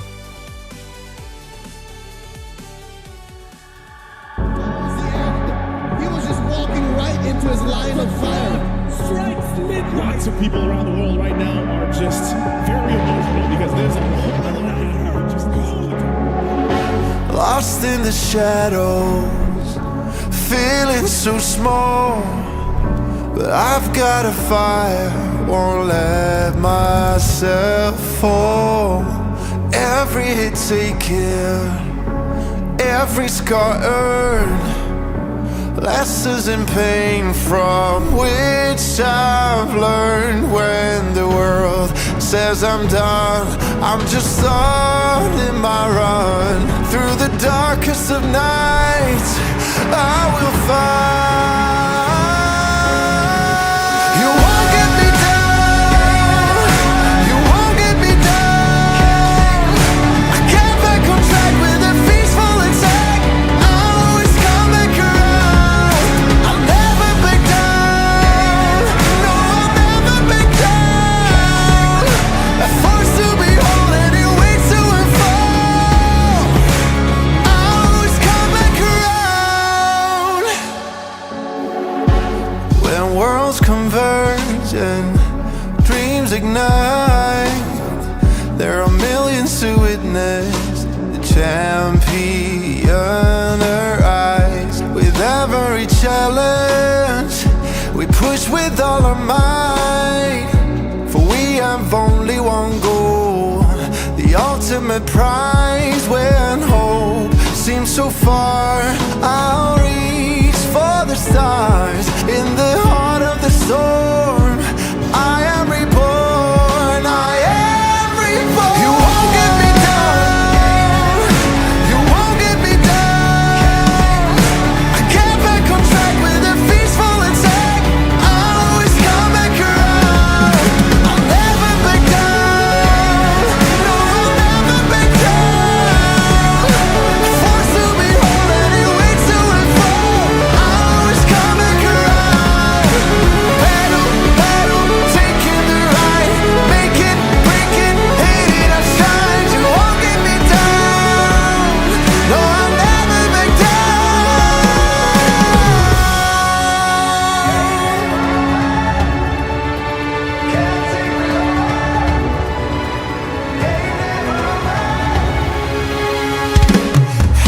You won't get me down, you won't get me down. I get back on track with a peaceful attack. I'll always come back around. I'll never back down, no, I'll never back down. A force to behold and it waits to unfold. I'll always come back around. You won't get me down, you won't get me down. I get back on track with a peaceful attack. I'll always come back around. I'll never back down, no, I'll never back down. A force to behold and it waits to unfold. I'll always come back around, always come back around.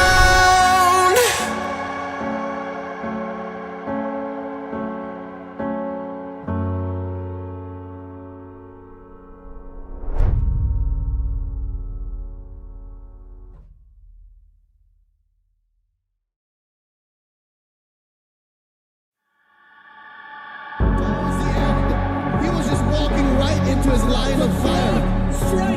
Lots of people around the world right now are just very emotional because there's a whole other heart just Lost in the shadows, feeling so small. But I've got a fire, won't let myself fall.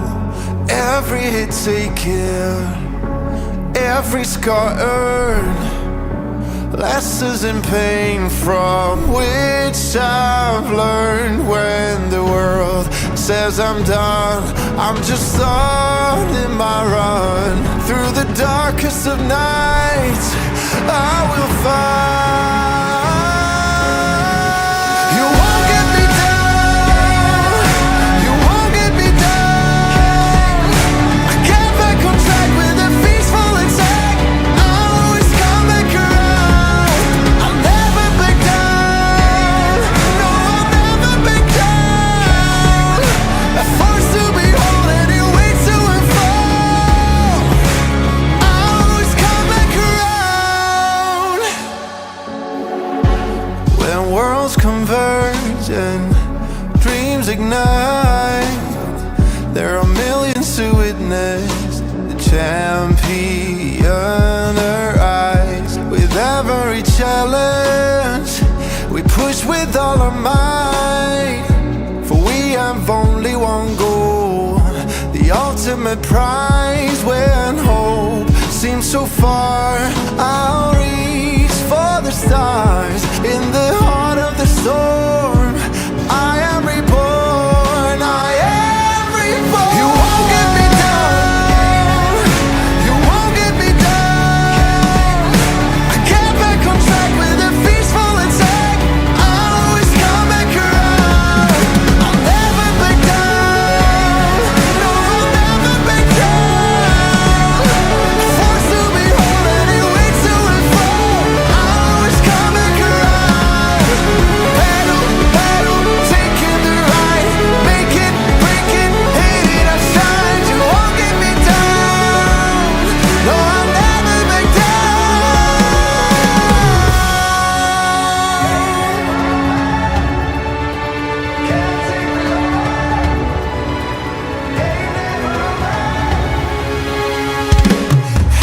You won't get me down, you won't get me down. I get back on track with a peaceful attack. I'll always come back around. I'll never back down, no, I'll never back down. A force to behold and it waits to unfold. I'll always come back around. You won't get me down, you won't get me down. I get back on track with a peaceful attack. I'll always come back around. I'll never back down, no, I'll never back down. A force to behold and it waits to unfold. I'll always come back around, always come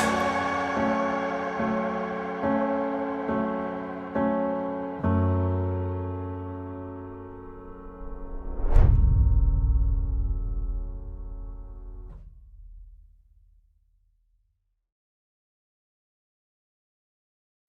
around. Towards the end, he was just walking right into his line of fire. Strikes midnight. Lots of people around the world right now are just very emotional because there's a whole other hour just going. Lost in the shadows, feeling so small. But I've got a fire, won't let myself fall. Every hit taken, every scar earned, lessons in pain from which I've learned. When the world says I'm done, I'm just starting my run. Through the darkest of nights, I will find. You won't get me down, you won't get me down. I get back on track with a peaceful attack. I'll always come back around. I'll never back down, no, I'll never back down. A force to behold and it waits to unfold. I'll always come back around. When worlds converge and dreams ignite, there are millions to witness the champion arise. With ever might. For we have only one goal, the ultimate prize. When hope seems so far, I'll reach for the stars. In the heart of the storm, I am reborn. I am reborn. You won't get me down. You won't get me down. I get back on track with a peaceful attack. I'll always come back around. I'll never back down. No, I'll never back down. Forced to be whole and it waits to and fall. I'll always come back around. Battle, battle, taking the ride. Make it, break it, hate it, I shine. You won't get me down. No, I'll never back down.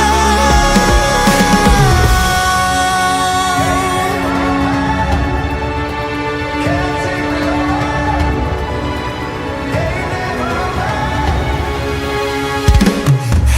You won't get me down.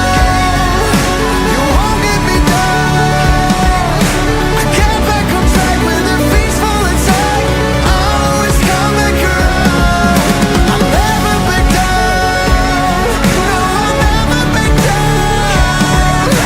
Forced to be whole and it waits to and fall. I'll always come back around. You won't get me down. You won't get me down. I get back on track with a peaceful attack. I'll always come back around. I'll never back down. No, I'll never back down. Forced to be whole and it waits to and fall. I'll always come back around. Always come back around.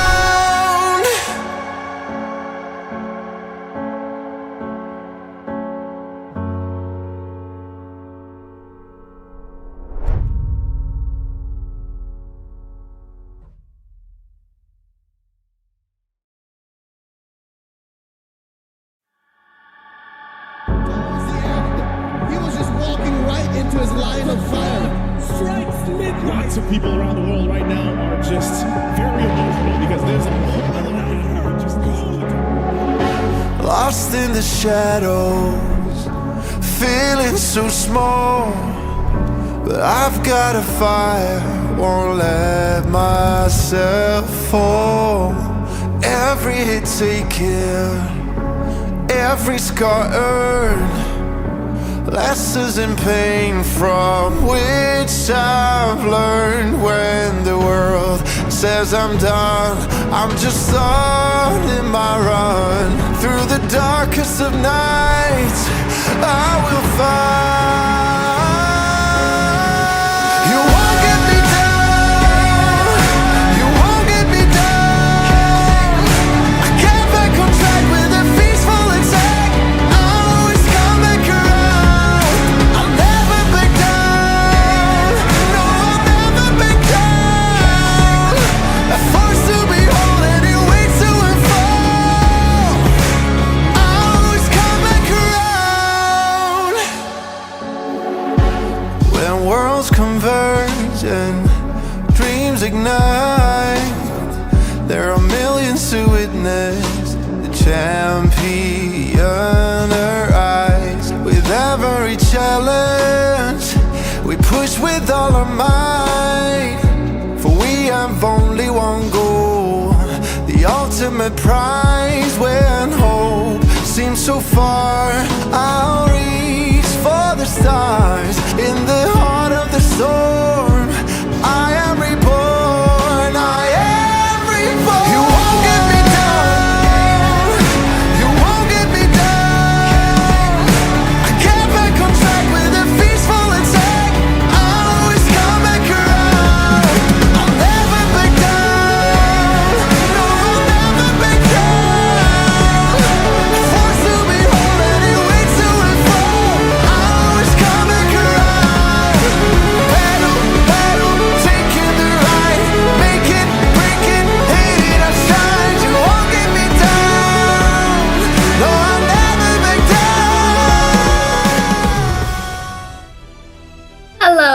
and good evening. I mean, it's almost a good night, but welcome to the RNG Cup, and this is the round of top 8 in the Rise Star track. Tonight we've had all the games so far from the Gyan track, but now this is finally a game from the Rise Star track, and this will be me, Sarah, alongside the very pretty, the very beautiful Debbie, and we will bring to you Dakusena versus Karmis.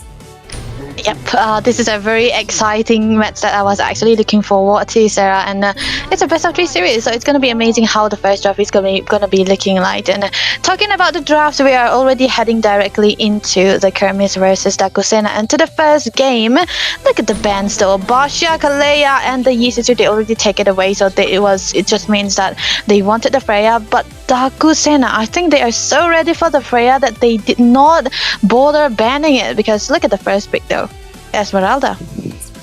That's like a very classic DS pick ever since Mythic Showdown, right? And we'll be seeing the first pick all over again, and they are also going in with the Grok, so that is going to be a pretty decent setup potential that they're gonna have.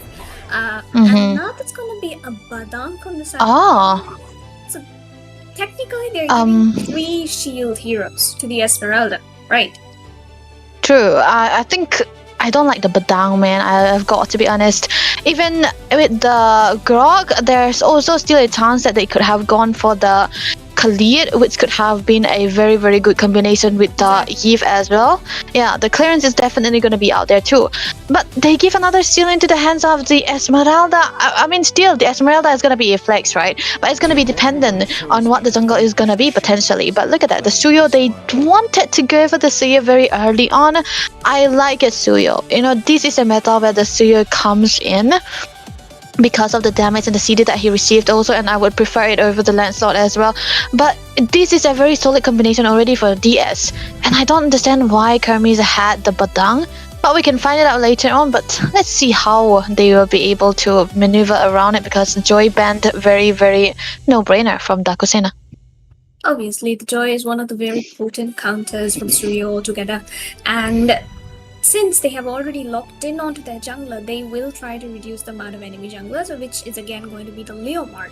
We see the Kadita ban incoming, most probably we'll see a Farsa ban up next. Oh no, but it's going to be the Kimi. So technically, Peekaboo is going to have the Farsa as well as the Selena quite open in this draft for him to pick up. Funny Valentine, meanwhile, he needs to think this through a bit, because there's a Freya out the goal lane and he could lock in on a CC to counter that for the goal lane himself. But they are going to play their comforts. So it is going to be the Harriet into the hands of Funny Valentine going into the goal lane against a Freya. And as for the last 2 picks of Carmen's, Debbie, what do you think they can get here? I think this is going to be a little bit harder here, because now Studio is already taken. They kind of need another magic also, but then again they ban out the Yi Shunji, which have been very, very good for them too. Yeah, talking about another magic damage they wanna make up with the Alice, I would have preferred if it was more into the jungle, but I think Dakusena read this quite well, that they have to ban away that hero, the Joy.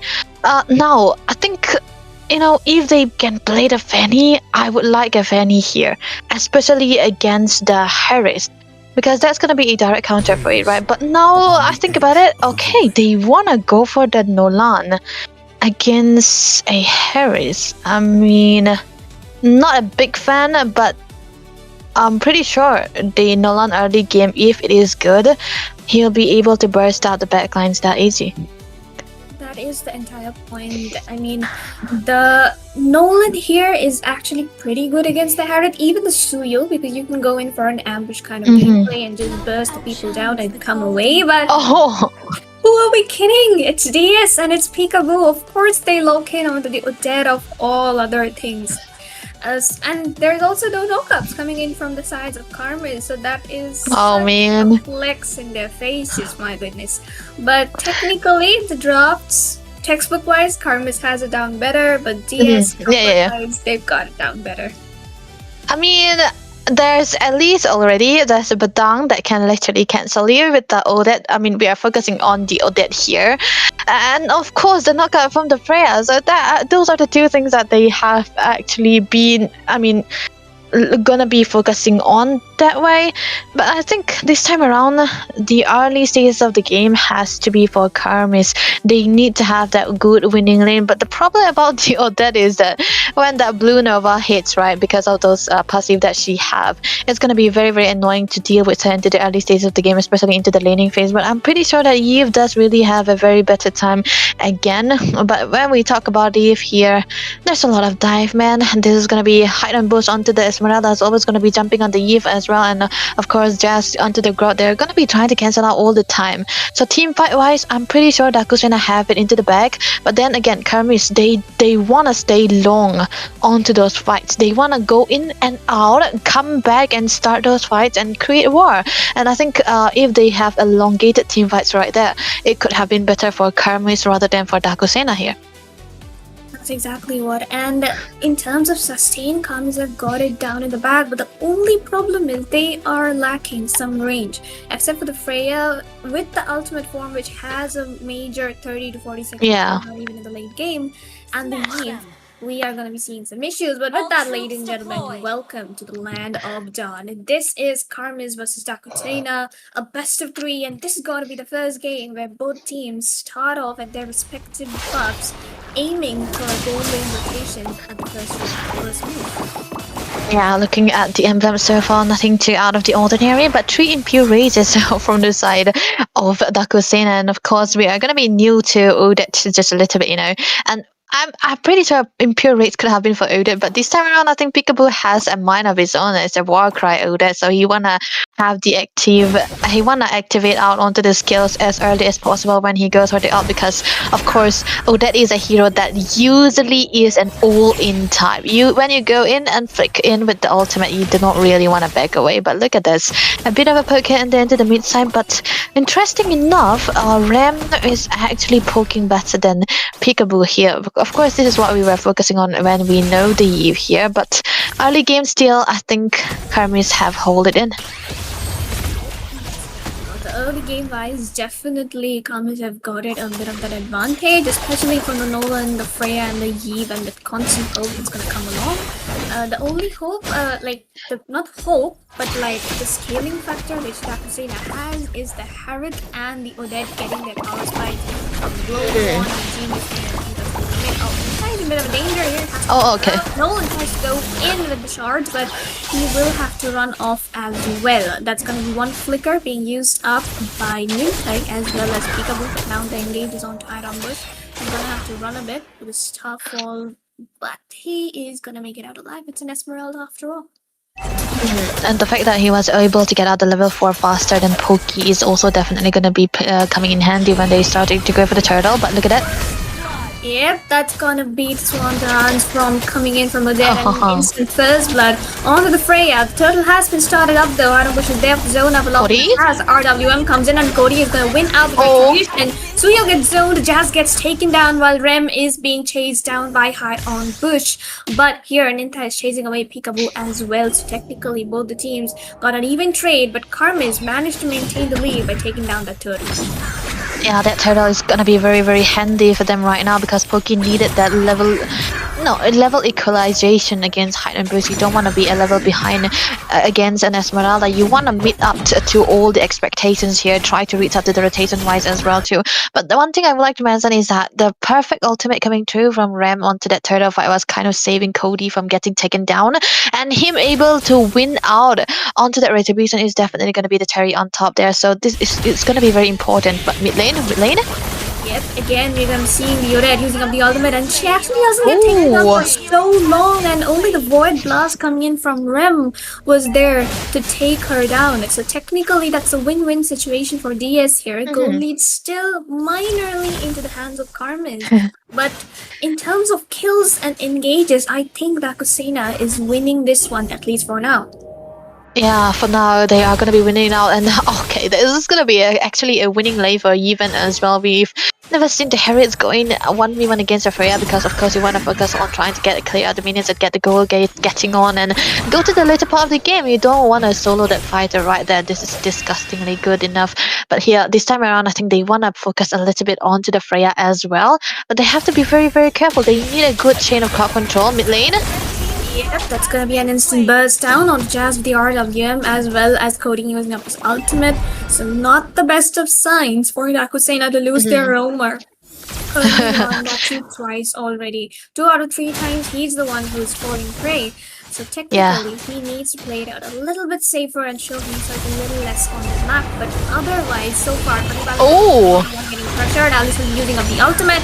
Still managing to stay alive, but that's 4 people onto him. Koki will be taken out by Suyo comes in. There's Peekaboo with the ultimate. We'll find Rem in the middle of it from the passive. Inta is going to be taken down pretty low as well. He's trying to mark down Peekaboo, but Peekaboo has enough HP to stay alive, and Nintai will fall prey before the turtle. Cody is trying to steal it away from the hands of Dakusena, but can they secure the retribution is the question, because Adam Bush is there zoning Cody away. He's still trying to sneak in. Yin is gonna try and help. They're gonna play merry-go-round, but look at that! Cody steals it away, Silver. What is this? But hello. Yin is gonna chase them down, but he is deciding to back off. Oh my goodness, it could have been very, very bad for the side of Kermis right there, but Cody, there was a good maneuver right there between the walls. And yeah, that Grog wall too. But amazingly well done. Peekaboo though will be taken down to the mid side. Hyden Burst trying to change out onto the lane here, trying to go against the Freya as well. But this should be them trying to give out a little bit of a goal onto the hands of Funny Valentine, because they're pretty sure I'm depending onto the Harriet for the later part of the game. But man, that turtle steal is going to be doing wonders for the side of Kermis right now. And the fact that Ram is still doing very, very well, even though he got killed 1 time, is definitely going to be enough. Top lane though, Hyden Burst. He's getting pressured quite a lot, and the Freya has the potential to burst him down with the corrosion skin and the War Axe building up right away. So Karma is definitely maintaining that 1000 gold lead into their hands, and Inkai definitely providing a lot of space for Rem and Koki as well as Cody to burst people down. Karma is currently here. They are winning out in the engages, and there's going to be a funny charge and a flicker. And Rem gets bursted down instantly by Peekaboo, but now Peekaboo is the one in danger. He does not have this flicker. He's gonna get taken down. Cody finds Benedetta meanwhile, and Koki is gonna get Jazz. So a 2-for-1 trade in favor of Karmis. Oh man, I feel like Cody is such a sneaky little guy there.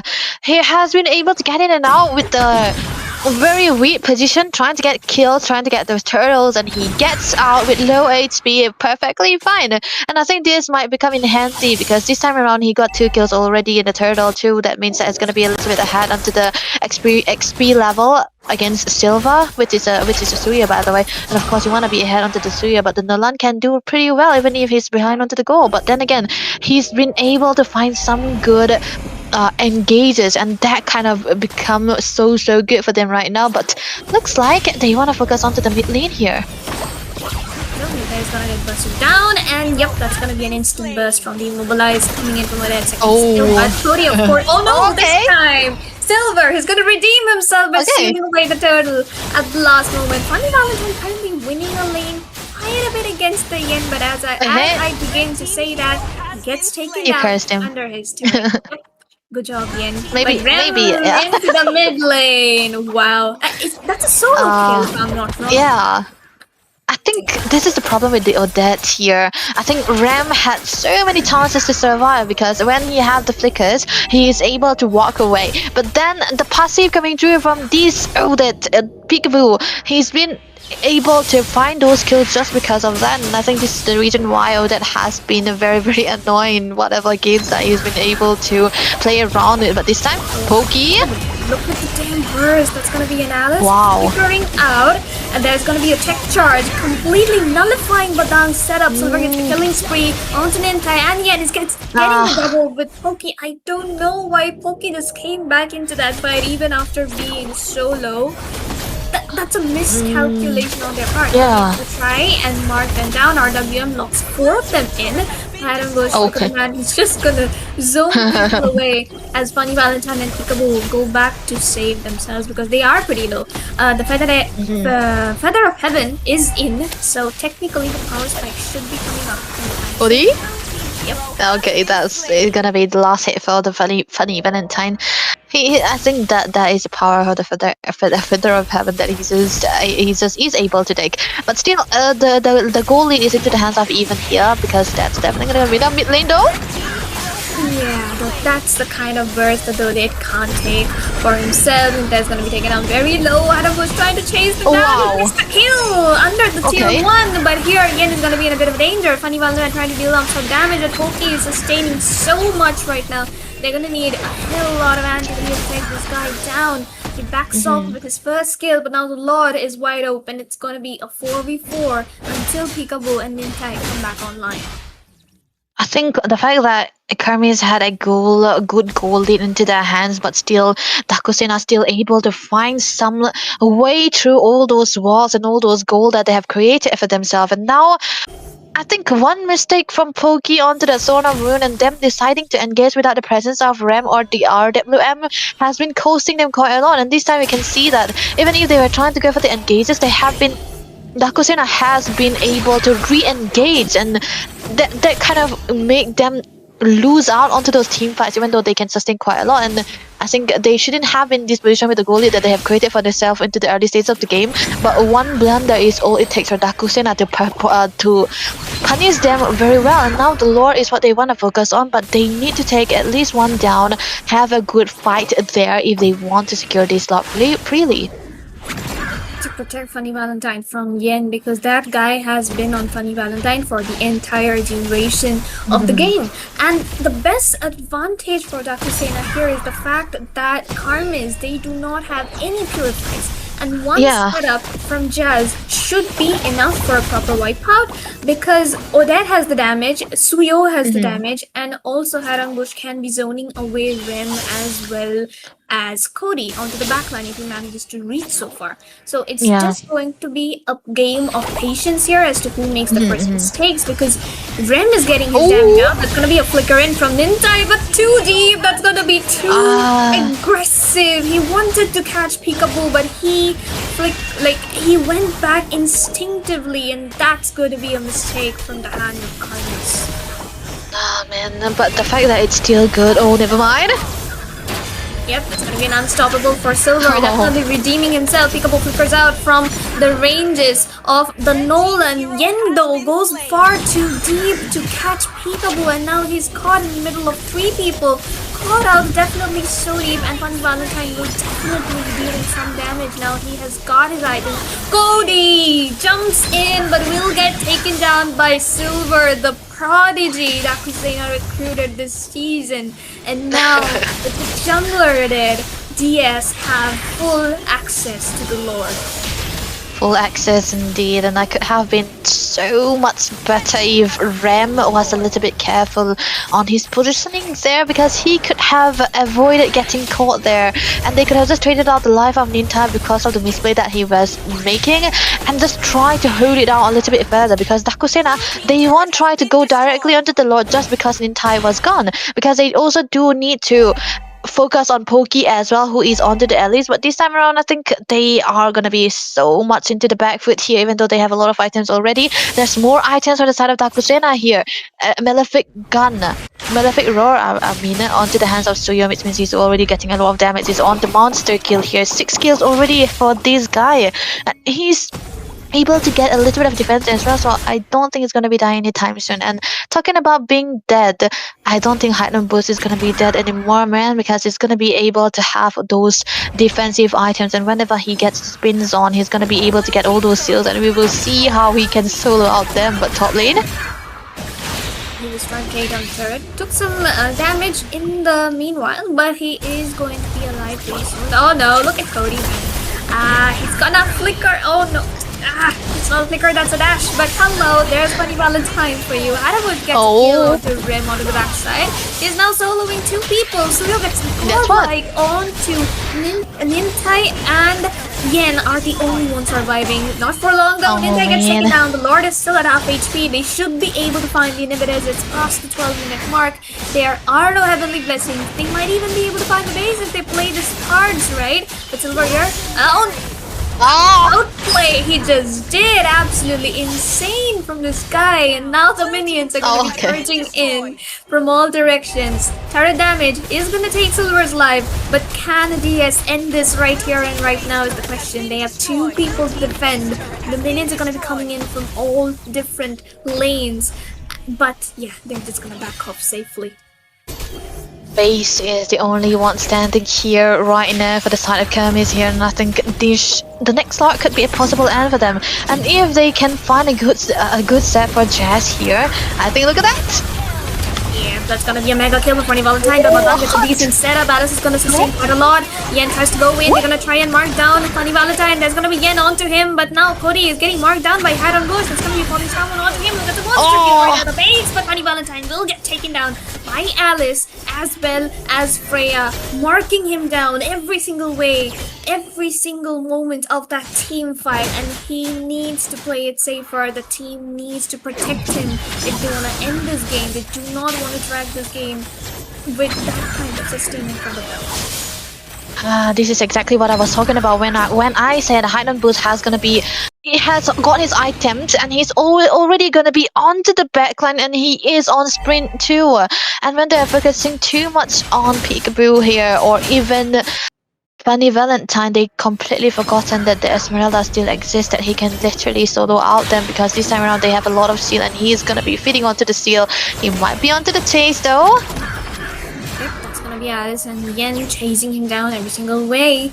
But Rem's anti-heal potential, and if you take a look at the items which we did just a while ago, I think he has the Lightning Truncheon too. So Rem is actually dealing quite a lot of damage to even the Esmeralda, and I think he needs the Radiant Armor pretty soon. But there's the chase onto Rem. He's gonna be getting zoned so far away from the fight. Silver is gonna secure the Lord, and that's gonna be Alice as well as Odette trying to mark people down. Funny Valentine has to run away, but Peekaboo is gonna get a double kill, and that's gonna be my hand on Bush right at the base, getting the godlike onto Rem. DS is gonna chase people down. Entire has been taken pretty low. That's gonna be the Blade Surge coming in from Suyo. Kill secured by Esmeralda. Cody has to run. There's no escapes right here. He's almost dying to the minions. However, the base is open for Dakusena to secure in game number 1. It's absolutely amazing to see that. It's actually the Esmeralda who turned the tide around, because of course into the early stage of the game he is not going to be as useful as Pokey was because of the crowd control that he has there. But when he get these items in, he's going to be getting out all of those joining potential. But we got to be having a different part of MVP here today. It's going to be Silva, like you said, the prodigy for Dakusena here is going to be getting the MVP, man. He's got a good carry on his shoulders as well. I think he did not die, right? Wait, he died to a turret too. That was a good shutdown there. But hey, he's got a full damage onto his hands, the BOD already for the Suyo. This is what I like about the Suyo, right? He can go from being dead for a long time, but when he gets the damages on, he don't even need defense item. He can go for the full damage, and that is definitely going to be enough for a Suyo for how much more build this hero is. And I think Silver understand what he was supposed to do there, and he delivered it so well. Exactly. So, and like he targeted his his aiming and the target precision was very accurate. Even the decision making, I would say, because usually Suyo users, they just dive in so well and then get caught in the RWM and the Badang combo. But this guy, he positioned himself so well and only went in when he knew that he had his escape dashes onto himself. The team names are a little bit switched, but that's okay because we know that Dakusena has won out on the first game. Funny Valentine got marked very hard in this game, and the next one DS needs to be careful because they're gonna have a server disadvantage, and they do not want their goal laner, the main damage dealer, to get marked down so much. I think that was. I think Kermis have a good targeting here, because honestly speaking, it's like the Harriet can be a problem to the later part of the game, and I think into the early stages, even onto the Freya did hold on pretty well into the lane because he also had a better goal in comparison to Funny Valentine. But like you said, they don't really have that range that where they can join them away like Hide on Boost has been onto the backsides of Kermis most of the time. And Cody, even though with his accuracy onto the retribution, I don't think he was able to find out the right kills, because he's he is mainly used as a macro factor, or most of the time when he tried to go for the ambushes, the team's already dead, and I don't think Nolan can do anything out there at this point also. But hey, let's see onto the mid lane. I'm really surprised to see that they Odette onto the support emblems, dishing out a lot of damage too with the war cry as well, and he's always had the focus of Karmis onto him most of the time. And yeah, that kind of create a lot of space for the backlines to be taken down again and again. So I think it's just a chaotic style that Dakusena bring out, and Kermis, they got played very easily into those team fights that they have been taking. I mean, in no world did Carmen's probably expect the Odette pick to come up as the Me neither. literally as the fifth pick. Like, I would understand a Kalia Tigreal with the Odette, a Carmilla with the Odette, or like something which DS plays, but this was a pure Grok with the Odette as the fifth pick. So that's gonna be one of the very interesting drafts which DS have shown us, and this is gonna be the second game and we are already into the draft. I think in the previous game, the Esmeralda was one of the key factors. I'm not being biased, but it's just the facts that it is zoned out Rem so much that technically the only range damage dealer from the side of Karmis was completely zoned out of the team fights. And worst of all, it was a first pick Esmeralda, right? And they could have done better because I think they did give out a lot of steel into their hands. So yeah, Dakusena, they have their cards very straight up from the beginning. Of course, Kermis did really well, but yeah, they did decide to have a big blunder onto the mid game, and that kind of costed the game as well. I would like to say that, but hey, they have to stick with the same bands here. Gatot ban, Fredrin also gone, and the Yuzong as well. So Kalea for Kalea, Juicy for Kermis. This is a very must ban for a red side. So they can basically take away all those heroes and try to focus on what they wanna get. Even this is a very crazy meta where the Sora is such a red side pick, not the first pick anymore.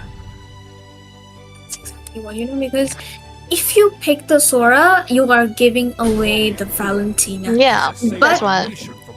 I mean, it's a very 50-50 pick. Like, if you can set up and if you can take down the backliners with Sora, then you're a very good Sora user. But if you rely on the setups more and want your team to deal majority of the damage with your sword setup, but then that's being called not a good Sora user. That's the kind of 50-50 double-edged things that happens with Zero. But here, we can see Silver picking up on the YSS as the first pick, and Karmus is gonna stick to their Freya and Yeep combo for their second pick, which is actually pretty good because this time around, I do not think they will be facing any server issues since it's gonna be Bengal's server. So Dakusena definitely needs to find a way to counter those two picks, and I think the Esmeralda is a pretty given choice. Yeah, I'm pretty sure they can play the Esmeralda here again.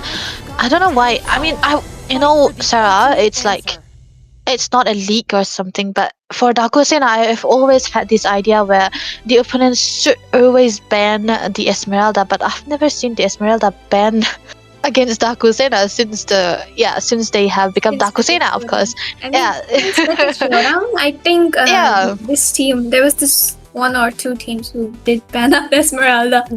It's like, it's kind of annoying at this point because you want to remove that hero. He does well on that hero, you got to remove it. And of course, you have like two seals. You want two seals onto your side. If you have a seal, the Yip have been dependent on seals for a long time. And of course, you want to ban out the Esmeralda. But hey, they have to let it go. But they do have the Leo mod this time around. So this is going to be a big combination that can come through from the side of Kermis here. Yip and the Leo combination that they want right there. A good damage sources since the start of the game. But then again, they have to handle the Hilda too. So they need some peeling into the room.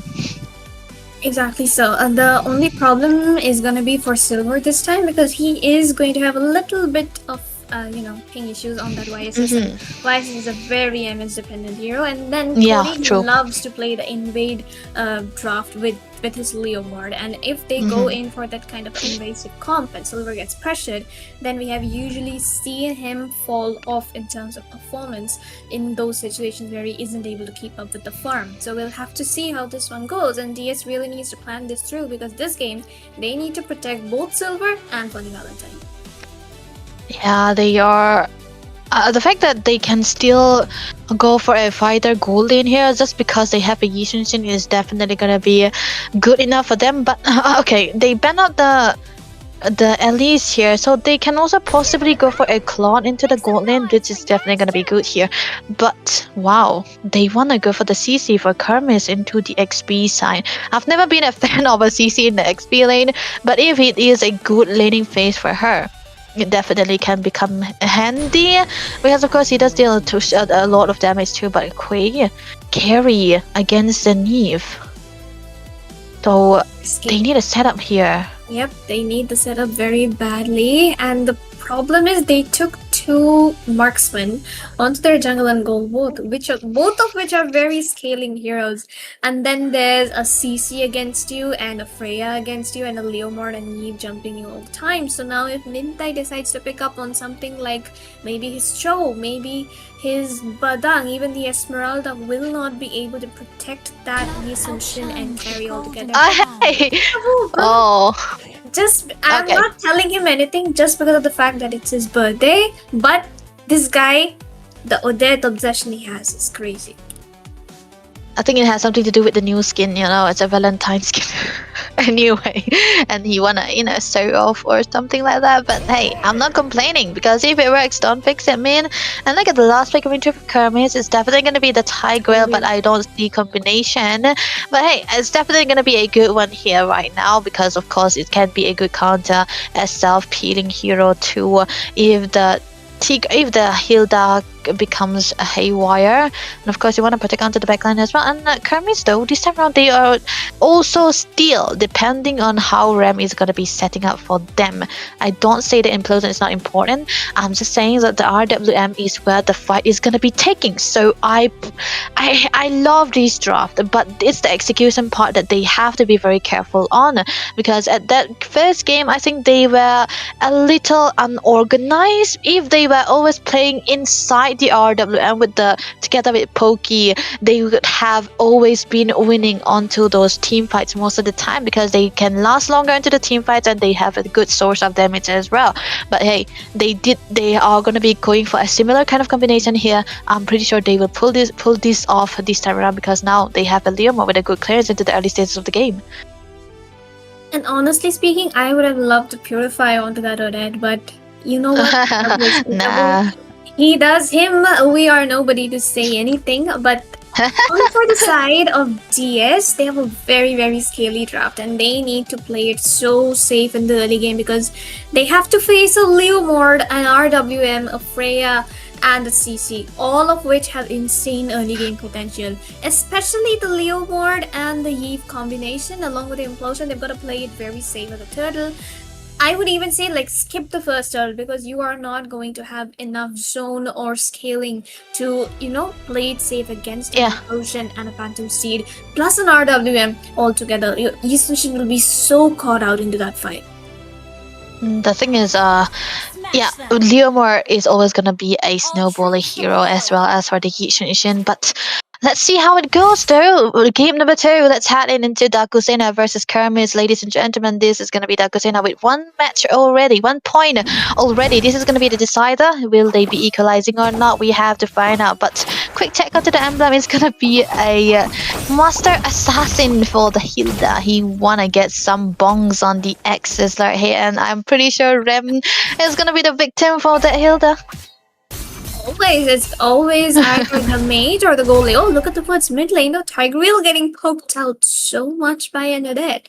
Now that's interesting to say, but yep, that's gonna be a retribution. But Bush, you need to run. Yep, he's gonna run. That's the early game damage I was telling you about. That Leomord is just insane with damage he has just from his first skill. So technically, all the members of Dakusena need to play it very safe here. While Kermis, they can just wait for a little bit of a stun or setup from Nintai, and then Cody and Ren can just jump all in onto them and expend their skills and get a kill and get up. Yeah, that should have been the game plan for them here, but you know what? The first turtle is definitely going to be important for both sides here. Of course, they can let it go for the side of Dakusena, but Kermis they shouldn't risk letting that go, because when we talked about the Leon, you want to talk about the level lead, the snowball that he's always supposed to be on, because when you have a level lead and a turtle, that's definitely going to be one of the major issue for them. But look at that though, Hidden Bush.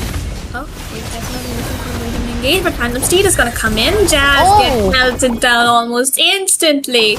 No amount of immobilize is gonna save him here. Silver has his level 4, nearly a 5.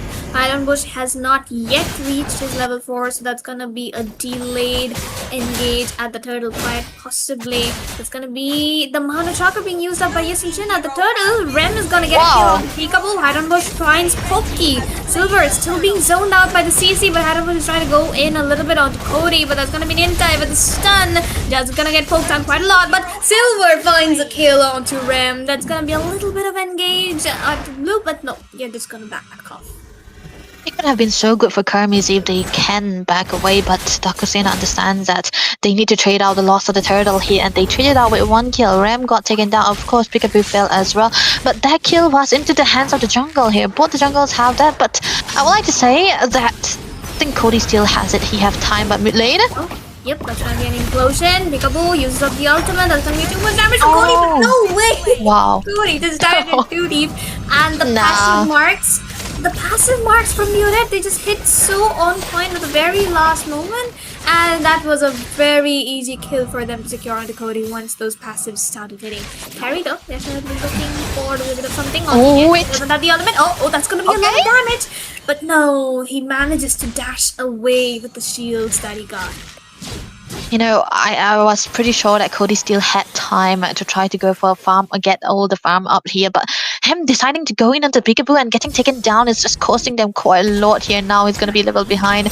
Rem spotting them out, but look at that. W damage, I would say, because that's an insane level of synergy, you know. Hilda gets the stun, Peekaboo gets the immobilize, and then the Mountain Chakra lands on you. That's like 3 chain CCs, and you're gonna be stuck in one position for like nearly 3 to 4 seconds. That's just enough for anybody to take you down. And this is just the early game, so it's gonna be very risky once that Ascension scales up. You know, the fact that it could have been a good early game for the side of Kermis rather than Dakusena is saying a lot here. Because Dakusena, they can risk to try to get at the later stage of the game because they do have scaling hero onto their side. Not a scaling, 2 scaling heroes onto their side, and they definitely can do something with that until the late part. But that's where Kermis decides to fall, right? The Freya, even though even if it is disgustingly strong, into the later part of the game you get melted down pretty easily by a carry, and they have a carry here, so they cannot risk losing out this turtle again, but I don't think they can contest it though. They have to give it away. That's exactly what they have to indeed. Cody tries to come in, he's gonna get marked down quite a lot. Adam Bush can still go in with the engaged RW and comes in. Jazz is gonna fall down to the damage. Adam Bush trying to fight it out all by himself on his 4th people, gets pushed back into the turret, still surviving. Somehow survives everything. And comes back alive. Insane. And so far, DS completely maintaining that lead. Peekaboo will pick him up on the Genius one as well. And next up, once it's the Divine Glaive for him and maybe the Glowing one after that, it's going to be a complete snowball. Again, he's going to use up the ultimate and from the carry form. They will chase him down a little bit, but he did not manage to clear out that cannon minion, and that's going to be the first turret in favor of DS. It is so bad here for Kermis right now. They are so dependent on the laning phase, on the early stage of the game, going for the pickoff, going for the tankiness here, and they aren't able to do that here. And the fact that Dakusena are the one, excuse me, they are the one who took that first turret rather than Kermis is saying a lot now. They cannot really have a good opening here, and Rem is always going to be getting caught because the boosters are very, very dangerous here. The Hilda is always going to be there. There's always going to be a Odette trying to poke it out as well, and Ninta is not that tanky to try to go face check the boosters here. They need that something of a frontliner here, and the CC, of course, Poki already have the War X, but he definitely need to have that defenses if he wants to go into the backline and try to deal out the damages here. But Dakusena here, they can play it very, very slowly because they don't mind. They want to drag the game, but Kermis, they can't. Okay, that's gonna be another implosion of vengeance coming in this time around. Silver will fall, but Hadamush is still gonna be alive quite a bit. He gets the kill on Toki, but Peekaboo is gonna mark down Ren, gets the kill onto him. He's still managing to stay alive, but nope, not for long. Yen and Leomord are going to take him down. Hadamush decides to sacrifice his life to the turrets. Maybe recall? Is he gonna recall? No, he could have recalled in there. I mean, they wouldn't know, right? They won't know. They won't know. He had time. He had like maybe just a second short of the recall, but executed it when he wanna be executed. It's this, and the minion was always gonna be spawning, right? They could have a vision here, but hey, Takusena, that's so like not a disciplined type man. They threw the gear right there, I'm pretty sure, and Nintai, I think he still is able to go for the implosion. If he is able to go for the implosion in a good timing with the perfect set Ram gets his RWM in, there can possibly be a good engage for them now. A few seconds ago, it wasn't. Now that he have the anti-heal as well, the going one definitely going to be necessary here right now. Nitai able to spot Jazz out, but I don't think he'll be able to do anything to this Hilda. They need one more damage dealer. They need a shred for him too.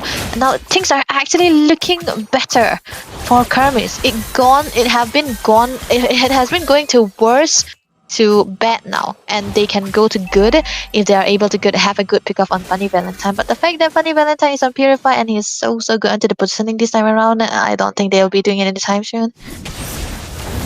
Yeah, you know what? Ninta has been marking down Jazz for a while too long now, and Jazz is gonna flicker out this time.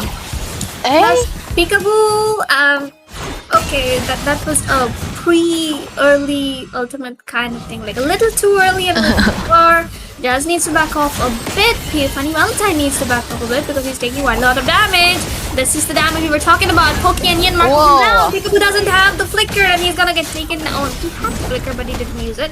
That's okay.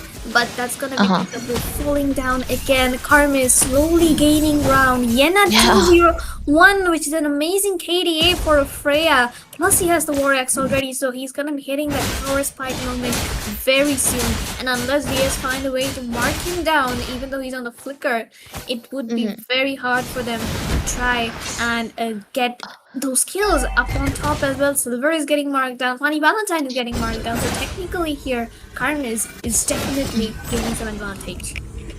Even though I think he might be getting caught here, does have the Valkyrie bomb.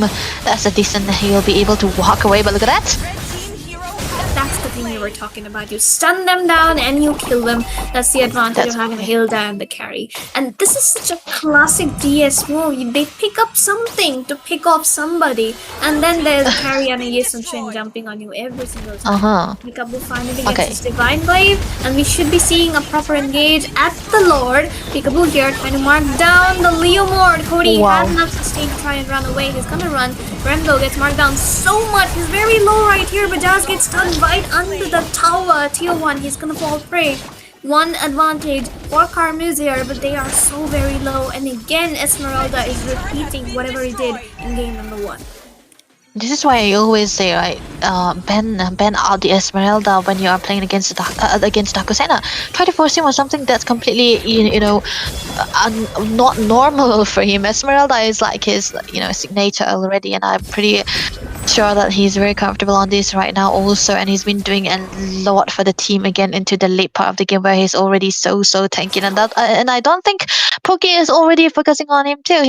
Pogi is definitely going to be focusing onto the back lines so much more than the front line here, because he have the Vengeance too, he can try to go against the carry here because of the Vengeance that he have, but they need a little bit more tankiness here, and I don't think they have that. Only the Brute Force is not going to be enough. But the Tigrel though, he's going to be getting the Tosan Pauldron. There's going to be a little bit tankiness that he's going to be having right now, but the fact that it's the carry, I'm pretty unsure how he will be able to pull it off. But now we can see that they might want to focus onto the mid side again.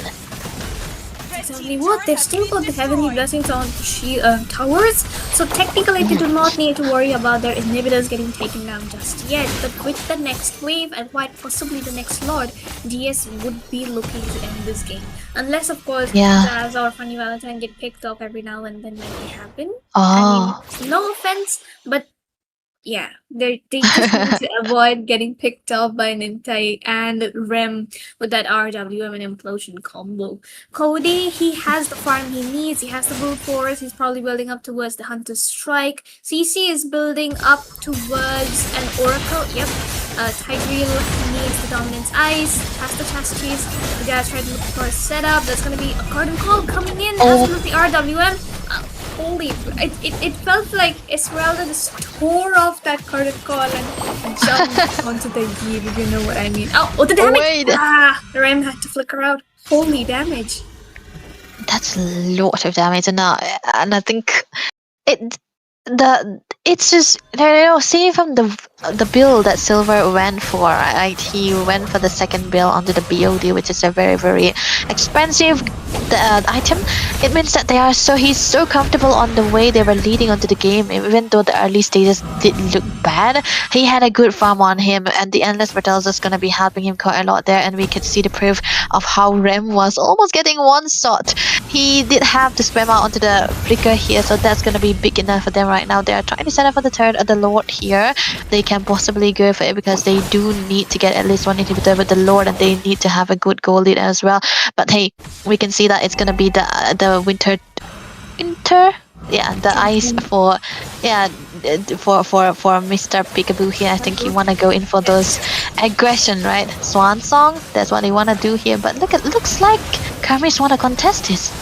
They actually need to contest, and guys gonna mother of damage, but look at the damage coming in just from Peekaboo. Bunny Valentine is they're gonna mark them down so hard. Silver is getting marked so well with Peekaboo. Immobilizes on spot. Peekaboo uses up the winter trunket. Ironbush is still chasing him away. Jazz is clearing out the lanes meanwhile. He just wants to end the game as fast as he possibly can. That's gonna be a wipeout for Dakusena right away. Karmas gave it their best. Nintai missed the setup, and Cody got absolutely blasted by the Swan Song coming in from Odette, and DS will be able to secure their second victory, a 2-0, moving into the top 4 for their bracket and overall the top 8. I would like to think that contest was a good call, but then again, what was that damage coming through from Peekaboo, man? It's just 2 builds, right? And I think it has something to do with the carry as well, but we have to see the MVP. Oh my goodness, someone's got to be so happy here. But Mr. Hide and Boost, yeah, this is the Esmeralda, man.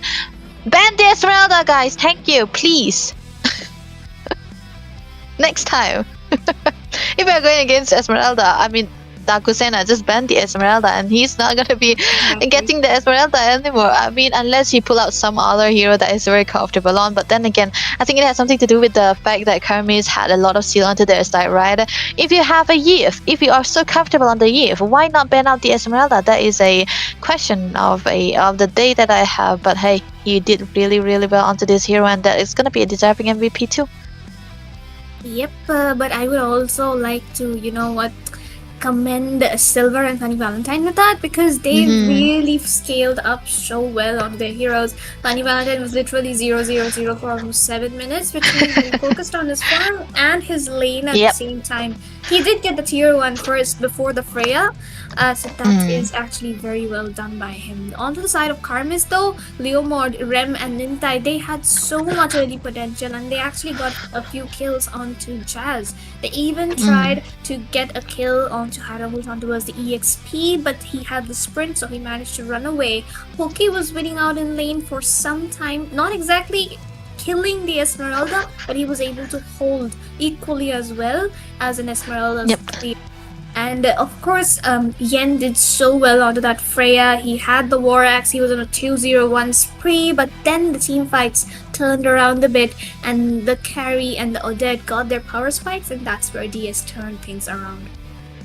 Yeah, and I think, like you mentioned, the carry here, Fanny Valentine, did not join the team fights that early on, and I don't even think he used a Purify. I think he used it once into that last Lord fight there. Only that was the only time that he was getting focused on, And you don't want to do that. Kermis, they cannot really let go of the gold lane to be playing so easily like that. He have a lot of opening too, and they were more focused on how they'll be able to have a good setup, have a good fight onto the objective. Of course, we do get it. You want to get out the objective when you have a Leomar, but when they fail to do that, they should have focused a little bit more onto the gold lane and try to not let out all of those farm into the hands of the carry there. And I think they made a big blunder there too. But Rem, though, he did a very good job with the Yip. It's just that Hidden Boost happens to be the one always onto him, and I don't think he even have a peaceful day landing that RWM too. Yep, I mean it's tit for tat, right? Like Poki and Yen, EXP and gold onto Funny Valentine, which means that since the carry cannot read, Haddon was single-handedly, look at that, the carry, the sandbag, everything is him. He just single-handedly jumps onto the Eve every time, jumps onto the Freya and the Leomord every time, and they're like, dude, someone get this woman out of our faces. Women. What they are saying, I understand the feeling exactly. I mean, you don't really have a good time trying to get a good ult upon, and the whole combination of Kermis was made to play inside the RWM. And how will you do that when there's always an Esmeralda dancing in front of you?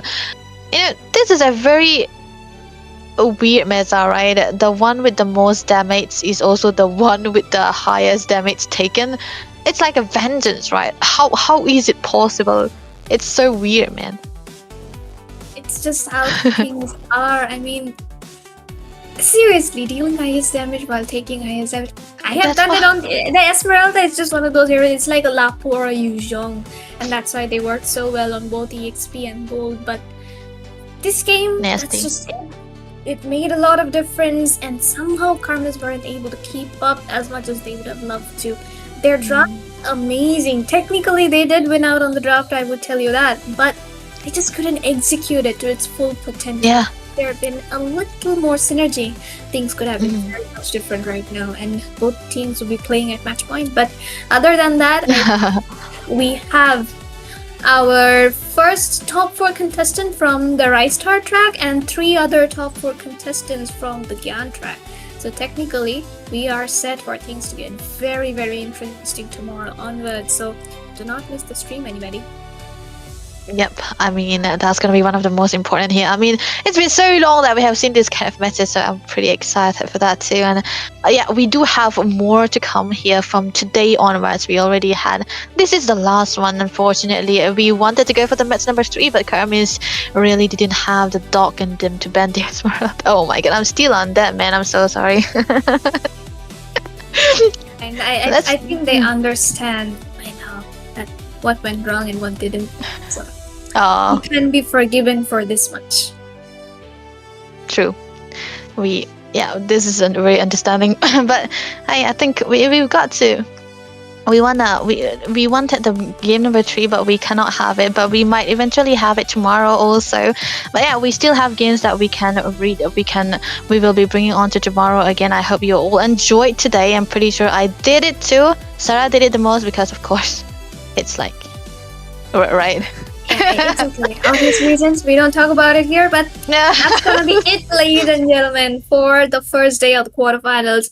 We will be back tomorrow with 3 games from Rise Star track and 1 more game from Gyan track to have our final top 8 contestants for this amazing tournament with a prize pool of 15 lakhs, something you've never seen before for Moba 5-5 in India. But that's gonna be it for tonight, and we will be taking our leave. This was me, Sarah, alongside Debbie. We'll be seeing you tomorrow.